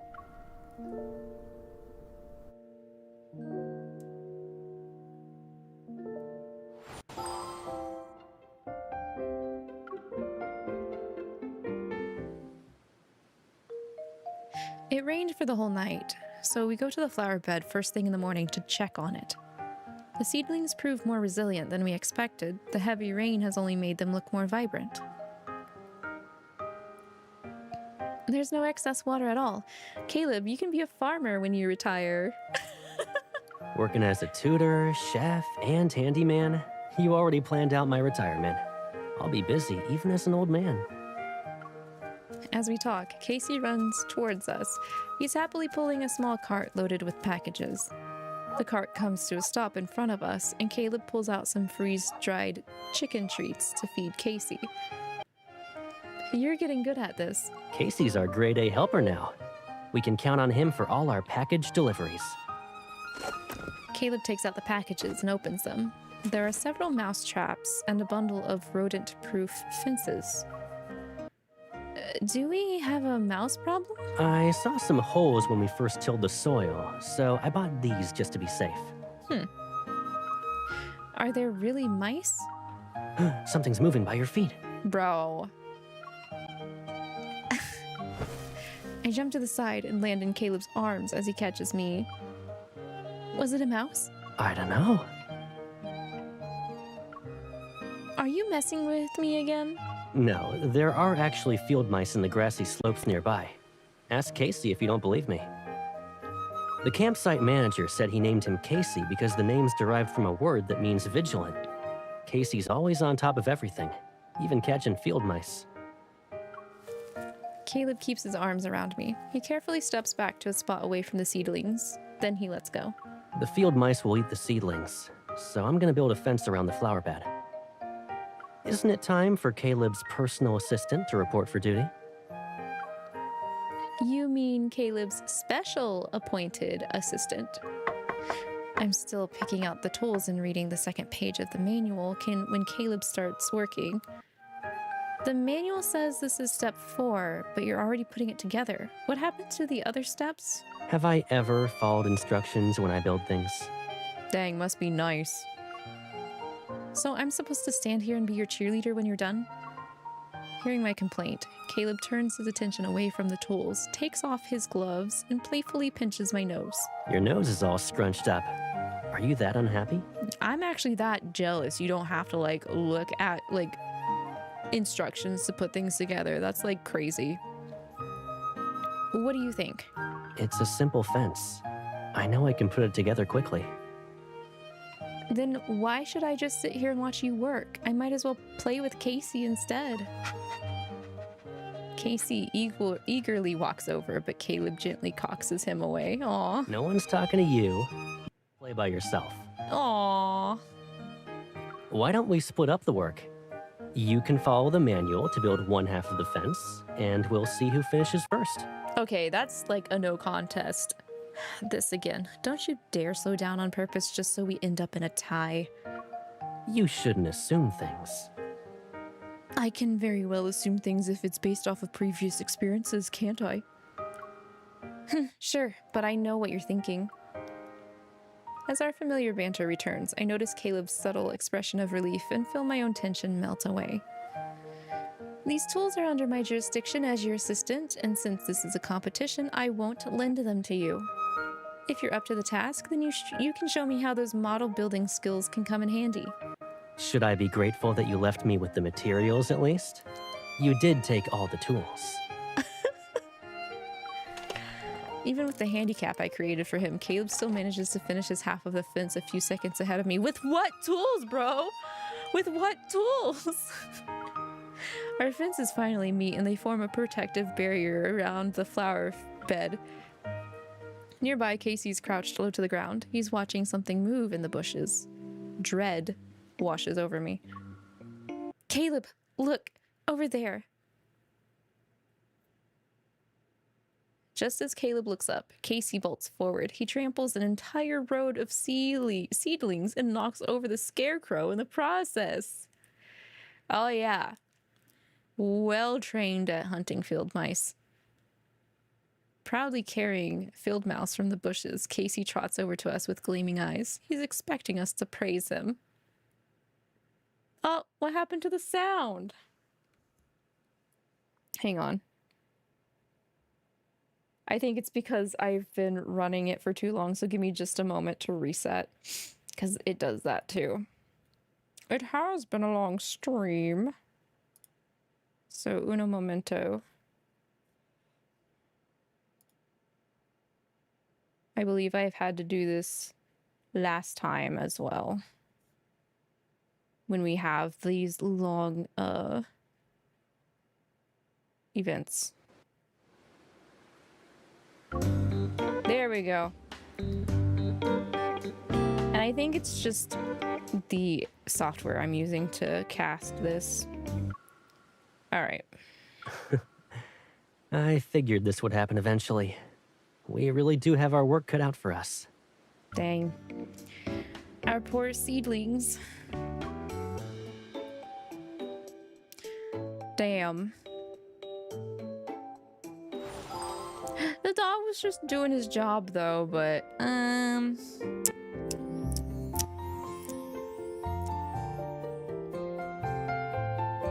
maybe he needs a little bit more training. Just a little bit more training. Casey, please. Over the past few days, our flower bed has continued to improve thanks to Caleb's amazing handiwork. He even had someone bring in aerospace-grade polymer waterproof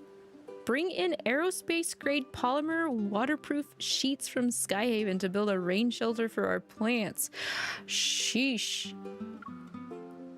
But the flowers seem to be stuck in their buds. There are no signs of them being ready to bloom. I hope we won't only have buds when the event ends. They'll be blooming later than expected, but we still have time. Let's wait for a bit.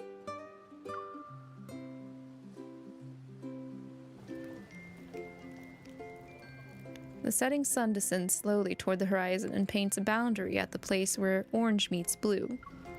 The weekend market has lit up colorful lights. After Caleb and I finish our work at the flower bed, we decide to leisurely walk around.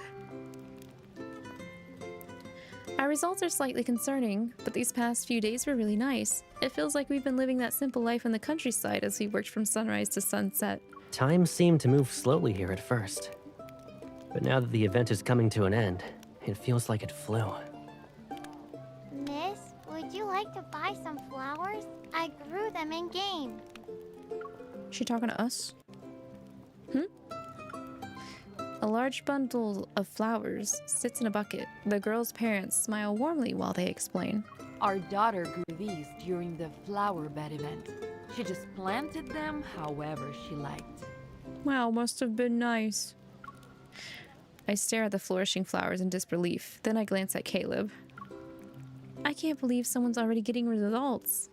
Mister, would you like to buy some flowers for the pretty lady? Pretty flowers are meant for someone special.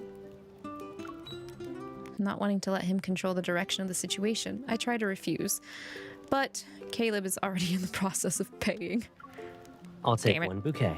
Damn it. Thank you, mister. Caleb. After walking for a bit, I poke Caleb's arm. We didn't need to buy other people's flowers as substitutes, even if ours haven't bloomed yet. I'm not trying to replace our flowers with this bouquet. Then? I bought them because they're beautiful. Caleb gradually slows his pace. He speaks in a soft, contemplative tone, as if echoing a thought. Also, beautiful flowers are meant for someone special. I pause mid-step and clutch the bouquet tighter as I lower my gaze. I study the intricate patterns on the petals. But these aren't ours. I still want the flowers we grew ourselves. Am I being too stubborn? It's not the bouquet's fault. Caleb, who's already a step ahead of me, stops and looks back. Dusk's orange and blue hues outline his hair. Before the silence can persist, Caleb reaches out to pat my head. The small distance between us is dissolved. There will always be a result. What if none of them bloom? Will that still count as a result? Yes, even if it's not what we're hoping for. Regardless of whether the flowers bloom or not, they're the flowers we cultivated, protected, and watched over together. Even if none of them blossom, we can take what we've learned and plant new ones. Tilting his head, he reaches out to me. There's no disappointment in his eyes. Instead, they shine with genuine contentment. As long as you're willing to keep trying, our flowers will bloom someday. Oh my god, I feel like this entire scenario right now is speaking upon multiple layers and levels of their relationship that I can't even begin to fathom right now because of the lack of me not having enough cards or insight. Shit. Clutching our flowers, we walk hand in hand under the moonlight and head back. The flower buds in our garden have begun to unfurl, although they haven't actually blossomed. They're waiting for that perfect moment.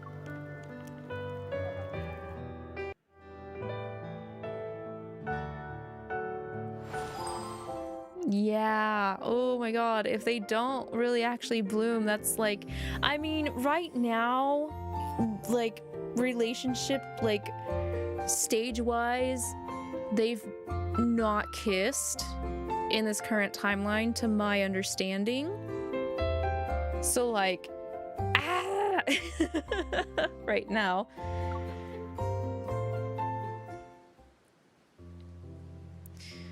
It's the last day of the event, and our flowers still haven't bloomed. Caleb seems much more at peace than I am as we sit side by side on the grassy slope. We stare at our flower bed. Everyone is posting pictures of their plot's prettiest flowers. They already put them in pots and are planning to take them home. I'm jealous.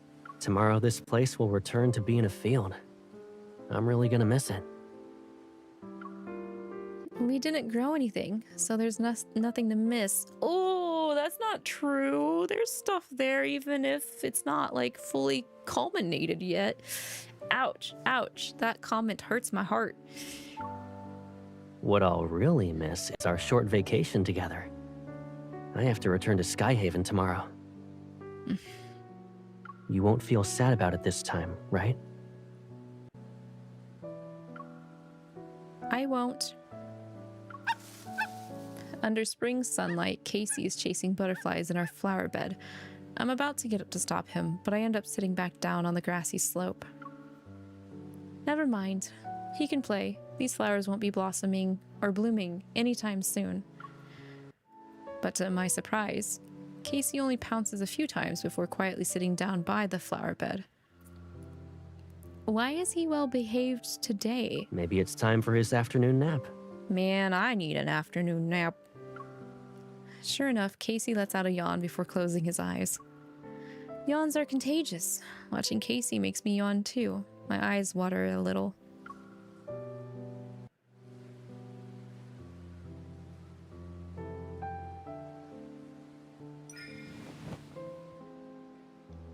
Caleb offers his shoulder. I lean against it and look up at the azure sky. The clouds drift and dance on a stage of boundless blue. I thought we were wasting time with nothing to show for it, but now I realized that this is exactly how beautiful spring days should be spent. Several butterflies flutter about and make their way toward our flower bed. Caleb, you said our flower bed was empty. Why are there butterflies? Caleb and I exchange glances. Our drowsiness vanishes as we leap to our feet almost in perfect sync. The flowers are blooming. The butterflies land on a single flower that has quietly blossomed. It was unnoticed until now. More buds unfurl their petals. While those aren't in full bloom yet, they're definitely brimming with life. They really are blooming. I can't help but circle the flower bed in excitement. My movements wake up Casey, but he stays at the edge. Maybe he senses the flower that just bloomed. I'm taking some of these home. You should bring a few back to Skyhaven, and maybe we can bring some to the fleet's HQ. Dog, you could have transplanted them even before they bloomed. I get it though, it's supposed to be symbolic. Anyway, excuse me before I sour the moment. Caleb doesn't respond. When I turn around, I find him kneeling in the flower bed. He's gently cradling a flower. I didn't think they'd actually bloom. Maybe they just needed more time, and now they've found that perfect moment. I kneel beside him, and I also cradle the flower. The warmth of his touch and the delicate petals beneath our fingers brings a smile to my face. And once again, it's all thanks to you. What are you talking about, bro? You did all the heavy farm work. Because of my encouragement? Because you were patient until the very end and never gave up. It doesn't matter what role you pick after you retire. You'll still need your trusty assistant.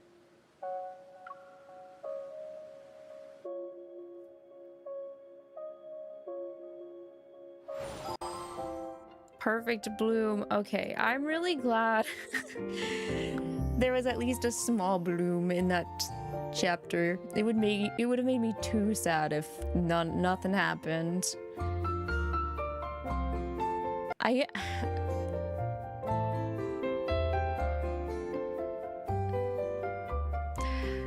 I think a lot of the different chapters for the characters bring a lot into perspective of their stories and their relationship with the MC, which I find like, man,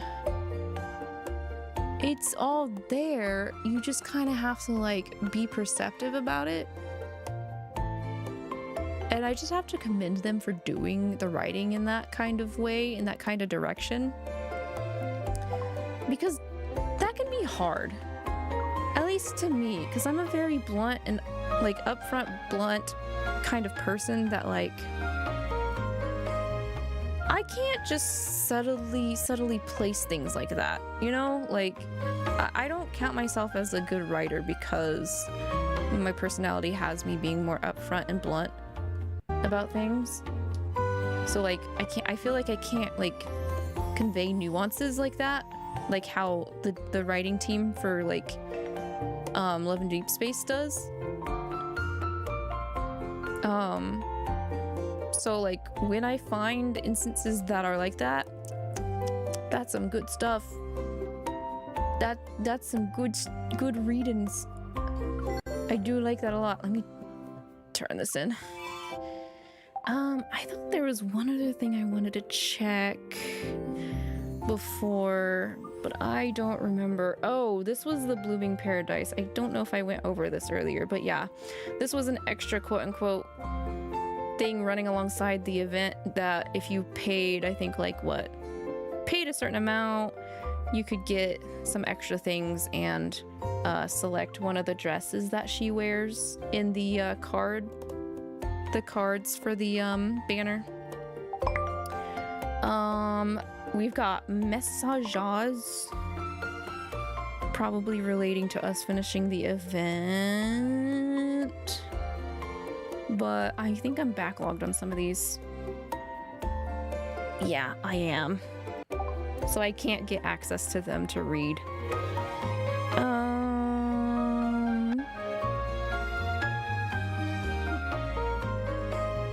These I can do though. Just learned a new mouse catching trick. Someone's being dramatic, not naming names though. Someone's being a jerk, not naming names though. Oh.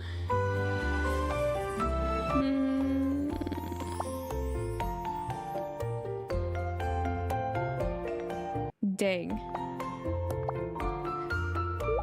Before seedlings, they took their time to grow too. It's really hard to try and keep plants in a decent routine of maintenance. At least when you have a lot of them, I feel like it does.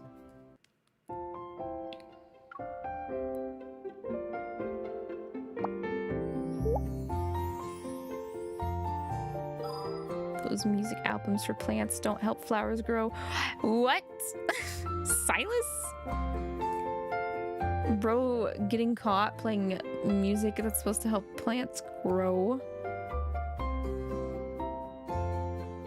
You said you'd roast them if they didn't sprout, then you'd eat them as a snack. I'm right, right? All you think about is food.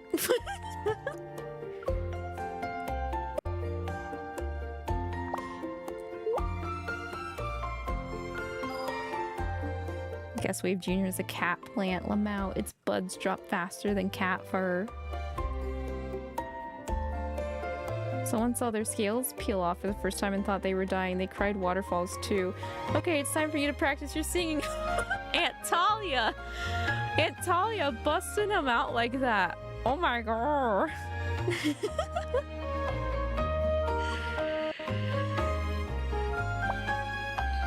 You literally classify everything as cat, fish, or human. Yo, that's a good question.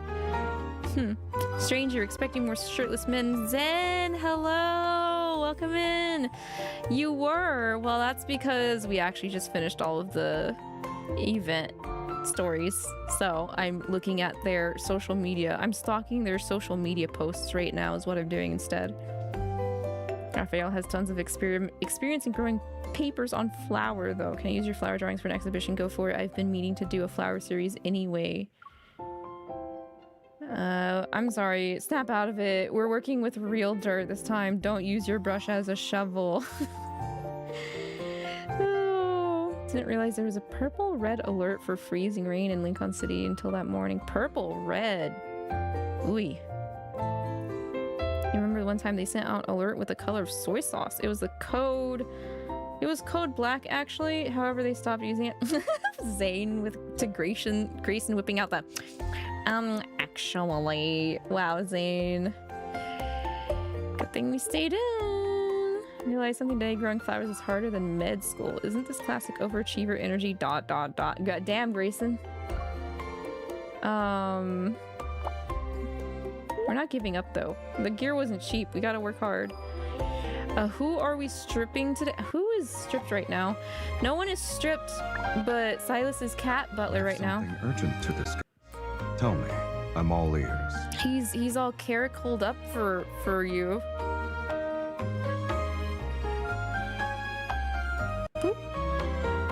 The travel magazine you haven't finished reading is with me. I skimmed through it. Travel magazines? It turned out to be very interesting. You'll say he's all here. He's got for that. Oh my god, bro. Why? Lately, I feel Lincoln could use a bit of intriguing news. Bro's gonna cause havoc. That's what he's hinting at. Oh. Am I about to be kidnapped?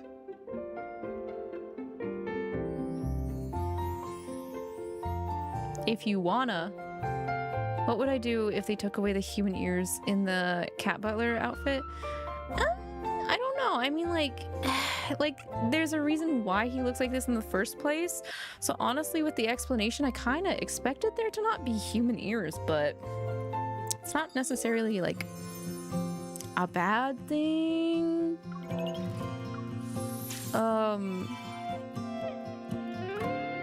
But I mean, I'm a Sonic fan, so like, I don't think the question really phases me that much, Arcs.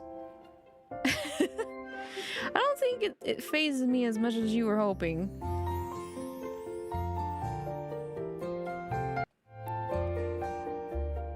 All I did was look down, and there it was, a piece of amber. Should you get it appraised to see how old it is? I'm not selling it.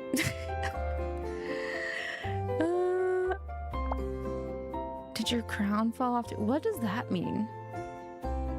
So did your crown fall off too? I'm so confused.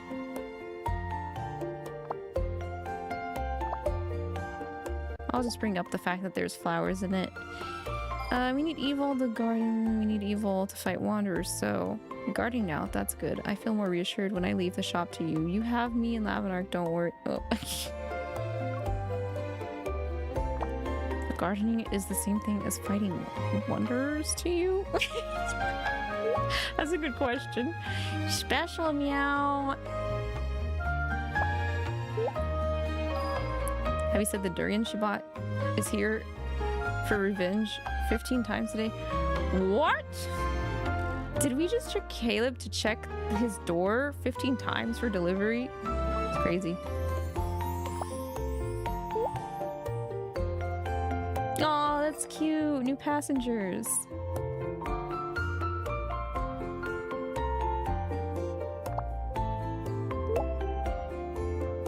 Woke up and saw that all the eggs in the fridge were staring at me. Surprise! I hummed a tune and was acknowledged by a professional. It was pleasant to listen to. It was pleasant to listen to. Jeez. You're singing with your heart and soul and no technique. Do you really think that counts as acknowledgement? Oh! I got a title for it. Oh.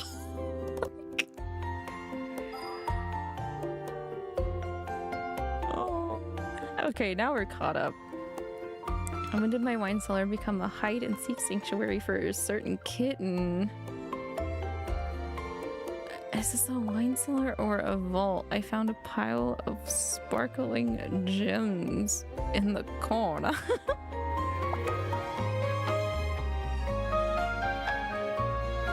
Mephisto's stealing my stuff.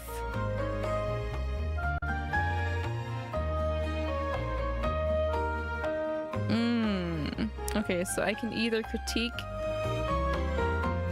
make an excuse, or say that I just have a hard time deciding. I do have a hard time deciding stuff, so that's probably what I would be. I would be down there for too long because I wouldn't know which wine to pick. Honestly. Who's the call? Okay, it's Savior, but I don't think it's related to the event at all. Get rid of the title. Update. Okay, I guess I still don't think that's what I was wanting to look at. Was the text messages. I can't for the life of me remember what the heck else I wanted to do before ending the stream and calling up or wrapping up the event. That's crazy. This is what happens when you get old and it gets late and you just get sleepy. Gosh darn it. Well, anyway. That we did all that for nothing. Wait, we did all what for nothing? The event? Or the host answering?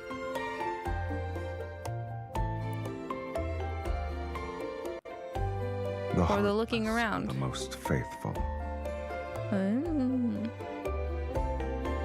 The messages? Well, they respond after a certain amount of time. Caleb says he's already lecturing Casey. Do you want to join me? Oh no, I don't want to be a part of that. No thanks. Let's see. Can't believe Colonel Caleb's vacation actually got approved. I told you I'd make it happen. Didn't want to be called a liar. Not this time, at least. Maybe you can sing to them yourself. Why not, right? Maybe I'll bring a potted plant to the bedroom before I sing you to sleep. Let's see how that goes. What? What? I don't think that's a nightly routine.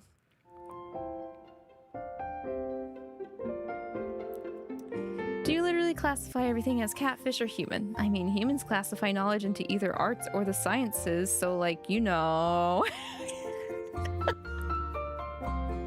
I don't think that's how that works, bruh. That's different. there are wider branches underneath those. It's not just like this is this and this is this and this is this. Raphael, god damn it. Snap out of it. We're working with the real dirt this time. Don't use your brush as a shovel. Fine. I'll use my brush to document the seedlings grow. He's so hard to work with. Luckily for us, we didn't go outside last night. Otherwise, we would have been frozen solid, but you're giving up already. That gear wasn't cheap. You have to work hard as a researcher to get it back, Zane. I'll do my best. Here's my first goal. Obtain a twofold return on the investment. Amber can have flowers in it. It's like a tiny house for them. Now they're moving into our big house. So gardening is the same thing as fighting wanderers to you. No, I just thought if the proto-field was a field of flowers, we could plant flowers.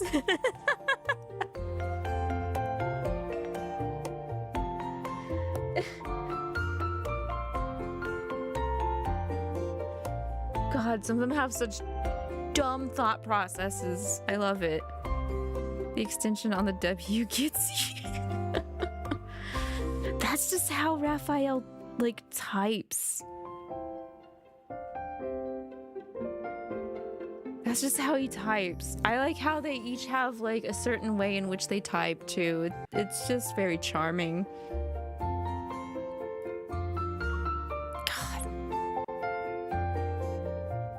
Alright.